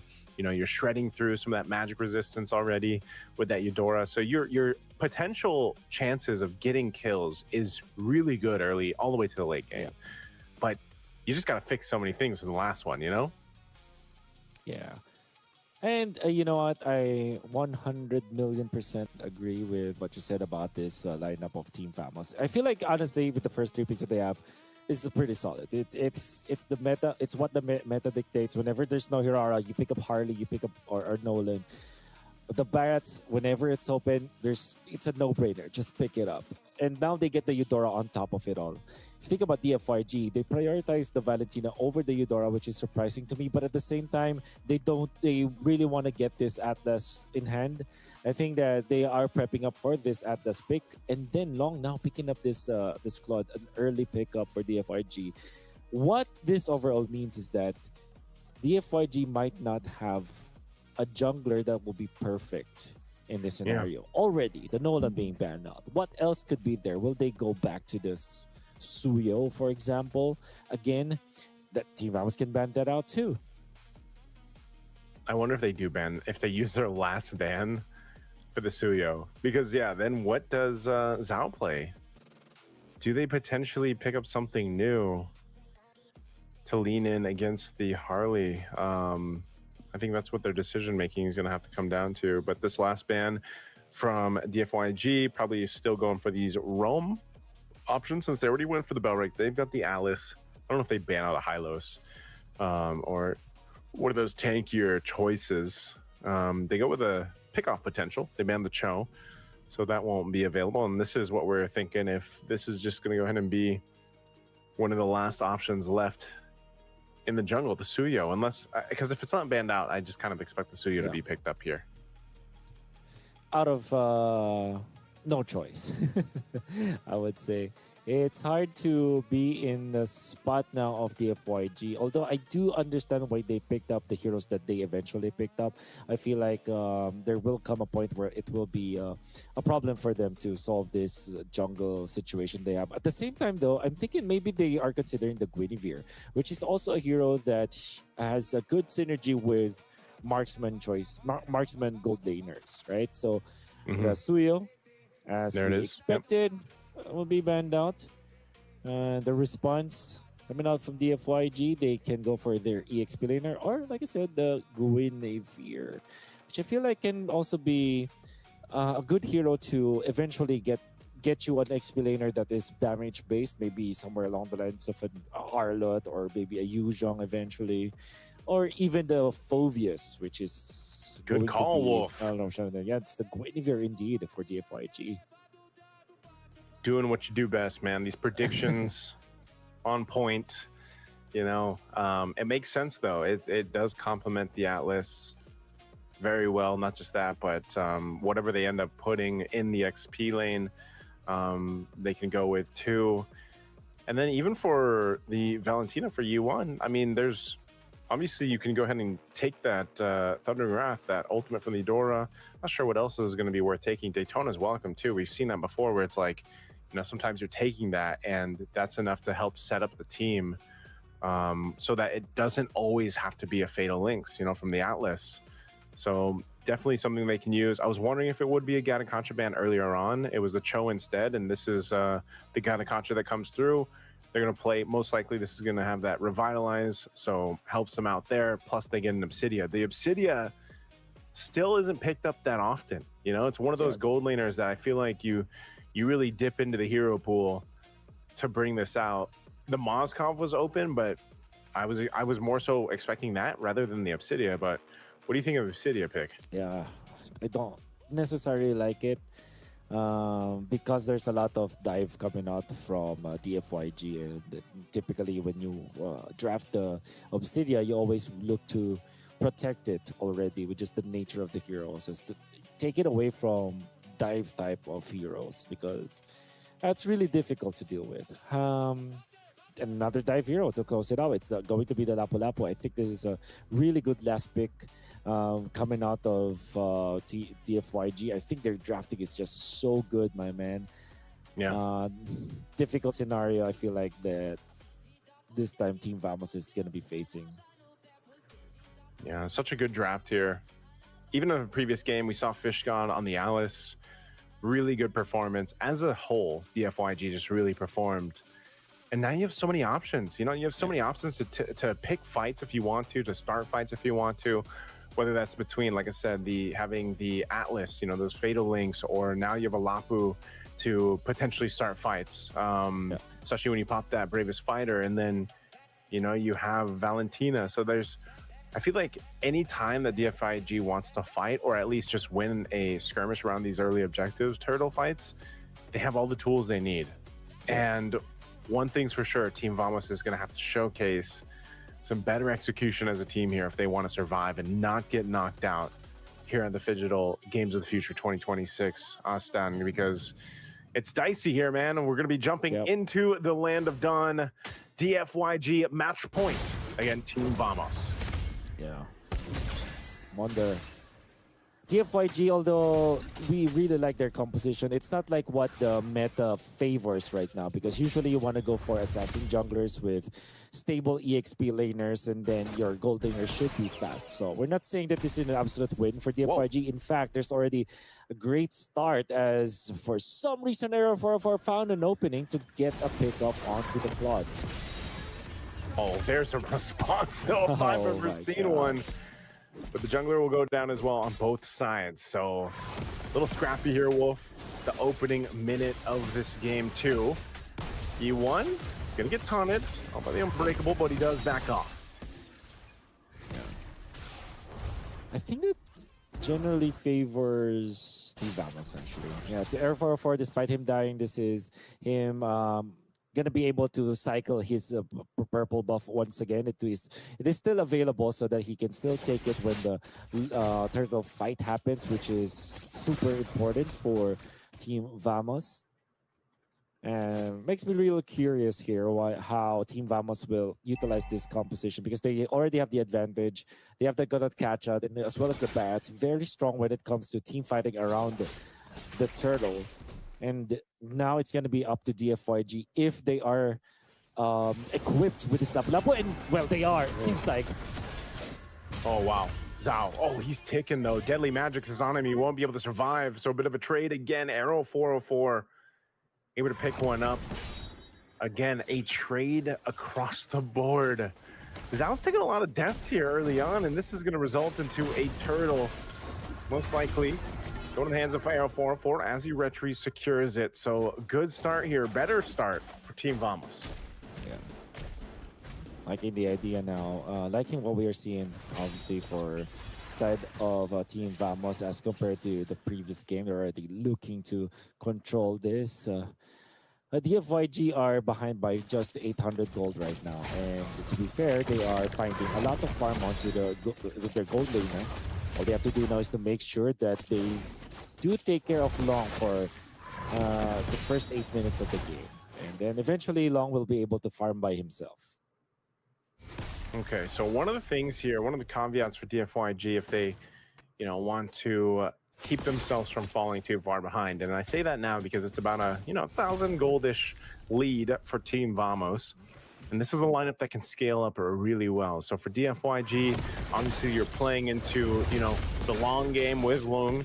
On that Claude, he needs the Trinity to go ahead and build up. The Obsidia that we haven't seen too much of in the hands of Notfero will eventually be a threat. He goes in with a Blaze. He wants that gold crab, man. Okay. But you can see, there's quite a difference in terms of even XP between the Claude and the Obsidia. So that's something that Lung's going to want to go ahead and alleviate, because he's got to be the guy to go ahead and farm up, to be that damage dealer towards this mid to late game. Okay.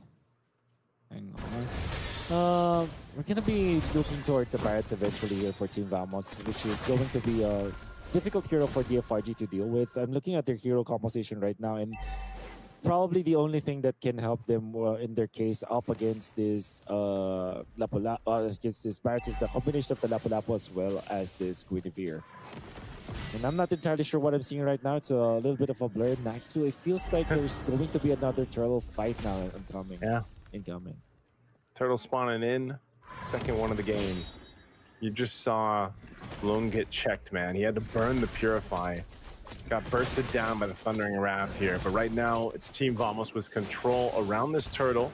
It's going to go for a bit of a reset. Zed's waiting patiently here. I'm not sure if he actually wants to go in and utilize his Fatal Links. He doesn't have it just yet, so he's just kind of threatening them, trying to push him off. But Arrow 404 is already going to steer the turtle. There's a jump in with the spatial migration, toss him in the air. Z is in trouble. Fish God able to survive, though. Sliver of health. The rest of the team on the disengage, and Yi1 holding on to the Avatar of the Guardian. So no dice on the objective, but they do get a kill for DFYG, but they're still falling behind here, Wolf. Look at this. They stabilize. They want to go for a fight now.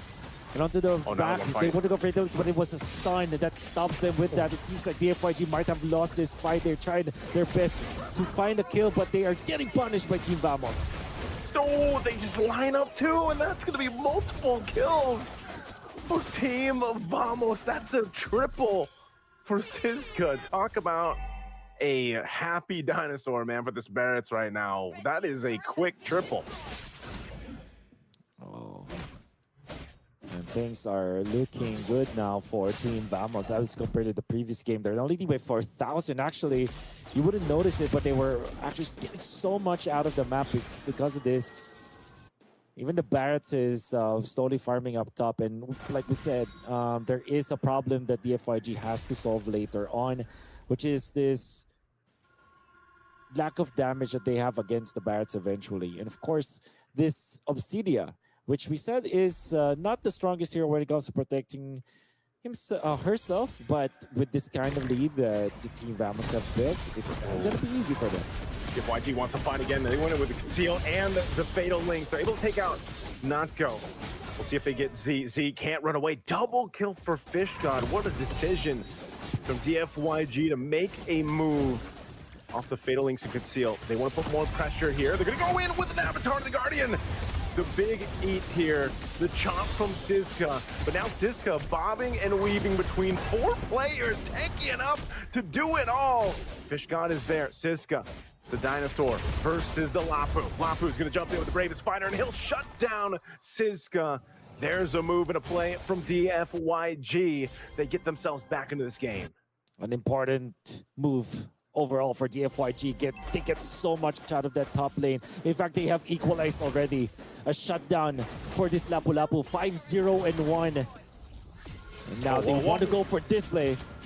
They get the Purify out. Zhao goes in, gets burnt down by the deadly magic, and now it looks like Zed's going to be next. Fatal Link's going to be used. This is not a fight I think they want to take, but there's Loong going in with the Blazing Dew, and a nice stun 2 on Notco. Notco still able to get the moves to survive.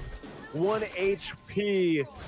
As we take a look there, a little bit closer. Now, Fish God's the one to go down. Man, DFYG just whiffed that fight. You understand why they went for it. You understand the idea. But then again, the execution was not there. Team Vamos also knew that there will be a play that DFYG wanted to do. And they have braced themselves so well in a way that they have now denied the DFYG. Now, Team Vamos is leading again at 3,000 gold. But this time, it's totally different because it's now the mid-game, 8 minutes in. You're not going to get any more openings like that up top. And items are now starting to pour in. Gotta be more crafty now if you are DFYG. Man, that's unfortunate that you know you put yourself in that situation, fall further behind when you almost equalized here. Now DFYG still in the hunt. Zed's gonna go again. He goes in with the Fatal Links. He's able to lock down Arrow 404, but Arrow 404 gets away. Good usage of the tricks here of that Harley, and now they're gonna lock down once again. Hunt of Bone from Notco, able to get the killing spree to shut down on Fish God. And now they're trying to disengage, trying to get out of this fight. DFYG just keeps throwing themselves into these fights against Team Vamos, and they're pushed off the tier 1, and goodbye Zhao. Wow, that is DFYG overheating. You would be very surprised if you see that kind of move from that team, and I totally do not understand why they went in for that play, but they did. And what that meant is that they are now going to be trailing behind even further. They have dug themselves deeper into this game. And Team Vamos are now leading by 5,000 gold. It seems like Team Vamos have been prepared for all of the desperate moves we're seeing here from DFYG, because DFYG, you really feel that they wanted to really equalize, and they are overcompensating in the process. And what that meant is that they are losing even more parts of the map, even more of the gold. Oh, let's set up again. Purify is going to be popped here. They're going to go in with the initiation. It's a big shutdown on Arrow 404. There's a stun on Notco. Notco's got to run away from the team fight, and DFYG has finally made this team fight work for them. They're able to pick up multiple kills. A Lord is for the taking, and they're going to swing down forward. This is all part of the plan. DFYG has tried many, many times. It almost felt like they were just throwing themselves at Team Vamos. Well, this time it worked, and they're going to capitalize a Lord, and that's going to be a big take for DFYG. Wow. They really tried to make it work, and guess what? They were successful, finally able to find an opening in this game. And it's gonna take a long time for them to get back into the fight, but they do take the Lord this time, so they are putting themselves in a much better spot. That's a good take there, man. Again, thinking just how much TFYG has had to crawl back into this game, and it felt like at one point they were just kind of inted, you know, tilted. It just felt like they were just going and putting themselves in these situations, but I guess that might be part of the madness here. Whoa. Lung should be able to survive that. Arrow 4-4 on the hunt. Pops the blazing. Do it. He's trying to get the last bit of damage out, and I think he does get it.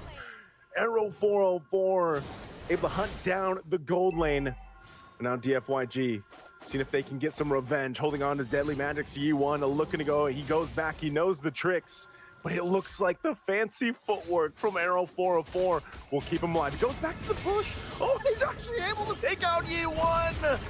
Oh, you can't catch him, but finally Zhao does after some amazing moves. And now, can the rest of the team capitalize on this? They're not going to be able to follow through, but they dealt with that push that DFIG needed. Yeah.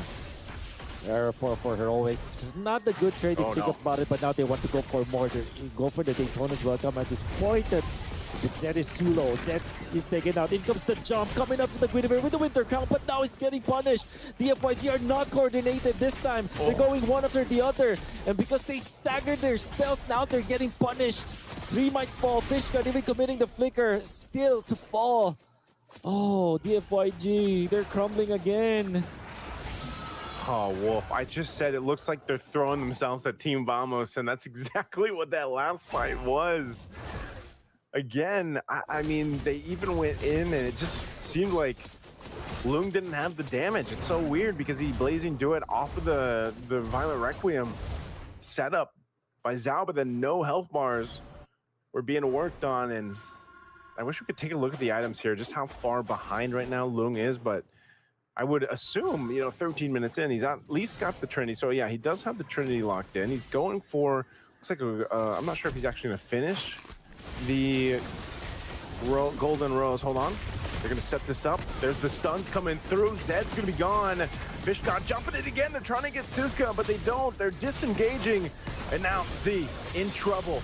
Double kill for Natko, making a triple on the hunt, looking for the Maniac if he can find one on Yi1. He's got a couple shots to go. Lung's really trying to help him, and he gets him with the stack. Can he get the Savage? Natko will lock it in, taking out 5 of DFYG.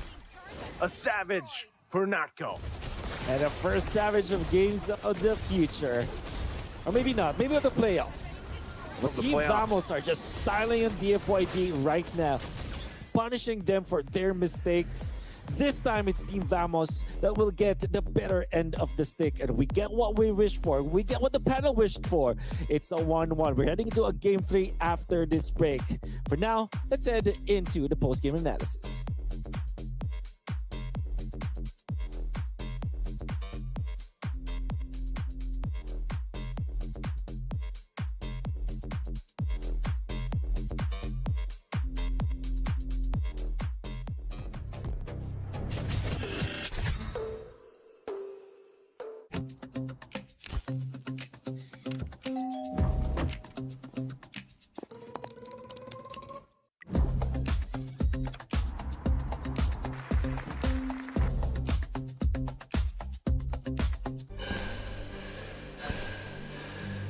Үлкеністер әр қадамы жаңа жетістікке жетелейтін марафон.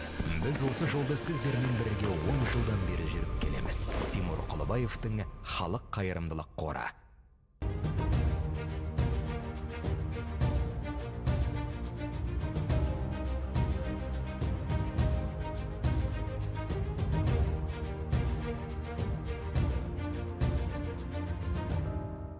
Центр кредит банкымен сіз қарапайым және заманауи шешімдердің ортасындасыз.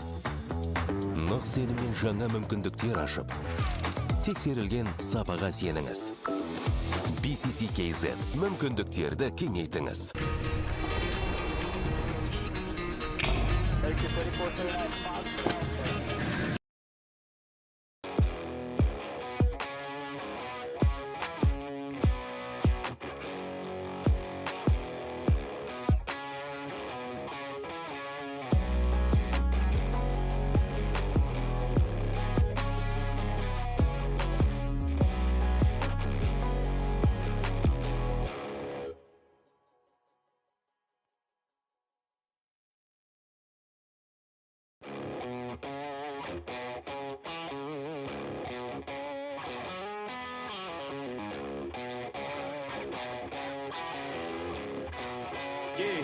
Yeah, came through flexing cause they know I got the sauce.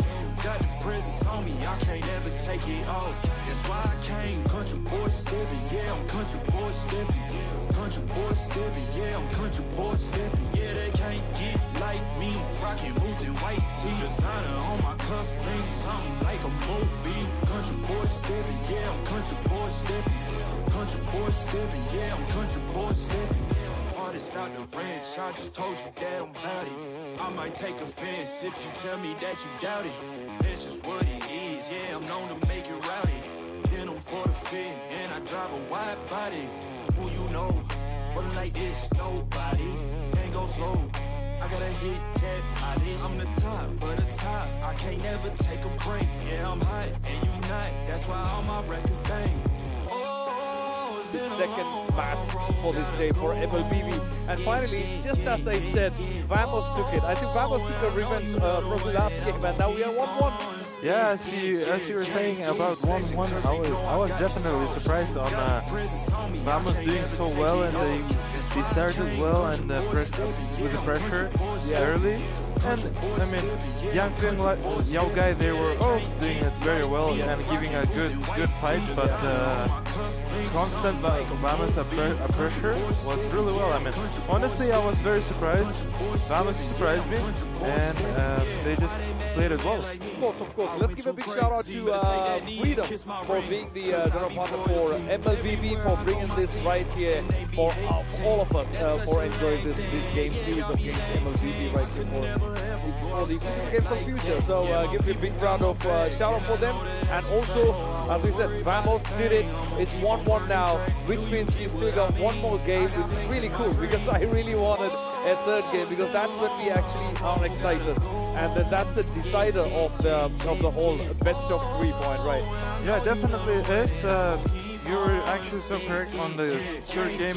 I mean, honestly, again, Vamos, they were fighting, and they kept fighting and fighting and fighting, and that's how they got into victory. I personally thought Yao Guy have a chances to close the game number 2. Honestly, I had a thinking that they'll just end it after, but they have definitely changed a little bit of draft. True. And their style is a little bit different, and that style actually helped them to manage to get to the top. That's so true. I mean, it really paid off because Vamos started with a bang. I mean, we are talking about 2 kills for Vamos before even the first minute hit. Like in the first 60 seconds, they had 2 kills, which was commendable. And up until I think in the 7th or 8th minute, as you can see, it was very tight fight. We were going like 3-3, and then somebody takes 1 point and then 1 kill, and then the other one also matches up to that. And as you see on the screen, I mean, we are about to hit the 7th minute, and we are at 7-6. I mean, that's one kill difference.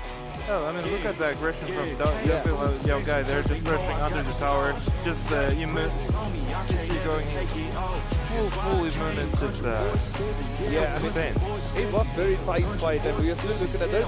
There was still a point where there was a huge lead. Like as you can see, like it went 12, and then the other team went, FYZ went 11, and then there goes the Vamos up with the more kills. And towards the end, I think it went really tight.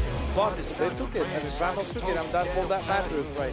Yeah, for sure. I mean, as you were mentioning earlier, the game was, the Vamos was pressuring early game, but the game felt the game is always even, up to the point where Vamos is now actually starting to get a lead more advantage, and just a godlike from, I think it was Natko, and just awesome performance from himself with a double kill and triple kill here, making it on minute 13.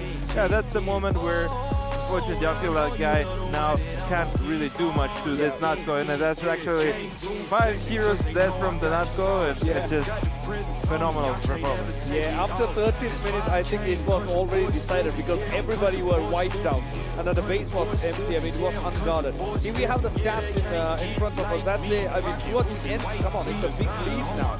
Like 10 kill difference were 22 for Vamos and 12 for the FYG. I think that was a true payback when you look at the previous game.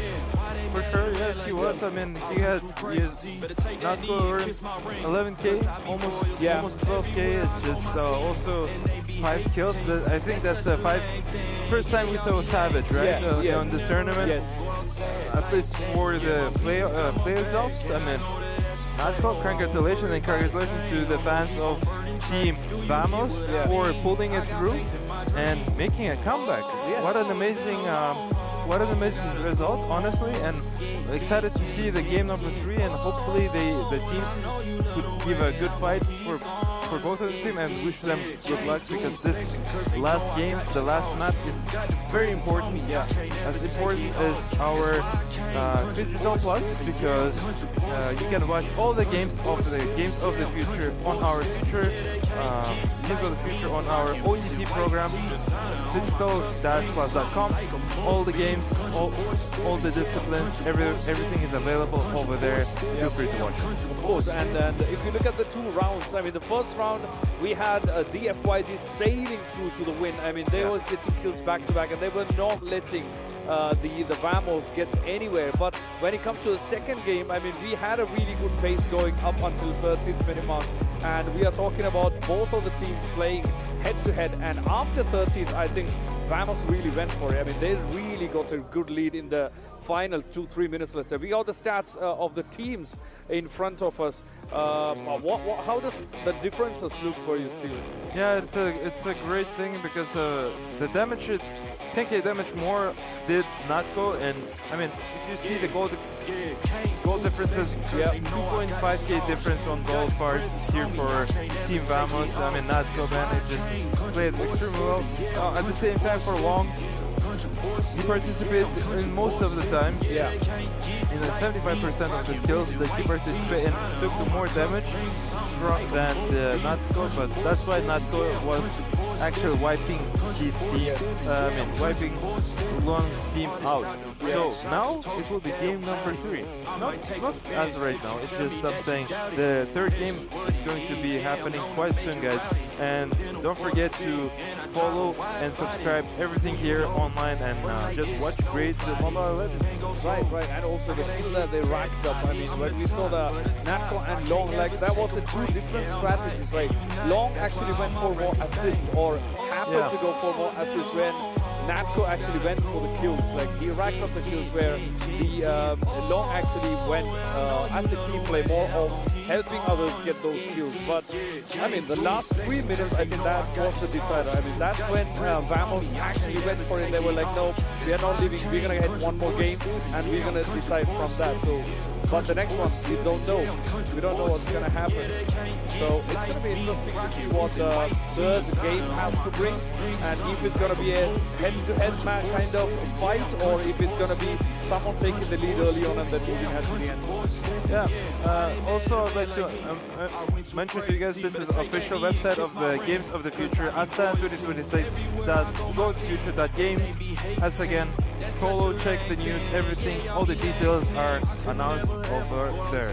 Moving forward, what do you think, who is going to win now? Is it going to be a clean sweep again from the team of DFYJ, or Vamos can make Vamos? I really think that this is gonna be a really tough competition, the third one, because both of the teams actually showed their strong sides. I mean, Vamos are known for their mid-game skirmishes, but I think the first game they actually didn't get the grip of that, but I think the second game they really got it together. So now, since in the first game, FYZ actually proved their strength, and in the second game, Vamos actually proved their strength, and now it's like both of them are strong. So third game is going to be a tough one. Strong, just like both. That's why both are participating at the Games of the Future 2026 here in beautiful Astana. As you guys see, our futuristic type and everything is just so beautiful.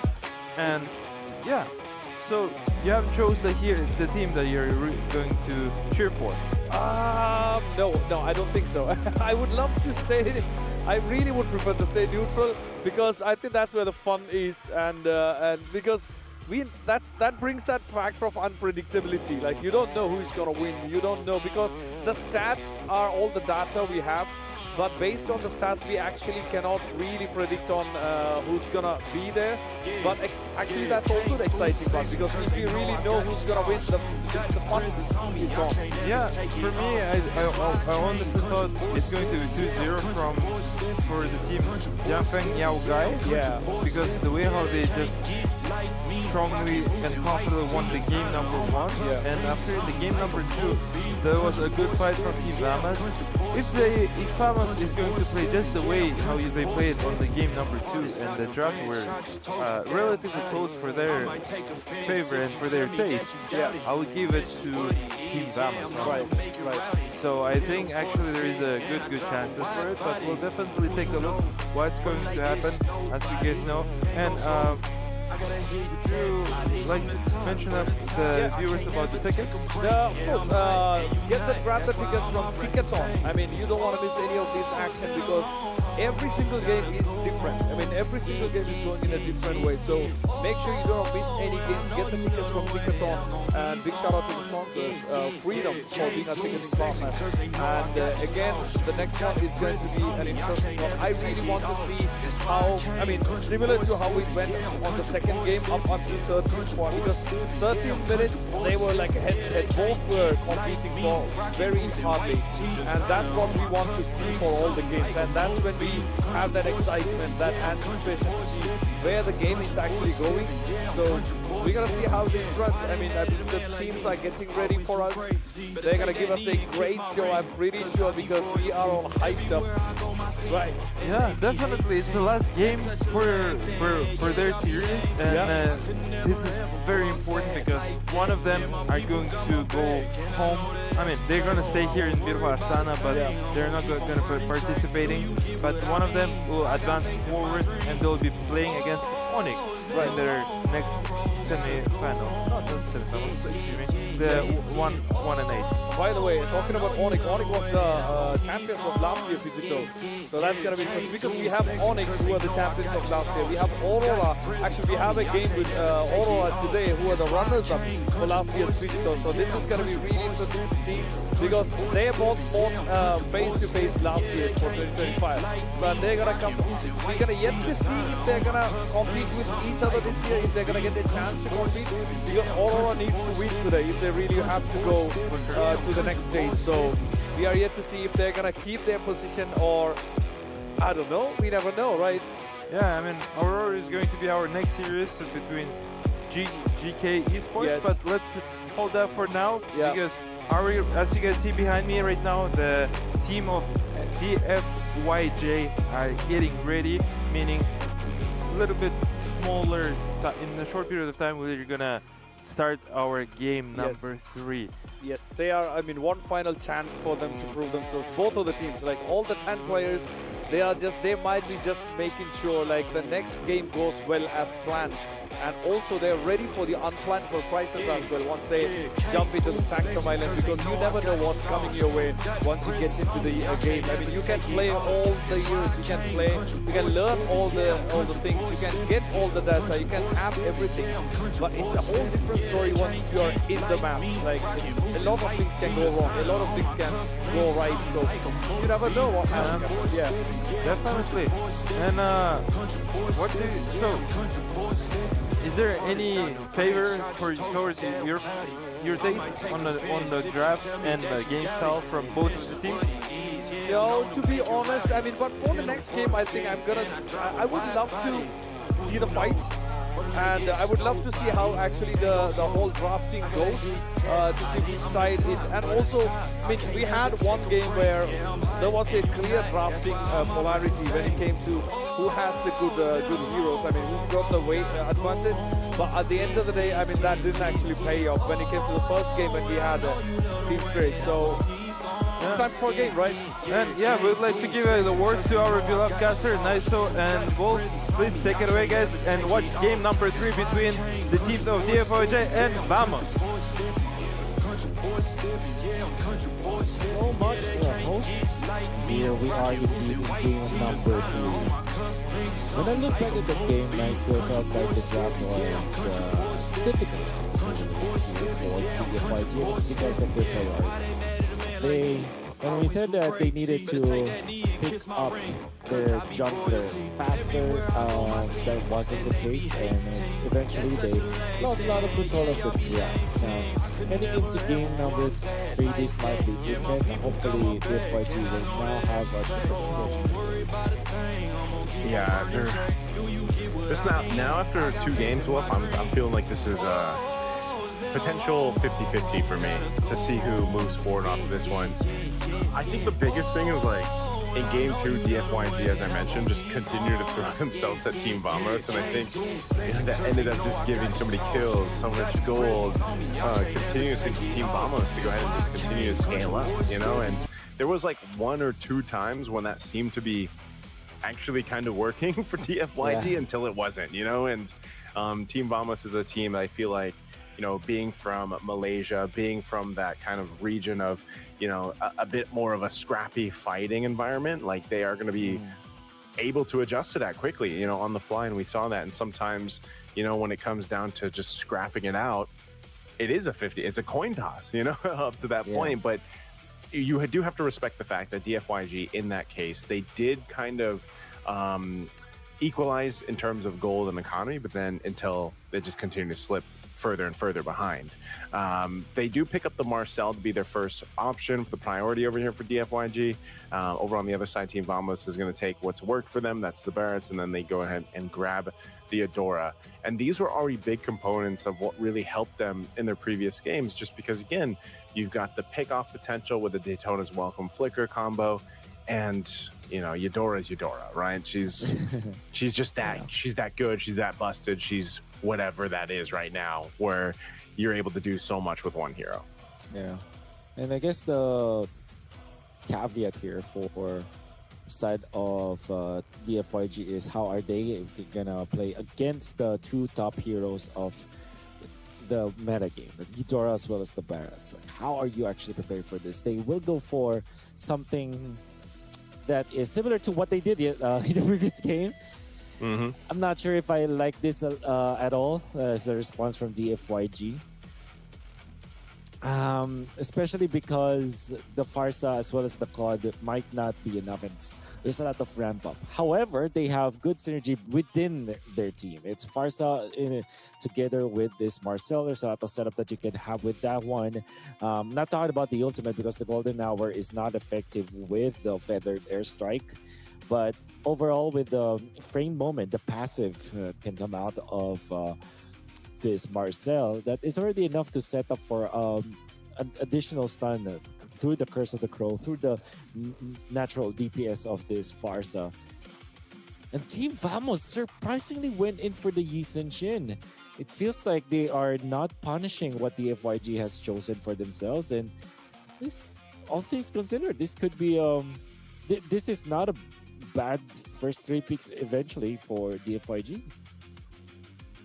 I think the biggest struggle that we saw from their team fighting potential from the last game was just getting the Claude like online, but then making sure that you had, you know, you were able to juggle the stacks, you know, get the stacks, the Art of Thievery that you needed, being able to move in with your BMI without getting blasted, you know, and then actually getting the uptime on the Blazing Duet, because if you fall too far behind, it's like you mentioned, Wolf, you got the Sparrows, you got this really tanky front line, and whatever else they decide to put in the roam here for Team Vamos. And eventually that Claude, like, you just need to be able to be on time for your Trinity, which is like around the 9-ish minutes, you know, 9-ish minutes to have that Trinity item set locked in. And then, but if you fall too far behind, and part of that happened because Zhao Shui, you know, he died how many times early on in the previous game. And clearly, as a jungler, you don't want to be putting yourself in that situation. I think Arrow 404 is one of those junglers that, you you know, if you're going to invade his jungle, you're going to go ahead and try to make, you know, put pressure on him, then he'll actually just fight you back. And, you know, sometimes 0-4-4 dies, but, you know, often, like we saw in game 2, he was actually able to win a lot of those fights. So I think if you're going to do that, if you're Zhao, you really need to have a game plan with the rest of your team, or at least Zed, to make that, you know, the most profitable decision, because then you can't even compete against objectives, and that's a big problem. Yeah. See what you mean out there, because the problem that I'm looking at the DFYG is that all of their heroes needs a lot of ramp. And thinking about like Marcel, this is a roam hero that is not the strongest in the actual early stages of the game. Will actually rise when it's like the third turtle, where you have a lot of stacks already with your Thunder Belt, maybe about 10 stacks, and then you're going to be very tanky afterwards.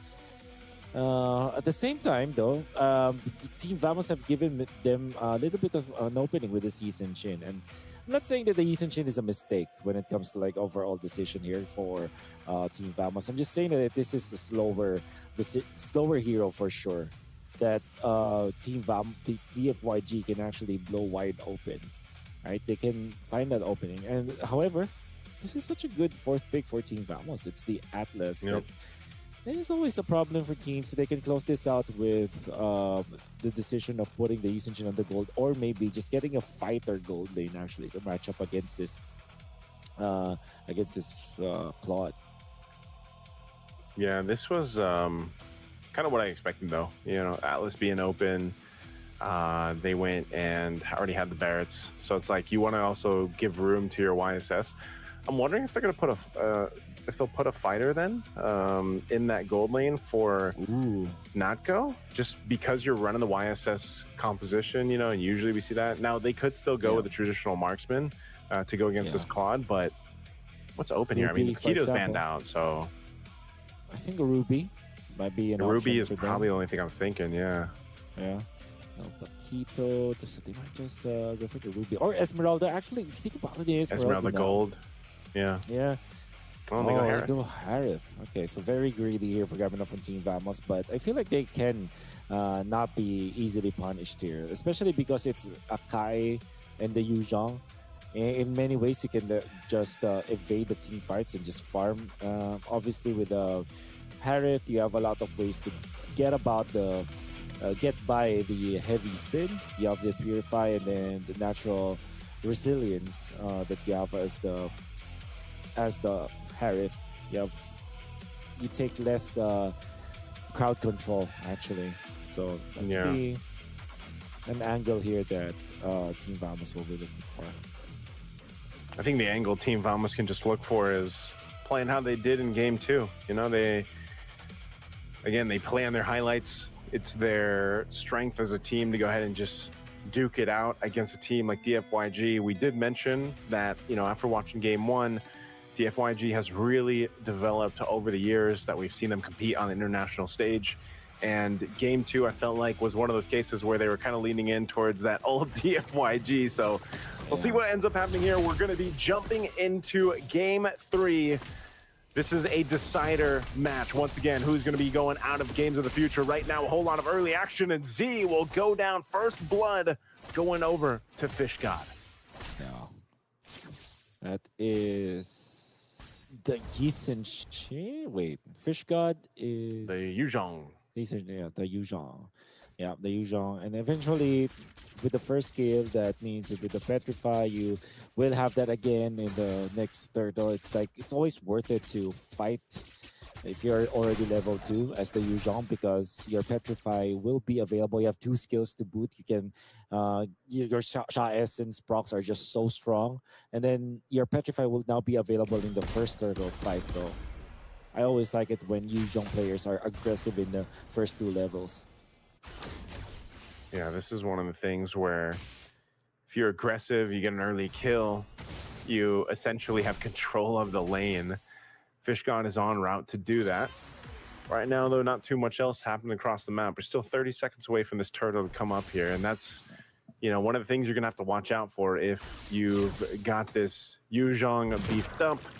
You know, then you've got to deal with that threat of the dragon form. Already some poking on you one. Gonna back off. Oh, they jump in forward. Arrow 404 able to pick up a kill, so now evening out the odds here. He's going to get a little bit of extra gold too off this mid gold plating turret. Natsko going 1v1 with Lung. We'll just go back to lane. Turtle's up though. Yeah. Oh, the initiation onto Zed, but Zed survives. Unfortunate for Team Vamos out there. Did they commit the ult? So I can see it. They did commit the ult, if I am looking at this properly, because it's like inverted. And Zhao Shui will get this turtle. Turtle's going to be secured. Daytona's welcome use. DFYG though. I think they're going to go put pressure on this purple. Looks like they will. Arrow 404 going down. Fish God picking up another kill, and now we're going to take down this buff. Again, Fish God in that dragon form, but Yi1 goes down. Clarkoon able to pick up one himself and just split across the map. There's a whole lot here going on. Yeah, just everywhere. I mean, they wanted to take the purple. I think, did they get the purple buff? It looked like DFYG did. But yeah, again, these are flipped right now. I know it's throwing some people off. Just like me. Well, yeah, we'll try to use our brain power to extrapolate the proper data when you're looking at this one. But one thing is for sure, this Yu Zhong is having a great time, and the EXP lane. Never see the Yu Zhong be successful in the early stages. It means that your control of the neutral objectives will be way higher. And DFYG likes that. DFYG, because of the Sakai that they built on, and eventually they will collect their dues with this claw that they have in the latter portions of the game. It's going to be important for them to take care of the three turtles in the early stages. Of course, you have a lot of tools to do with that. And if you're the Yu Zhong, you're very happy to start this good. Yeah, you could be any XP laner, but more so if you're a Yu Zhong, again, early start, gain control pretty well in there. And now for DFYG, they're going to set up for this next turtle. They already got the last one. See what they end up doing. Again, you don't see too many junglers right now picking up these utility picks, but at least for Zhao, it's serving a purpose, and that purpose right now is locking down objectives, staying alive long enough to make it happen too, and not worry too much about, you know, just getting blasted here. A little more room to work with. So now he's going to go ahead and start with the turtle. Look at this top side, though. They don't want to put pressure on Lung. It looks like Lung, actually, they're still up there. They might just trade this turtle for a fight up on the top lane as they're trying to keep things together. Turtle secured by Zhao. Zed's going to be okay, too, and in time, it looks like they'll make it back. Yeah, turret going down. A little bit of a pressure here on this side of the jungle, but still, the teams are relatively even. That's definitely something that's been different so far in Game 3 in comparison to the last two games, where it was more so one-sided to favor each team. But now you're up to this point. Mid lane, some bursts coming down. Summon Force going to be used, too. Golden Hour already to follow through. Zed trying to get away. He might get caught into a fight, but a good response from Zhao will keep them from following through. It looks like Team Vamos wanted to go ahead and capitalize a kill, but they weren't able to. So it results back to a reset. Yeah.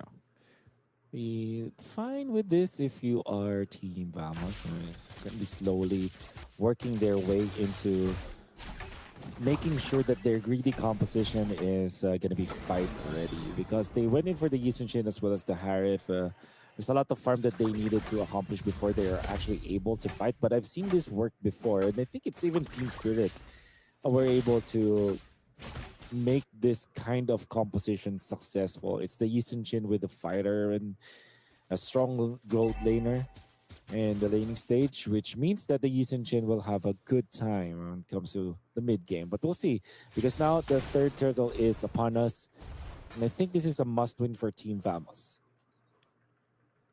Yeah, at this point, last turtle coming up. Again, expanding rivers for this map too. We'll bring them down to rotate quickly. Zed's gonna have to burn the flicker. They've got control around this turtle too, and it looks like Arrow 404 is gonna get here in time, using that Mountain Shocker. There's the Fatal Links into the Feathered Airstrike. They go through. He's gonna go for Zed. Zed, sliver of health. He's still gonna be able to survive. Yi1 secures the turtle for the team. 3 for 3, a huge knockup from Fish God, and now under the tier 1 and tier 2. Zhao was looking for more, but he's just going to force them back so we can get this turret alongside the team here for DFYG. Right now, they're winning the objectives. Yeah.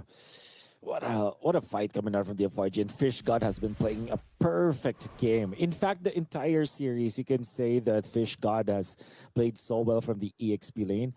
This time, DFYG have put all of their investments into action already. Activating that Claude, they were able to push a turret after winning the team fight, and because of that, they have inflated their lead to 4,000, might even go higher as they are pushing the bottom lane. And they are looking to invade as well. All right, let's see if they can pull this off once again. At this point, you know, it's been a lower kill game as you look at the items here too. You've got the lead right now, especially in that XP lane. That's why we were talking about those early kills that built up for Fish God are just proven to be a really difficult point for Team Famos to get through. Now, that doesn't mean to say they can't. Just more so, again, dealing with that pressure of the Black Dragon form. Once it's popped, once it comes through, it provides so much space. Not only that, but if you're clumped up around the Fatal Links that is the setup from Z, you put yourself in a very tough position to get petrified and, you know, thrown into the air and then into a Blazing Duet Feathered Airstrike. And those combinations, and even that Golden Hour are working so well right now for DFYG. This is exactly what I was talking about. They already pop it. There's good burst on Arrow 404. And now Z is going to be in trouble. Chased down once again. Shaw Essence is going to be stacked up. And here comes Zhao. He can heavy spin if he wants to. But they're just going to go ahead and cap the kill out. Didn't need to burn the ultimate. So they pick up 2 kills. Again, Team Vamos getting punished on the positioning here. And costly punish is what I was looking for. It's mainly because of the Lord now being available for DFYG. At this stage in the game, 9 minutes in, you would want your Yi Jin to be in action. You wouldn't want your Harith to be contributing to the team fights, but as it stands, it was not the case. DFYG are now winning by so much they even dodge Miss Barrett's ultimate. The Lord is gonna march into the top lane for DFYG. And that means that they can actually collect another turret here in the bottom lane. Okay. The Lord's gonna be up here to deal with up on that top side for Team Vamos. These tier 2s are gonna fall here. They're facing a deficit of nearly 5,000 or 6,000 gold. Holy Defense Shield still up, but these are most likely going to pop. A Feathered Airstrike going to be used. I'll clear that wave out. Right now, DFYG looking to knock on the base turrets here of Team Vamos. I just don't think they're ready to fight yet. It doesn't seem like Notco is able to go ahead and be that much of a threat in these fights on the Harith. So the waves will be cleared slowly but surely as that Lord makes its way up top. We're going to see some shields being popped here. Win forward. Be looking at Zakif actually having to back out of there with the Lord being pushed. Look at this, the Feathered Airstrike preemptively used for the finish, but a good so-called teamwork. Oh, nice with the jump. And the jump in. Oh, E1 could be in trouble. Natko able to go ahead and convert a kill, but the rest of the team is forcing a fight that they don't want to take here without Natko. Mountain Shock are going to be used. And without E1, DFYG could be in a bad position here. They're going to have to get away. Zekif, top of the conceal, given the call. He doesn't have the Fatal Links though, so he's just trying to slow them down and keep them away from the base. So DFYG off the first Lord will just get that one base turret. And all things considered, I know that this will sound crazy, but I think that's DFYG happy with that trade. They just sacrificed their mid laner. They have a lot of battle spells going to be ready in the future, and they have pushed the top lane turret. That means that they are going to be holding on to their 5,000 gold lead. Obviously, we don't want to lose anyone on the siege, but DFYG just losing one of their heroes, I think that's overall good for a Chinese squad right now in order for them to eventually take over this game. And this squad is now very happy about what's happening. Okay. I'm not sure if he was going to follow through with that or not. Little defensive items being picked up here, though, too. Z picking up the Athena shield to help with some of that burst coming down from Yi1. It's one of the main problems is surviving that feathered airstrike once it's dropped down, not being too low. Holy Crystal now locked in for Natko too. You could say he has been online, but even more so now with the Holy Crystal. It's like they just want to go for this fight. See if they can bait something out. The Lord is coming up though, so they want to maintain their ultimates and battle spells while they can. Still 20 seconds on some of these flickers for Team Vamos. That's going to be crucial for them. So if they can delay this Lord take by DFYG, that might be able to go ahead and even out the grounds to secure it. Already starting up. Feathered airstrike going to be dropped down again. Burning things through. Arrow 4-4 there. Zed dropping down. He already used the golden hour, and now Fish God might be in a bad position. Jumps back in. Is able to take out Clockcoon, but the rest of the team fight's going to fight off into the jungle, and they take another route, and that's Natko. 3 fall for Team Vamos, and DFYG will go ahead and take this Lord. And that was such a good way to approach the team fight for TFYG. Typically, when you see a Yu Zhang as well as the Akai, you're tempted to put all of your eggs in one basket and combine the crowd control of the Yu Zhang as well as the Akai to set up for one another. But this time, they staggered it. They put the Yu Zhang into the backlines to force out the eventual kill onto Natko. And of course, to zone out where Era 404 was. And then the front lines now being worked on by Zhao Shui as well as Long.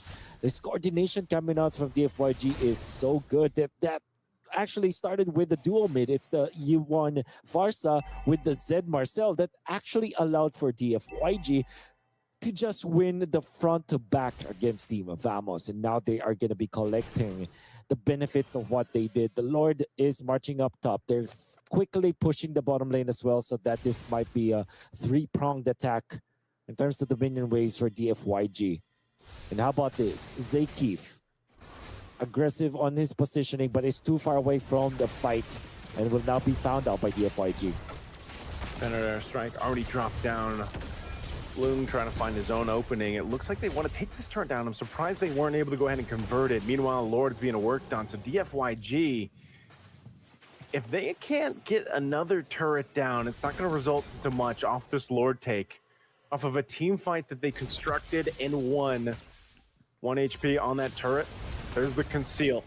You're going to look for this play right here. They're all fighting for it. Black Dragon form going to be used already. Heavy spin as well in the defense. Natko bobbing and weaving through that Zaman. Forsky's dropped so low. He was trapped into the golden hour. The rest of the team, though, tanky as hell. Can they defend without Natko? Right now, holding on to the one base turret in the mid lane. They're still okay. Leading up in that front side. The stuns come through. They're trying to delay this. Daytona's welcome into the wall. They're going to lock it down. There's a Thundering Wrath. Z is gone, though. And still, Zhao is able to survive. A feathered airstrike comes through.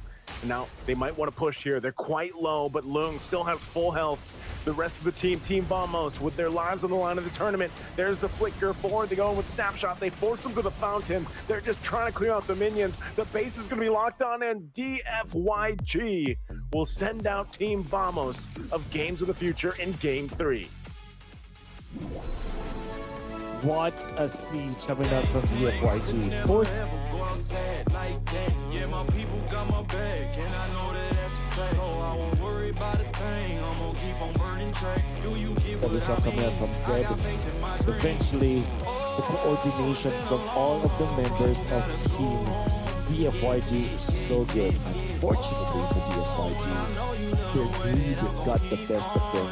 And that's going to be the end of the line for them. Still GG's, they still went 2-1. But now, it's DFYG to celebrate. Going to be heading back into the studio, into the panel to talk about more of that game as we congratulate the victory of DFYG today.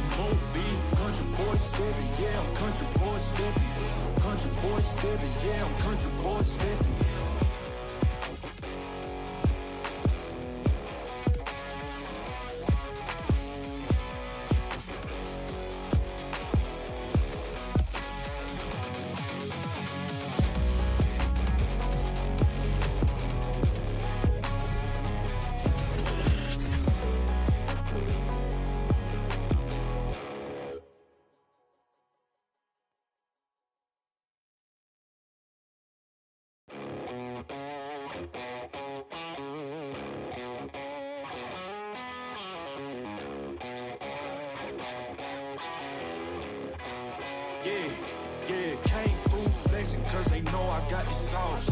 Got the presence on me, I can't ever take it off. That's why I came, country boy stepping, yeah, I'm country boy stepping. Country boy stepping, yeah, I'm country boy stepping. Yeah, they can't get like me, rocking boots and white tee. Designer on my cuff, ring something like a movie. Country boy stepping, yeah, I'm country boy stepping. Country boy stepping, yeah, I'm country boy stepping. Artist out the ranch, I just told you that I'm bout it. I might take offense if you tell me that you doubt it. That's just what it is, yeah, I'm known to make it rowdy. Then I'm for the fit, and I drive a wide body. Who you know, running like this, nobody. Can't go slow, I gotta hit that body. I'm the top, but the top, I can't never take a break. Yeah, I'm hot, and you not, that's why all my records bang. Oh, it's been a long, hard road, gotta go home. Yeah, yeah, yeah, yeah, yeah. Oh, and I know you love the way that I'm gon' keep going. Yeah, yeah, yeah. Can't do flexing, cause they know I got the sauce. Got the presence on me, I can't ever take it off. That's why I came, country boy stepping, yeah, I'm country boy stepping. Country boy stepping, yeah, I'm country boy stepping. Yeah, they can't get like me, rocking boots and white tee. Designer on my cuff, ring something like a movie. Country boy stepping, yeah, I'm country boy stepping. Country boy stepping, yeah, I'm country boy stepping. Yeah, why they mad at a man like me? I went too crazy. Better take that knee and kiss my ring, cause I be royalty. Everywhere I go, my scene, and they be hating. That's such a lame thing, yeah, y'all be lame teams. I could never ever go outside like that. Yeah, my people got my back, and I know that that's a fact. So I won't worry about a thing, I'm gonna keep on burning track. Do you get what I mean? I got faith in my dream. Oh, it's been a long, hard road, gotta go home. Yeah, yeah, yeah, yeah, yeah. Oh, and I know you love the way that I'm gon' keep going. Yeah, yeah, yeah. Can't do flexing, cause they know I got the sauce. Got the presence on me, I can't ever take it off. That's why I came, country boy stepping, yeah, I'm country boy stepping. Country boy stepping, yeah, I'm country boy stepping. Yeah, they can't get like me, rocking boots and white tee. Designer on my cuff, ring something like a movie. Country boy stepping, yeah, I'm country boy stepping. Country boy stepping, yeah, I'm country boy stepping.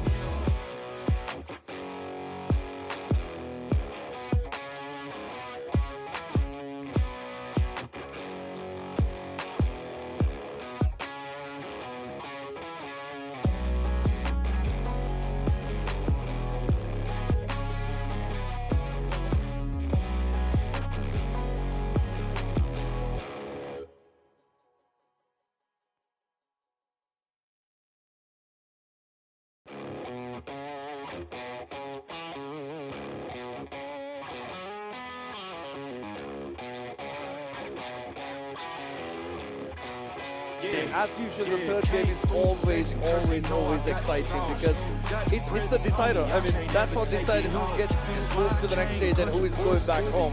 And we have a winner from last one. The FYG have taken the third game as well. So we got 2-1. So, I mean, the FYG is moving to the next one. And we got someone special from the FYG here. Yeah, we have a guest from team Yang Feng Yao Wai player. So, hello and welcome to the test. How are you doing? Hello, I'm doing fine. It's just one, so of course we are happy. We're very happy and excited to see you here. What do you feel about the third game win? Because the first game, I think you took a big lead. Like you had a huge difference in the kill count. I mean, when it comes to the other team as well. And then the second game you pulled a bit back, but the third game you swapped everything. I mean, you swept the whole thing. Yeah, the first match was quite smooth for us. Yeah. Everything went well. But then the second game, the enemy, they got their comfort pick, so the play style was quite different. So it took us by surprise. So in the third match, we reflected on it, and then we just recovered mentally, and then we just played our best. Yeah, definitely. You actually showed your best, and it was really amazing how you guys pulled it through on game number 3, on the turtle one, on the minute 3. What happened on the game 2? We just had some... the enemy took a lot of windows that impacted in the game. Like they got a lot of pickups that they shouldn't have. So yeah, that's what went wrong in the game. Right. The first one, after the first one, when you moved to the second one, did you plan to make any changes in your strategy, or you were like, okay, we got the first game, we have everything, all our plans in proper, so we might as well go with the plan? Or what were there any changes when you thought about going to game 2 after win? There weren't really any changes. We just told ourselves, don't let this first win affect us, so that no one gets too overhyped maybe. So we just stay calm and then play the same way. Fantastic. That was really good. That was really smooth. Now, besides everything, congratulations first of all for advancing forward. Do you have anything to say now to Team Vamos and just to the players themselves as they are now eliminated from the tournament? Actually, it's the second time we face them. The last year we also faced them in this tournament, so it's nice to face them again. And I think their jungler is actually quite gifted mechanically. Fantastic. Anything you need to say to your fans, because they're gonna be there all the way to the end now? I would like to thank to our fans. Maybe there aren't many fans overseas outside of China, but I hope that thanks to these matches and the way we show our playstyle, there's more people that continue to support us. Yeah, and just last question before we let you go, how is Kazakhstan for you? Is it your first time here? And how is the food and everything, the people, the culture? Yeah, it's our first time in this country, and I think it's quite nice. The people is quite friendly, and overall, I would say the food in this country is quite tasty. Yeah, tasty. Really good to hear that. That was a player from Team DFYJ. Thank you very much for your time. So much appreciate you, and good luck tomorrow. Congrats again. Hopefully see you guys again, right? Yeah, hopefully see you guys again, and good luck tomorrow. Thank you for your time. Once again, that was a player from Yao Guy, and that was, we'll take a look at the highlights. Let's go and watch what happened on the different games. Hi G. Yeah, what an absolute game. Also he spoke really well English. Yes, it was amazing game. It's always amazing when it's the third game after a tie, right?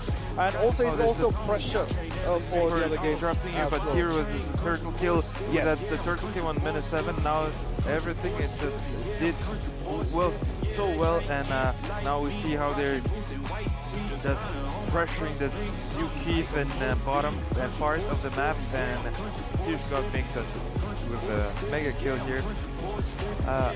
Honestly, I feel when the enemy team is pushing your base at minute 10, it already feels to be very over. Yeah. It's very stressful. Having guests over at your house when it comes to MLBB. You really don't want guests at your house at MLBB. It's always a terror. But it was a proper fight towards the end, because there was a clear lead when it comes to, as you can see in the highlights. It was 9-5 towards the 14th or 15th minute. That's like 4 kill lead. So it's either you go all in and somehow get it back when it comes to Team Vamos, or the FYG just seal the deal, finish it off there and then take away the win, and of course move ahead to the next level. So 2 matches down. We got 2 winners for today and 2 more to go, right? Yeah, man. Well, look at this guys. They're smiling and everything, and also the loss for Team Vamos. A little bit stressful game for Team Vamos, but hey, they managed to come here at great event called Game of the Future. Now we're seeing the scoreboard of the match, and what an absolute chat here. We see ZZ. We got a 5 kill lead for DFYG, and I believe the top kills goes to Fishgod with 5 kills and only 1 death, which is good.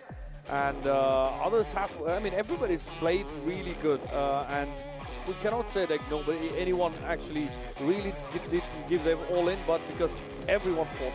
Because this was the only chance that they're gonna get. So So, of course, let's give a big shout out to Freedom for making all this happen, because MLBB, we only have 3 more days. And of course, big shout out to Freedom for being the general partner for MLBB, bringing here in the physical games of the future. And you don't want to miss any of these games. Make sure you watch all of them, because as day goes and as matches go, number of teams are getting reduced every single time, right? Yeah, I mean 100%. First, we're thanking Freedom, and we're thanking all the participants who are participating here at beautiful Czech Arena. I mean, now we're gonna say goodbye to Team Damas, and I like how he just said earlier, right, on the interview. What did he say? He said we've already played against them on this tournament actually a year ago, so they actually had a match between each other, and it's good to know actually. Yeah. To know the histories behind the teams and stuff. Right. Yeah. Moving forward, I was saying that Jangan Yao Guy is the team that has really good potential after game number 1. I mean, the way how they just played the game number 1 was very clean, very smooth. But again, also not so, right? From the team Vamos, he just played phenomenal so well, so that he managed to get 5 kills together in a row. How do you guys call it in this game? Like when one player does the 5 kills? I mean, I think 5 kills. I don't know. It's pretty exciting. In Dota we call it Rampage, for example, and it just was amazing. Like first time I see the Rampage, let's put it that way, in this beautiful game of Mobile Legends. And I think the hero damage difference was really huge. The hero damages, I mean, when we look at the stats, I mean, that was a big difference in the hero damage. But of course, as we said, like, do not miss any of these games. You can get all the tickets for all of the games that's happening here at Games of the Future from ticketon.com. Make sure you grab the tickets. We have the QR code up on the screen. Make sure you scan it and get the tickets, because we have made it easy for you. You don't have a reason not to buy the tickets and enjoy the game. So we still got, I mean, we are at literally halfway for today. Like 2 matches down, we got 2 more to go. And we have the MVP. What do you think, Stu? Your MVP participated in all 100% of kills. What an absolute champ. Didn't steal any single kill, just died once, and he was just with us the earlier. ZZED, and a great player. Also would like to appreciate them for, I mean, just being nice. And now tomorrow he's gonna participate again against the team Onyx, right? As we were saying earlier. Yeah. So best of luck to them, and we can slowly move forward to about our next game, GK Esports against Aurora Gaming. That would be very quite interesting matchup. Yes, both strong teams, I would say. I mean, both are strong, because we have already seen where Aurora is coming from. I mean, they've been the runner-ups from last year. I mean, they're second. They were in the finals last year, so they might be definitely looking to get there towards the final. We have the whole structure here on the screen. Now we have done 2 games. We still got 2 more to go. As you can see, GK versus Aurora is coming up next. And then, of course, we have a Rune Eaters versus Pro Esports after that one. Yeah. What do you think about the teams, DK and Aurora? DK and Aurora, I don't really know what to tell you, because I'm not from this discipline myself.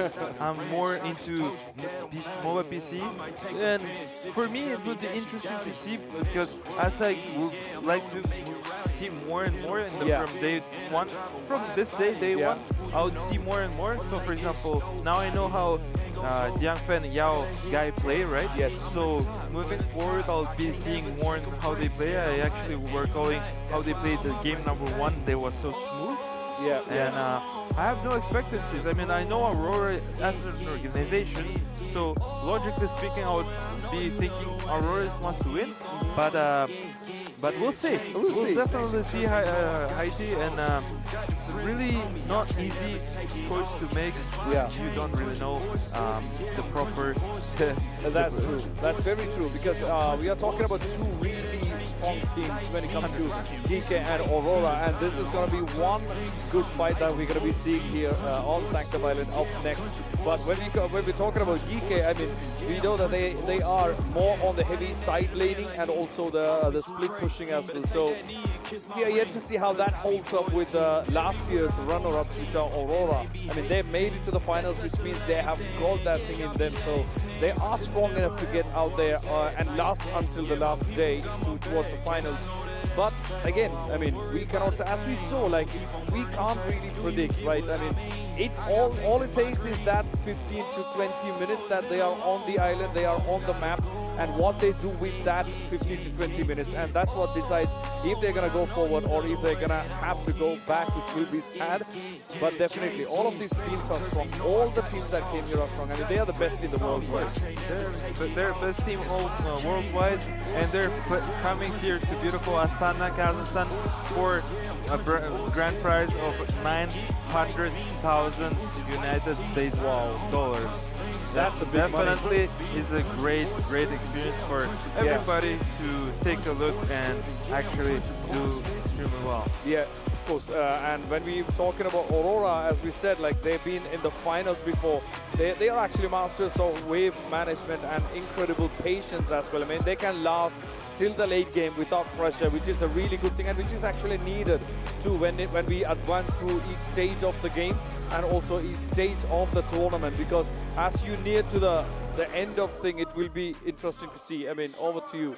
Yeah, definitely. And besides that, you know, Haiti, I would like to mention to our people that official website of the Game of the Future Astana 2026 GoFuture.games, and make sure to check it out and watch the news and watch everything over there and to keep yourself updated. Indeed, indeed. Yeah, I mean, 2 teams, 3 rounds, hopefully 3 rounds. We don't know yet.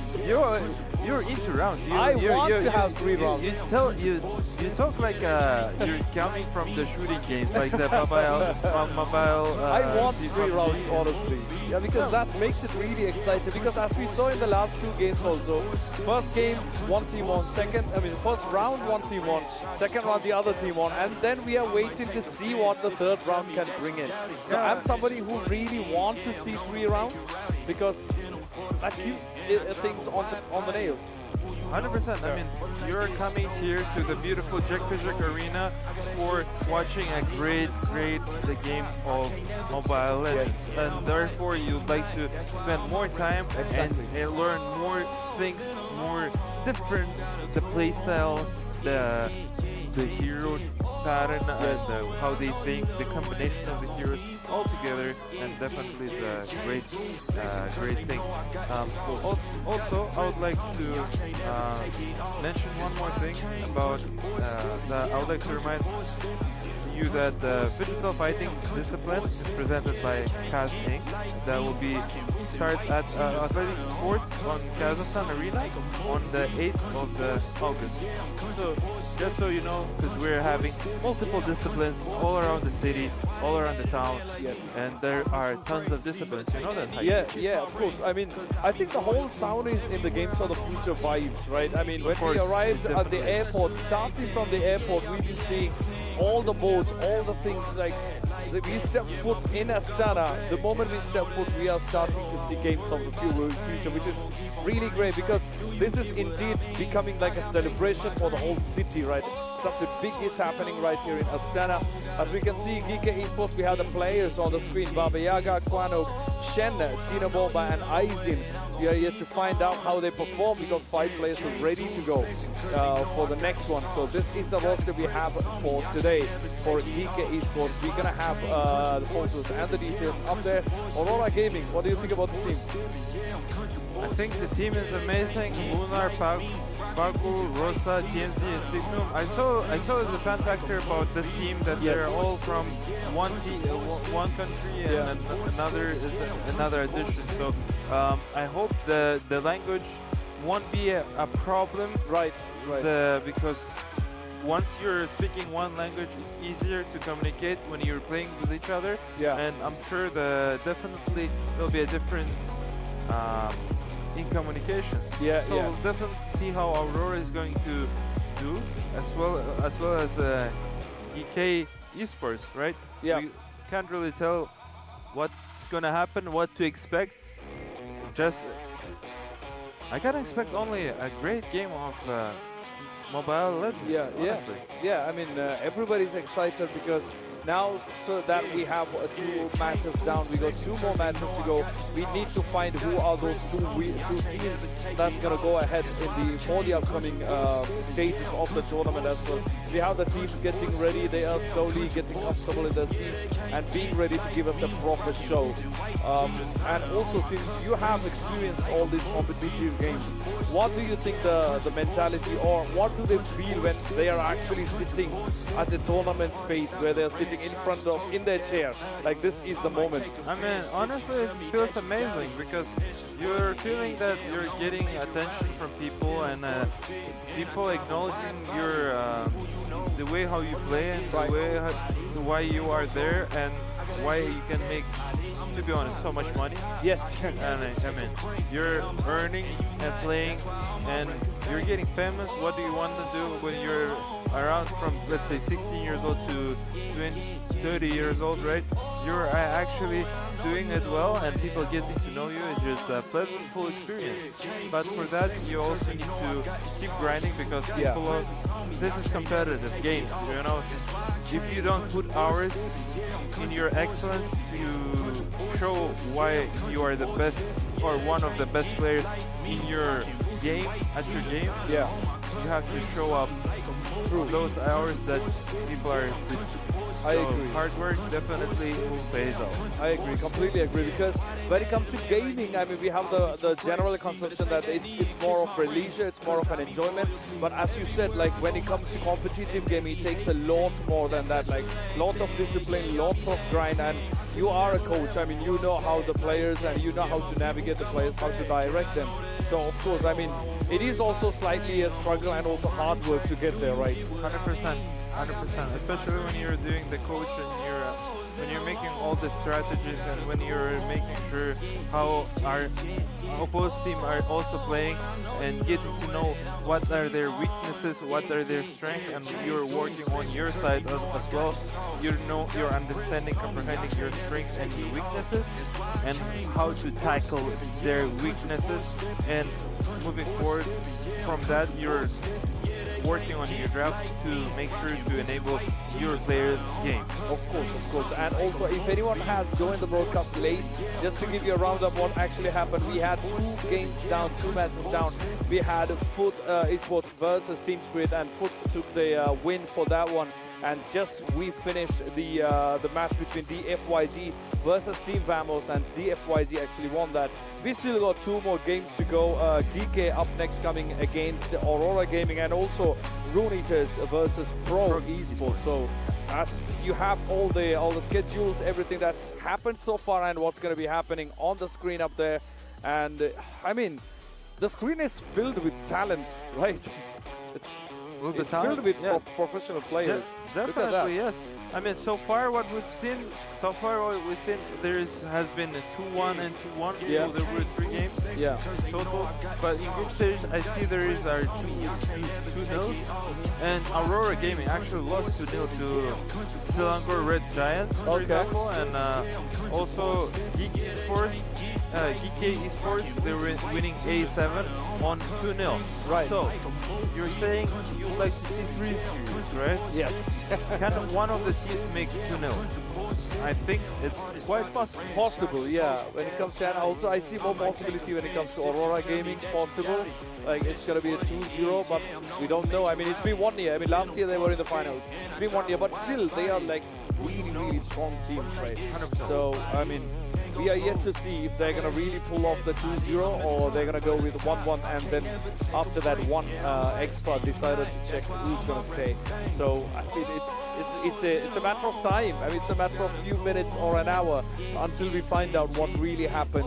And as we talk, we got the stadium ready, we got the arena ready, we have the teams getting ready as well. And let's see what brings next, right? Do you have any predictions, or do you like to see a certain outcome? I would like to see an outcome of 2-0. 2-0. Definitely, whichever favor. Yeah.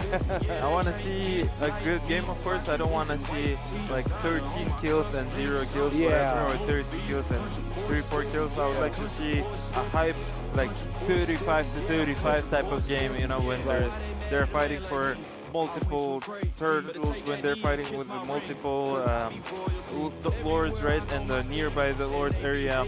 So I'd like to see those ones. I'd like to see the great game of Mobile Legends, and I want to see what beautiful team fights and the people could outplay their enemies. I mean, the opponent players, right? Yeah, of course. And also for those of you all watching in the broadcast, here's some facts for you. I mean, you are watching along with millions that are watching along with you here for MLBB. Especially MLBB has, since it's got a huge fan base and a huge player base as well. If you look at last year's stats on the audience, the watching for broadcast, first of all, the in-person visit was, I saw that it was more than 40,000 people who went to watch the 2025 games for the future in person. We're not talking about broadcast, going there physically and watching the game. That's huge. Like 40,000 people in person is huge. That's a lot of people. It's a huge number, definitely, for a game of a newer brand, and the people are actually accessing with more and more views because of the fact that it's on mobile and people are using it more and efficiently. I'm actually curious now, how long has Mobile Legends been a Mobile Legends, like a game? It's been quite a while, I think. I can't really recall exactly how many years, but it has risen in popularity really quickly. Because even when we have the conversation on Mobile Legends, it's like, I think the one convenience factor is, as you said, it's on the mobile, so you don't really, like, it's more accessible for everyone. Yeah, when it comes to, because you play on the PC, you know how much you have to spend to get a good performing PC. But when it comes to mobile, like, everybody has a good mobile, right? Most of us. So it's more accessible. So definitely it's gaining more popularity when it comes to mobile games and Mobile Legends. So we definitely take a look at the Mobile Legends, the game, and keep playing. Maybe you'll be tomorrow here. But before that, we'd like to share you a good and warm video from about Aurora Gaming.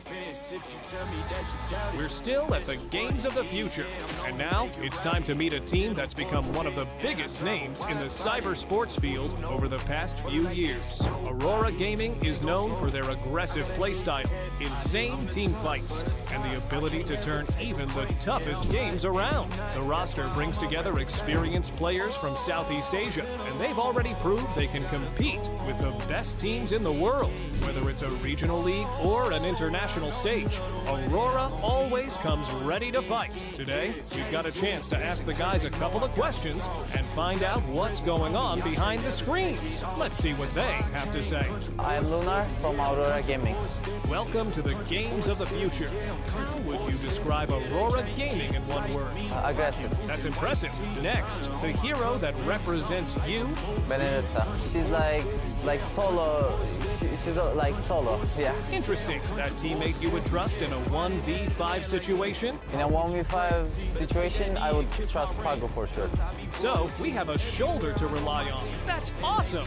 What is your biggest strength as a player? Aggressiveness. That's so cool.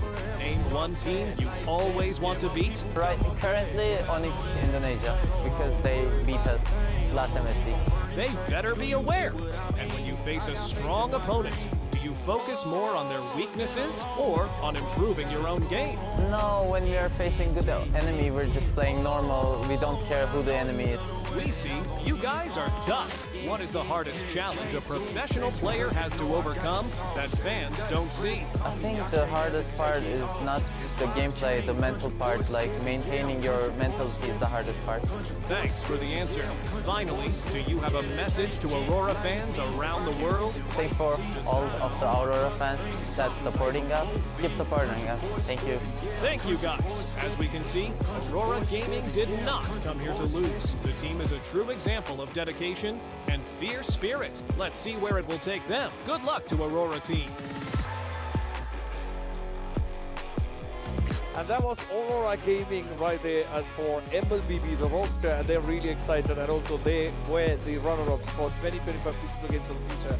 So we are yet to see how it unfolds. And also one interesting fact which I actually noticed is that last year they came with two rosters. I mean, they had two teams from Aurora. One was their main roster, and also they had some one development roster as well. So, and also both of the rosters were in the top 5. Oh, interesting. That's really commendable and really good team. So I think they have really some good upcoming talents they're coming up with. Oh yeah, 100%. Yeah, 100%.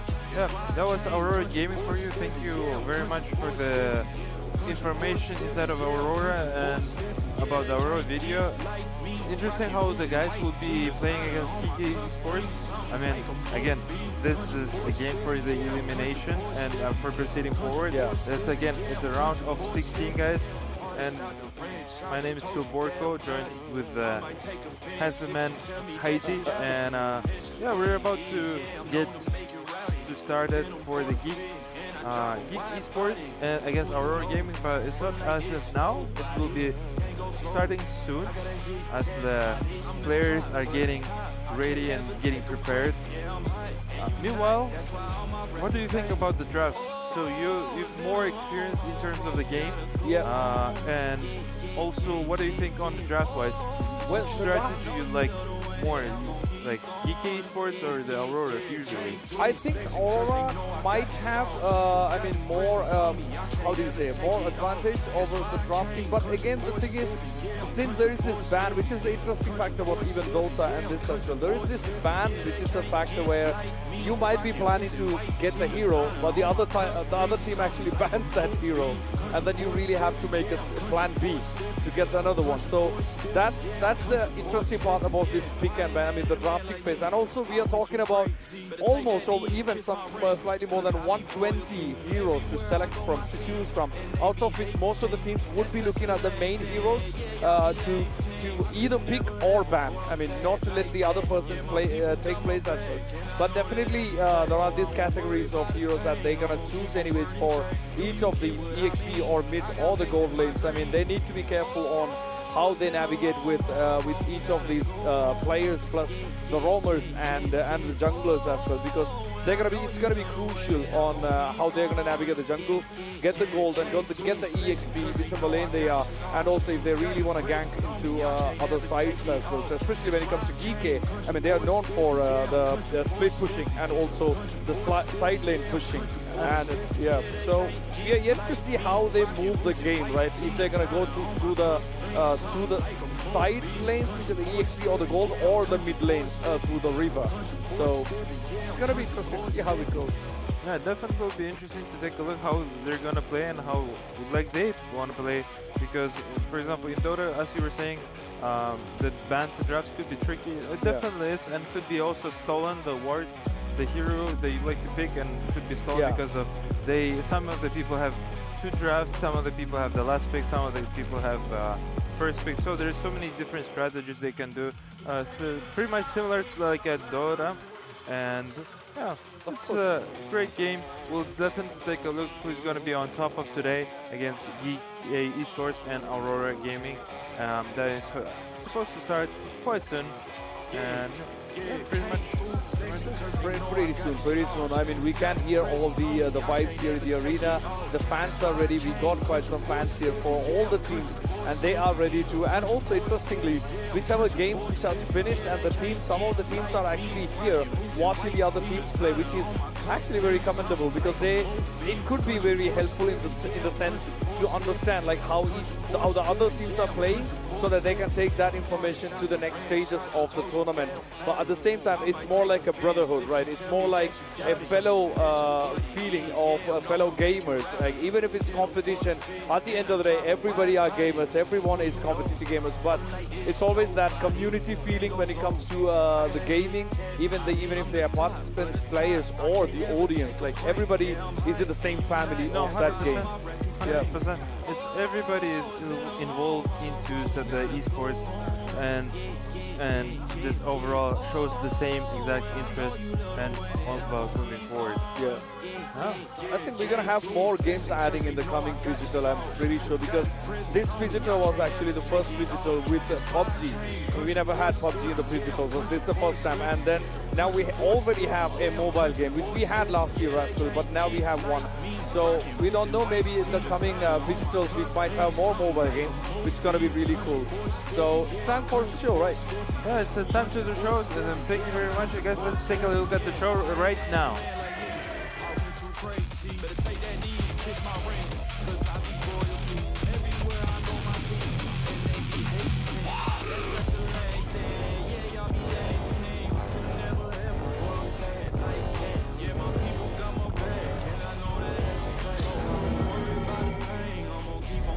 Harmony between worlds rests on a fragile balance.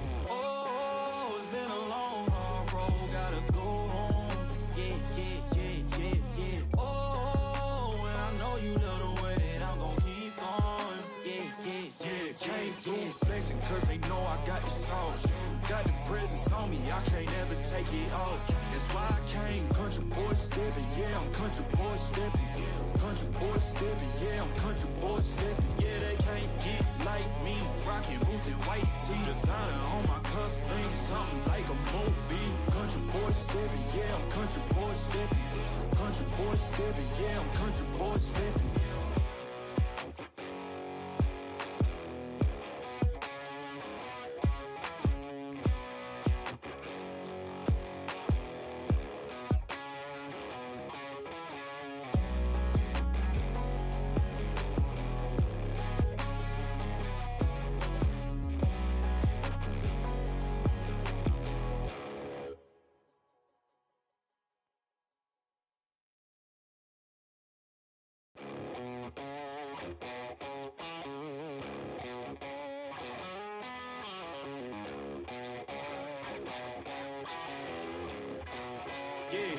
Yeah, came through flexing cause they know I got the sauce.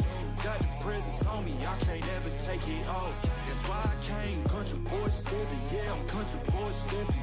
Country boy stepping, yeah, I'm country boy stepping. Yeah, they can't get like me, rocking boots and white tee. Designer on my cuff, ain't something like a movie. Country boy stepping, yeah, I'm country boy stepping.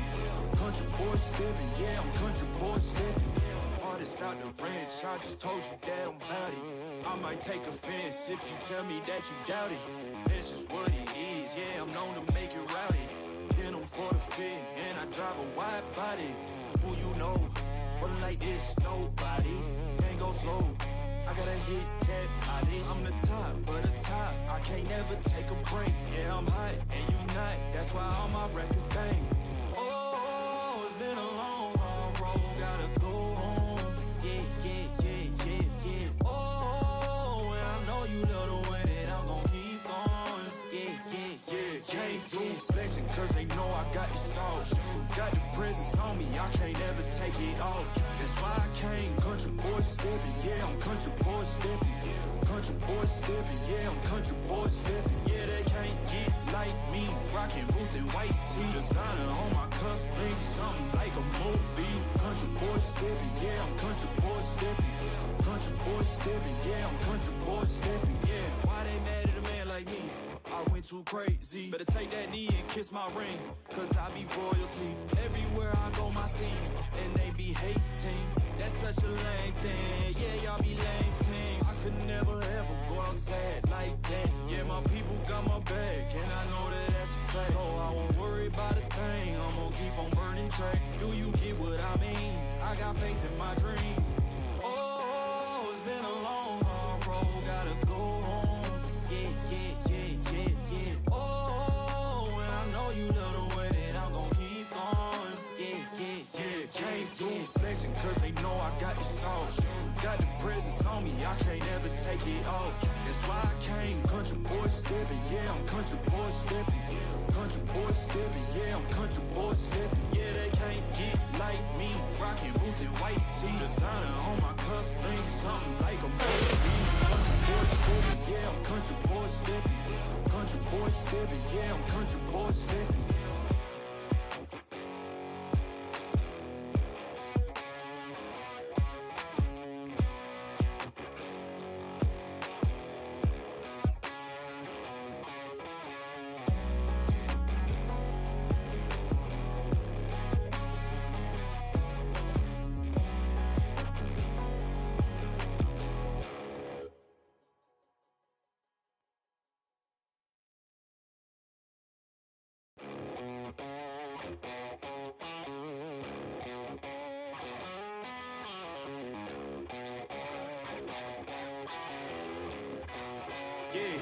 Yeah, came through flexing cause they know I got the sauce.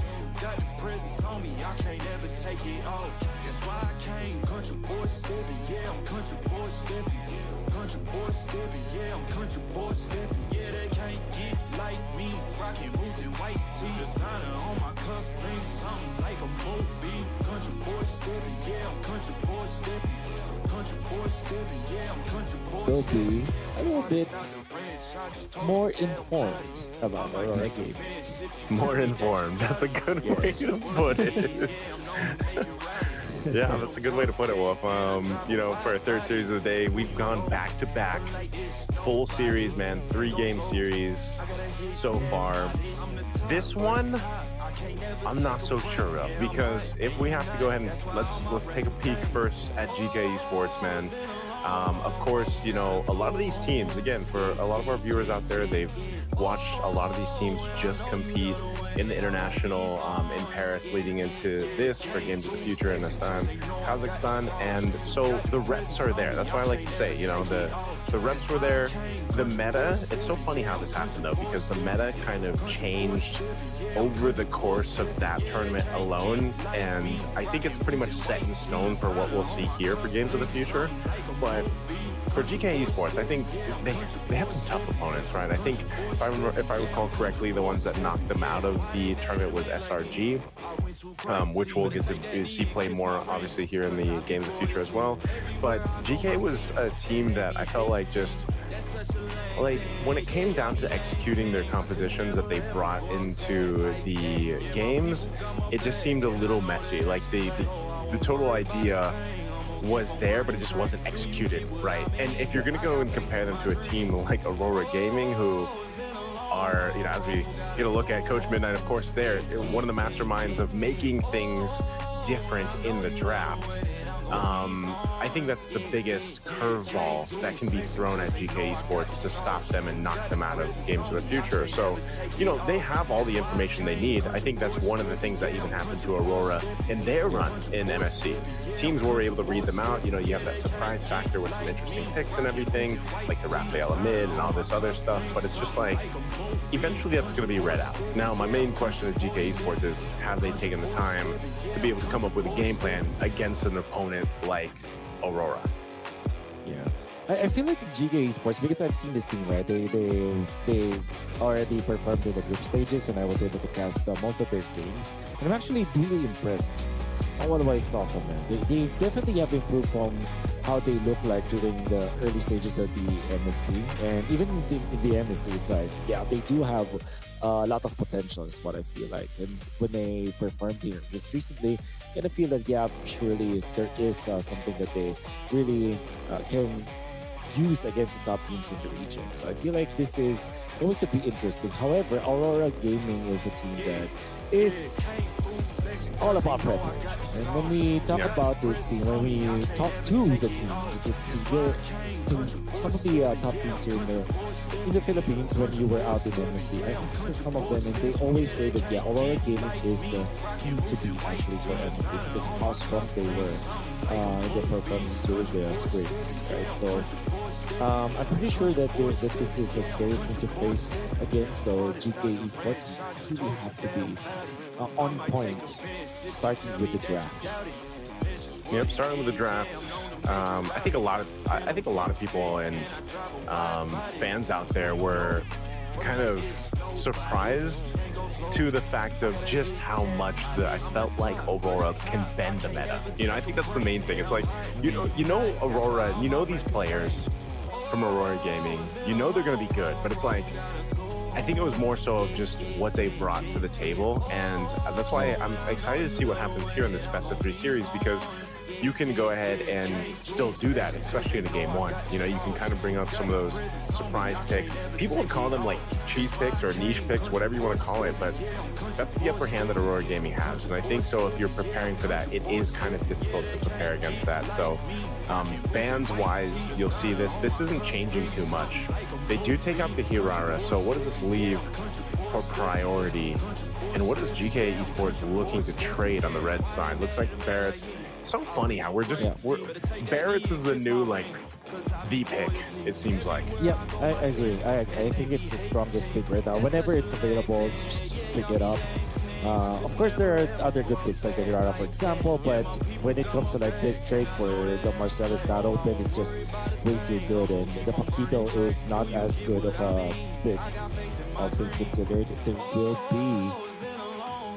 there will be the Uranus. Actually, all things considered, this is not a bad trade for GK Esports at all. They secured the Paquito, but at the same time, they also have the tanky dude that we're looking for. Melissa might be the third pick in case. So Aurora Gaming should be prepared for that. There is no Eudora. Maybe a good way to approach is Hardy plus the Melissa if you're Aurora Gaming. But I think that Coach Midnight is thinking of a different thing. Maybe get either the Hardy or the Melissa not together. Yeah. So they go for the Bellerin, which is another tank dude, and they go for the Valentina instead. They get the Valentina just in case there's an Atlas over there, probably too. Yeah. One of the cases, but it's good to see Rune Eaters. I think that was Rune Eaters out there in the crowd, kind of studying the competition to see what, again, if you were to study a team, either of these are great, but especially Aurora Gaming to see what they can pull out through this draft. And so far, it's nothing, it's nothing crazy just yet. But I think if you are going to see something interesting in terms of the draft, it's more so towards that last pick that they go with, the last two picks they go with. So we'll see if this is just going to be the Alice. Whoa, no, it's GK Esports going for the curveball for now, man. The Valier. Wow, I'm actually surprised. I'm not surprised about the actual hero because I think that it makes a lot of sense, but the fact that they picked it third.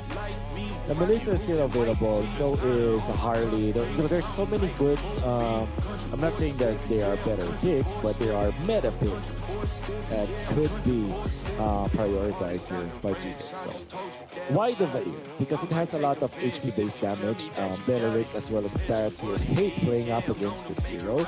The Valentina doesn't necessarily have the right, a good way to deal with the Valier in a way of copying its ultimate, so that's also another thing. Overall, I guess for GK Esports, they revealed their hand way too early for my taste, but it makes sense. But why the Valier? Does that just help with, kind of, is that more so for the Belric or the Barretts in a way? I mean, you're going to have to be pushing these guys away too. Yeah, it's like fire versus damage. tree. Is it just logic, Wolf? Like, what's going on here? You might be, yeah. That makes sense, though, guys. There is probably somewhere, but yeah, it's more about just the constant crowd control that you get. You can always reset your spells, your skills. I mean, or because of the Beleric, because the Beleric is always just free target for you. And yeah, you deal HP-based damage, which means that the Beleric will struggle eventually as the longer the game goes by, and you just become a threat in the team fights. Again, you don't give away a big ultimate to the Valentina as well. Yeah, that's true. You don't want to give some of these quality ultimates away. Last ban here, though, for Aurora Gaming after they honed in on some of the roam options here. The Kalu, we'll see if they take one more out. Over on the flip side, a whole lot of jungle bans. The problem is you try to ban out TNZ. Yeah, he's got a deep hero pool, man. TNZ is one of the first players to kind of bring out some of those more unique picks in the jungle. Like I mentioned back before when he surprised a lot of people with the Harley coming through. I think that was back in M7. He's one of the players too that likes to even play the Leah more before it was all meta at one point. So TNZ's hero pool is something that can really lean on. I'm not sure if this is going to change much or what they swerve with, especially now that they see the Melissa come through. So Harley might be the safest choice, I'd say, for TNZ. I agree. Yeah, Harley just makes total sense here, but do you pick up the Brody to go with it? I think that makes it so that the Melissa will not have a free game. Seen a lot of teams really choose to go for the Brody when it comes to dealing with the Melissa. So yep, that's the Harley. Probably a Brody or a Clint. That could also be an option. It's not banned just yet. And that means that Aurora Gaming will have every single thing they need. I think we'll settle for the Melissa this time, for the Claude this time up against the Melissa. And I'm scared about that because there is that Uranus that's available here for GK Esports. That means that if you pick up something like maybe a Badang could be good here for GK Esports. Or a Minotaur actually. Yeah. But they will give the Minoan Fury, but yeah, I think it's worth it because you now have a direct answer to the Claude. There is also that Carmilla factor that we've seen some teams pick up. So I'm thinking Carmilla or Badang actually as the choices for GK Esports. Tough choice here for the last pick. Let's see what they go with. Oh, they go with the Cho. Not what I was expecting. Man, this could be one of the cases where I'm thinking like, okay, pick up potential. Who you really want to kick over here? Because that's the problem. It's going to be hard to kick everybody except the Valentina. And you don't want to be kicking the Belric or the Barrett to your team. Yeah, I'm not gonna lie, I don't like that last pick coming up from GK Esports. I think they messed it up in a way that they gave the Way of the Dragon for the Valentino to copy. And not only that, it's just a difficult choke game. I think they're better off just giving up the Minoan Fury, in fact, because they're gonna give a big ultimate anyway. So yeah, why not that? Why not get the Minotaur? You get a lot of benefit by choosing to go for that Minotaur because you have your answer now to the Claude. You have a knockup. You have a potential blade armor carrier. The rage is just difficult for the Claude to handle. There's so many benefits of getting the Minotaur instead of the Cho, but we'll see. Maybe Shen is just cracked with this Cho. Hey, he's got the KOF skin. You know, gets the early flicker out. So game one is what is upon us here. If you guys are just joining us, again, I know it's late on certain parts of the world, a little bit earlier elsewhere, but if you're tuning in, it's our third series, Games of the Future here. Once again, this is an elimination match. It's a round of 16. We've got teams going home today. We've already sent home 2. And now we're down to 2 more for the day before we move on to tomorrow. Quick look at the emblems here. Nothing out of the ordinary, pretty standard stuff. I'm surprised too, Wolf, that the biggest flex anyway towards hero choices is actually on GK Esports and not Aurora Gaming. Oh yeah. Well, I guess they felt like they really have to make this call for them, and I think that it's just worth it to watch out for what they can show us, right? And I'm sure that there is a lot of scientific method that happened why they chose to go for the Valir and then eventually the Cho. But as it stands, I really don't like it. Well, if you're playing Magic Chess, Cho and Valir, that's a is that a combo? That's a combo they can work with. Maybe they're going to play that round. Yeah. There's a synergy out there. Hey, you never know if that's going to work or not. But right now, it's pretty slow. You know, slow start. They did burn, like I said, the battle spell out early on, but they're playing for this first turtle here. So they'll make their way for it. Again, this is broken walls on this version of the map. So you're going to have that little extra opening space, but they try to make a play up top, and they do get the first blood going to the hands of Siggy Boom. That was the deadly magic used from TNZ up top to get an advantage, but this will be a trade. So good trade for GK Esports to go ahead and make sure that Xeno got the turtle. Yeah, definitely. Aurora are going to be very happy about that. And the reason why that is because their rotation actually allowed them to get a kill for their gold laner. And Sigiboom, honestly, one of the best gold laners in the MSC. I feel like there is a certain point even that he is literally the best gold laner. Of course, it would have been nice if they finished off as the champions of the tournament, but hey, Sigiboom is pretty scary. Rose is going to burn the flicker again. They're just going to force a fight, and that's a kill. Pagu is going to go melting down. A kill picked up for Quanok, so that's a good trade. Again, this was a fight started up. I was wondering, you know, who would you be able to go in and get the kick to? Daytona's welcome going to be used, but I don't know if this is what a fight for Lunar. He's a big target for these fireballs too. Quanok really good at responding on this Valier. Yeah. You know what? When you were watching GK Esports, me and Redmar, we are converted to Quanok fans actually, especially when he plays the Eudora. Then again, they chose to go for the Valier this time, and so far we are impressed about his performance. Maybe later you can see how clutch he is. Oh, see. Top lane, they want to go for the Melissa once again, and oh my, GK Esports has to fix this problem. They have to focus on making sure that Yaga will have a good game, because as it stands, a 0-2 Melissa, that's really bad news. Bad news. There's the Stolen kick on Chen. Chen goes in for his own kick, but it's going to be a killing spree for Sigiboom. Rosa does go down. Zeno is here, but he's not going to be able to punch this tree just yet without the help of these fireballs from Quanok. They should be able to pack a kill as Pagu falls, but meanwhile, turret was being worked on. I'm not sure if that's actually going to cap it down. It looks like the tier 1 does fall. So at the cost of Pagu's life, Sigiboom builds up to 3 kills on the Claude. This is actually okay for GK Esports. This time they are able to get a kill for Yaga, and they are equalizing a little bit, but there's still a massive lead for, a significant lead for Aurora, and now the turtle fight commences. Fighting for this turtle here. Gonna be able to secure it. Second one in the game. Under half health, Lunar looking for his own opening. He's gonna get shredded down. A little bit of shield there to help before the tone is welcome. But there's the blazing do it. But they're too tanky to survive or to get a kill actually in there. Flicker forward, under the turret they go. They're looking for a kill on Pagu once again. He's burning, but he will survive this time. He's able to go back to base. Rosa is holding on to this Way of the Dragon. No kill.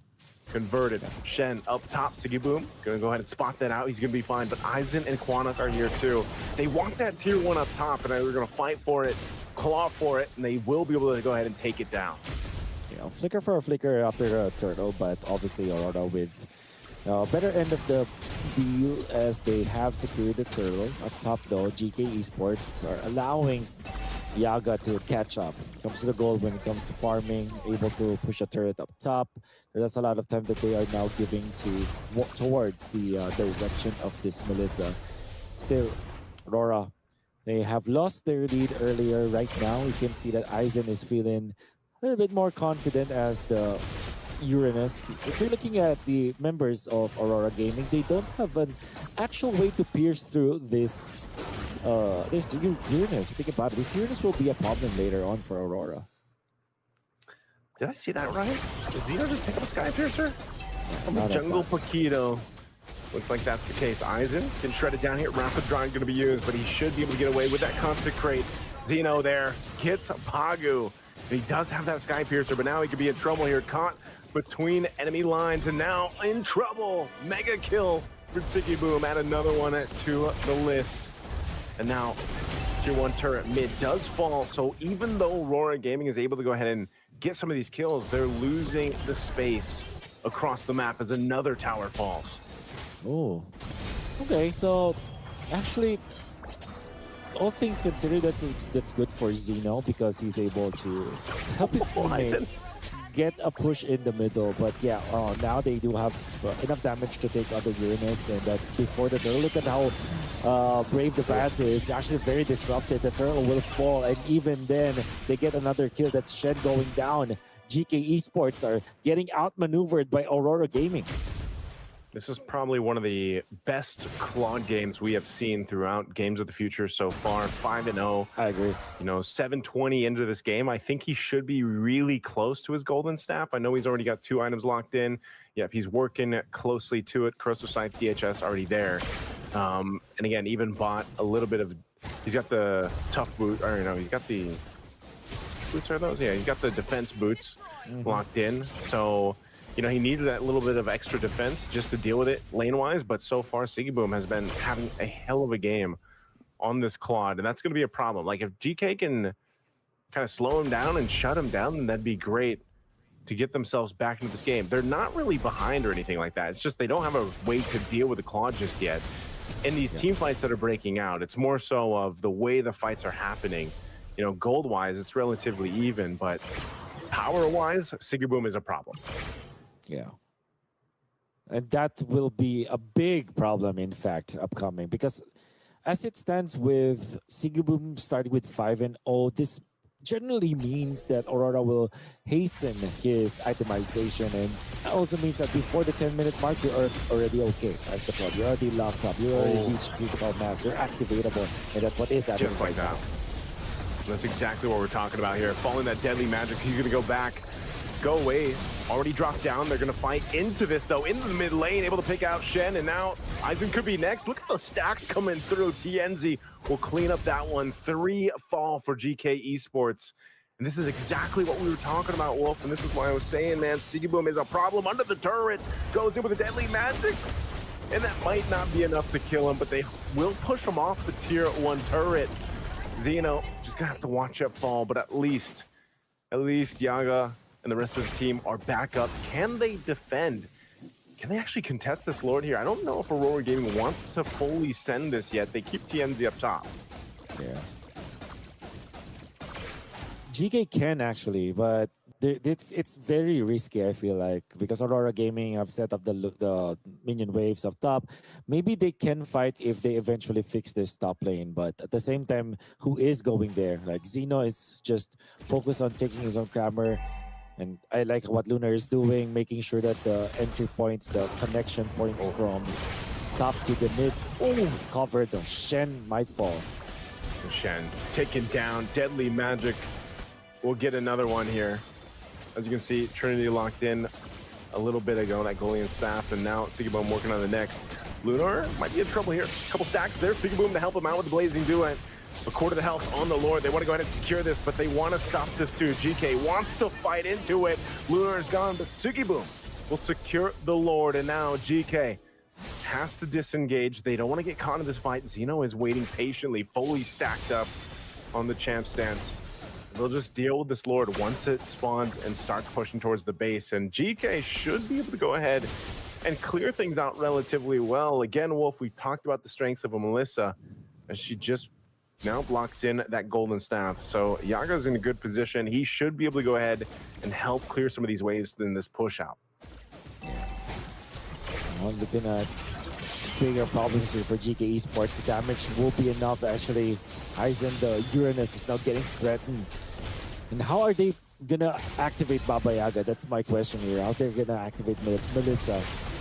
Especially with TNZ going to the backlines. TNZ going to the backline. He was looking for his own angle. Aizen, the heal back up. I'm surprised no one goes down just yet, but Aizen will. He's gonna follow this. Oh, he's actually able to get enough health back with the regen on this Uranus, so he stays alive.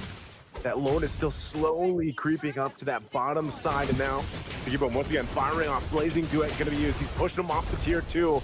Little stop there. Doesn't have the Blazing Duet now. They are gonna have to lose these tier 2 turrets, top and mid, and deal with the Lord for GK Esports. Oh, deadly magic again. Quanok will heal back up. He'll get to the fountain in time. Very tight spot now for GK Esports. And not equipped for the upcoming onset of Aurora Gaming, especially with Sigiboom having so much farm. Even TNZ is a big threat. There's so many threats that they have to address right now from the side of GK Esports. And you're going to be really scared if you're GK Esports because of how strong Aurora Gaming is right now, but they're trying to make a play. See if they can pull it through. And Aizen's been doing this all game. He's going to get locked down by the Wrath of the Dryad, and he is shredded through. So Aizen will not be able to survive that one. Quanok trying to get away with the ultimate, but he's taken down by TNZ. Now Shen trying to get away. Oh, he went for the kick, but he's not able to go ahead and connect the way he wanted to until finally the Rosa will survive, utilizing his own kick. And now it's only 2. With this push in, whoa, a play from Lunar using the flicker. Daytona's welcome, but Xeno's still going to be alive for now. They're clearing out.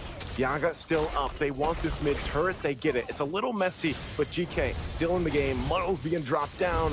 Aizen is back up. For the Aurora Gaming, Lunar, great idea, but eventually getting punished by GK shows you that GK still have their wits about themselves. They're still pretty much alert of any kind of punishment that they can do against Aurora. But then again, Aurora just having so much firepower with just TNC being a big threat right now for them. And now, going to be working on the Lord. There is no chance for GK to actually contest this. It's going to be a quick blitz coming up from Aurora Gaming. Lord secured. Even out the waves here. Let's see if GK can do something kind of cheesy here up to this point.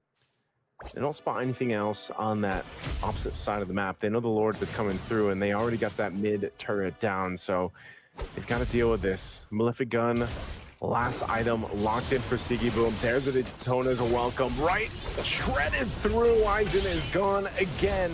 Now Pagu could be in trouble. Same respectable damage from this Melissa by Yaga. They're going to take down the bottom turret. Lord's going to be worked on. Half health on the Crystal. Could just break out in the fight. The waves aren't managed well just yet.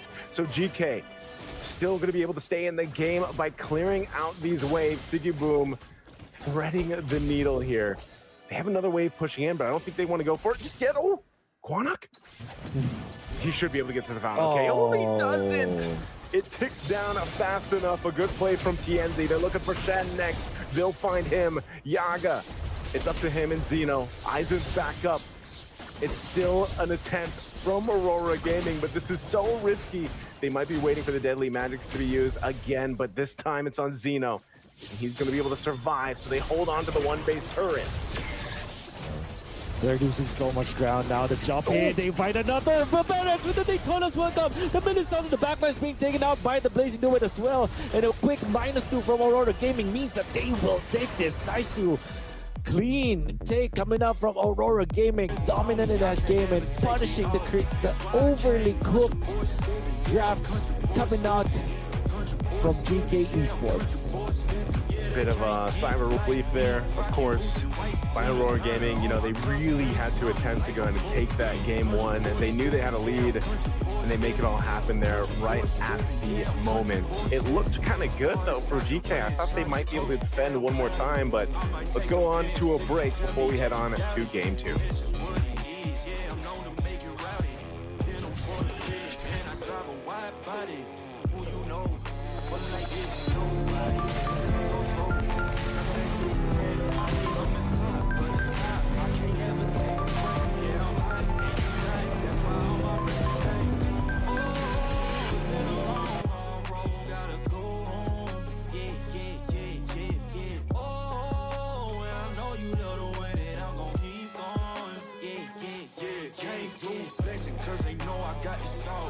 Got the presence on me, I can't ever take it off. That's why I came, country boy stepping, yeah, I'm country boy stepping.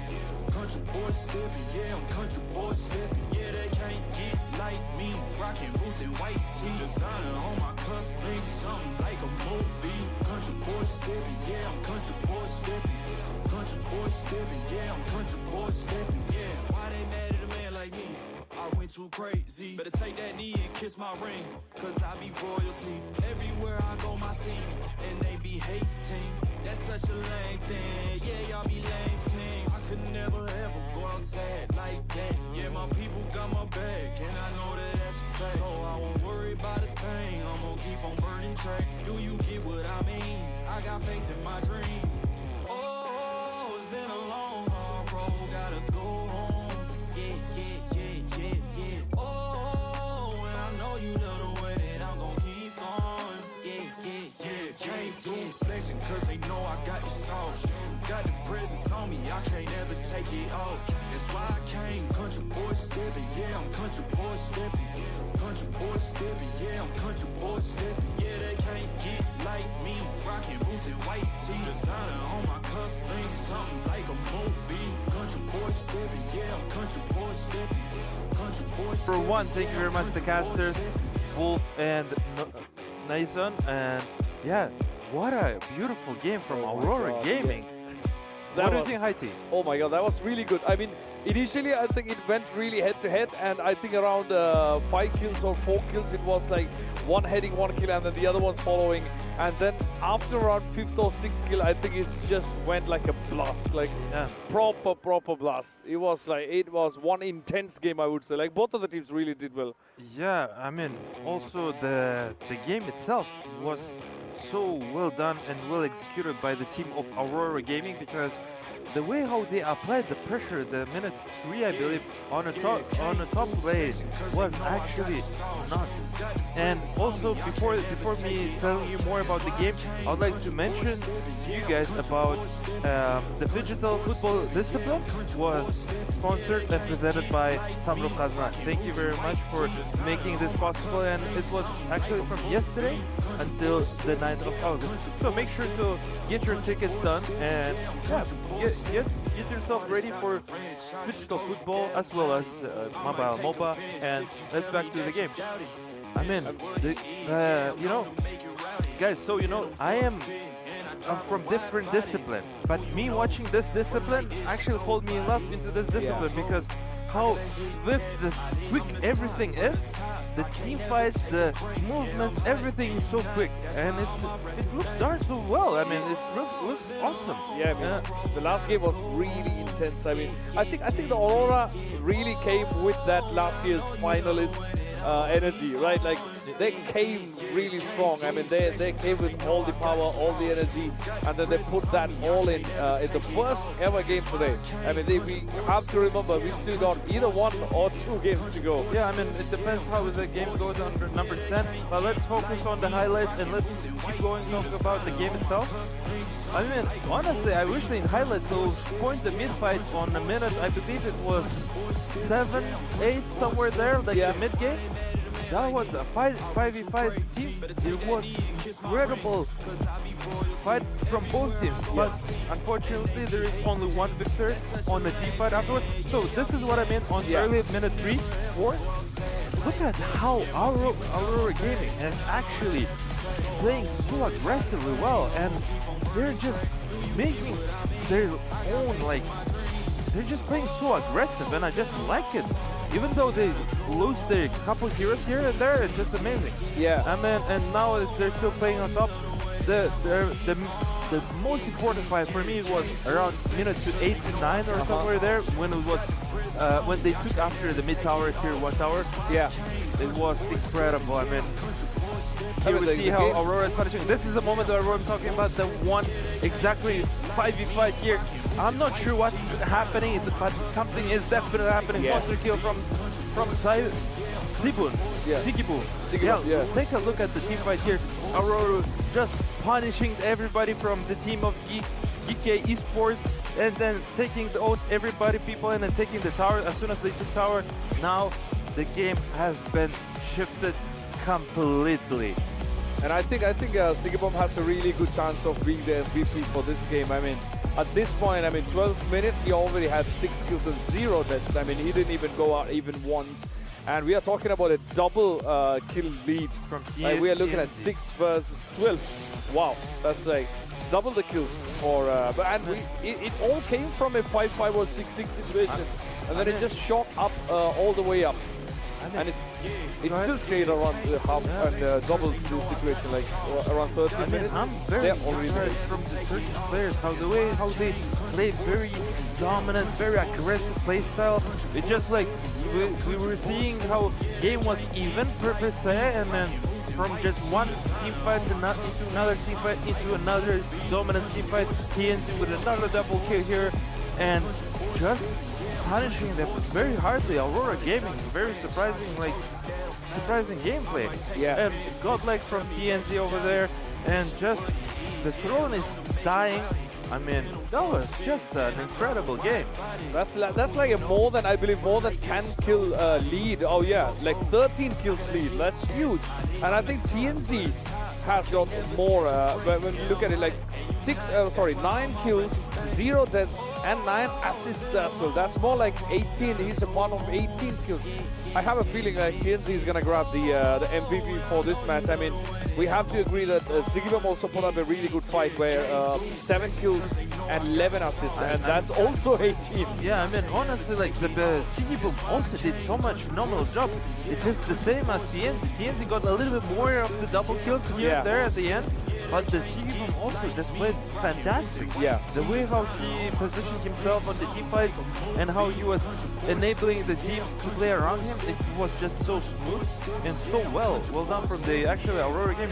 But again, we're not rooting for anybody here. We're also like to see a good Mobile Legends game, and therefore would like to see a little bit waking up from Geekway Esports to wake up, because the game number 2 is going to be very crucial. Of course, and let's give a big shout out to Freedom, our general partner for MLBB, what we are watching right now. I mean, the incredible matches that we're watching right now wouldn't be possible without Freedom. And let's give a big shout out for making all this happen, because we are having a great time here and watching all these top teams battling against each other for the crown at the end of the whole tournament. So we never know what's coming up, but at the moment we got Aurora winning a huge lead with this game. Let's also look at the stats, and also before that, let's move to one more sponsorship, because that's very incredible what we have. Yandex Go, making our lives easier because they've got everything in one place. So make sure you check that out as well. If you're looking at Geek and Aurora here, Shen and Pagu comparison, and plus, I mean, the kill differences is huge. I don't think we saw that much of a kill difference today, right? Like 13 kill points. Yeah, I mean, it's just hard to do anything from GK Esports after that important team fight on the early mid to 8 minute mark. Yeah. On the mid part, that's where it shifted moment. But Aurora pulled it off from the minute 4. Yeah. The dominance, the higher dominance from the early part, then moving, taking mid, getting some kills. Those kills made it through them to take over on mid. And actually, Sigibum, I honestly like the Sigibum's MVP because I feel like he's done incredible job. Don't get me wrong, TNG also earned, but for me there were 2 MVPs, but Sigibum was just playing it very well, and definitely he was doing so cool. Yeah, I mean, we saw Sigibum coming, we had TNT as well, but again, let's not forget, check out Yandex Go, the app, make sure you download. We have made it easy for you. On the screen you can see the QR code. Make sure you scan that, download Yandex Go, because it's got everything you need in one place. Makes your life a lot easier. It made our lives a lot easier while we are here in Astana, so make sure you check that out. But yeah, I mean, as we speaking about Aurora for a while now, but let's not forget, Geek also really good. Did put up a fight initially towards, let's say, half of that kill points, or most of their kill points, because they only got, let's not say only in the way that less, but they got 7 kills. And we are talking about they got 7 kills against Aurora Gaming, which was the finalist in last year. So it's actually a huge team that they are facing. They themselves is a very huge team too. So, and I mean, it's a tough competition. And the next game is possibly what we are really looking forward to. What's going to happen? That definitely is, Heidi. They need to step up. I'm talking about GK Esports. They need to step up, and they need to wake up for a couple of the players over there, because this next match is quite important for them, especially when they are at this world event, at this Tier S tournament here at wonderful Czech Pejek Arena at the Game of the Future. And make sure our official website of the Game of the Future is astana2026.gofuture.games, where you can see all the news over there, all the updates, keep getting informed, and also be on top of all the news that there is for Mobile Legends. Of course. And moving onward, would like to also talk about how as important right now is to not be nervous, because nervousness won't help you in any way. So therefore, if you guys want to become a victor and become a champion of the Game of the Future, you need to show your strength and your desire of victory and your spirit, like not the team spirit, but the team spirit, like the spirit. Yes. And then pull it through for the victory. That's true. I mean, Aurora Gaming is also known for their late game composure. I mean, they are really coming. We have seen them really come in the late games, even if it's going south in the way that it's not favorable for them, but they still hold their emotion. They are very known for their composure, and that really showed up in the last game. So we are yet to find out what the next game has to bring to us. because E4 Aura Gaming is going to win the next game as well. There is no third game, and then we are going to the final match for today.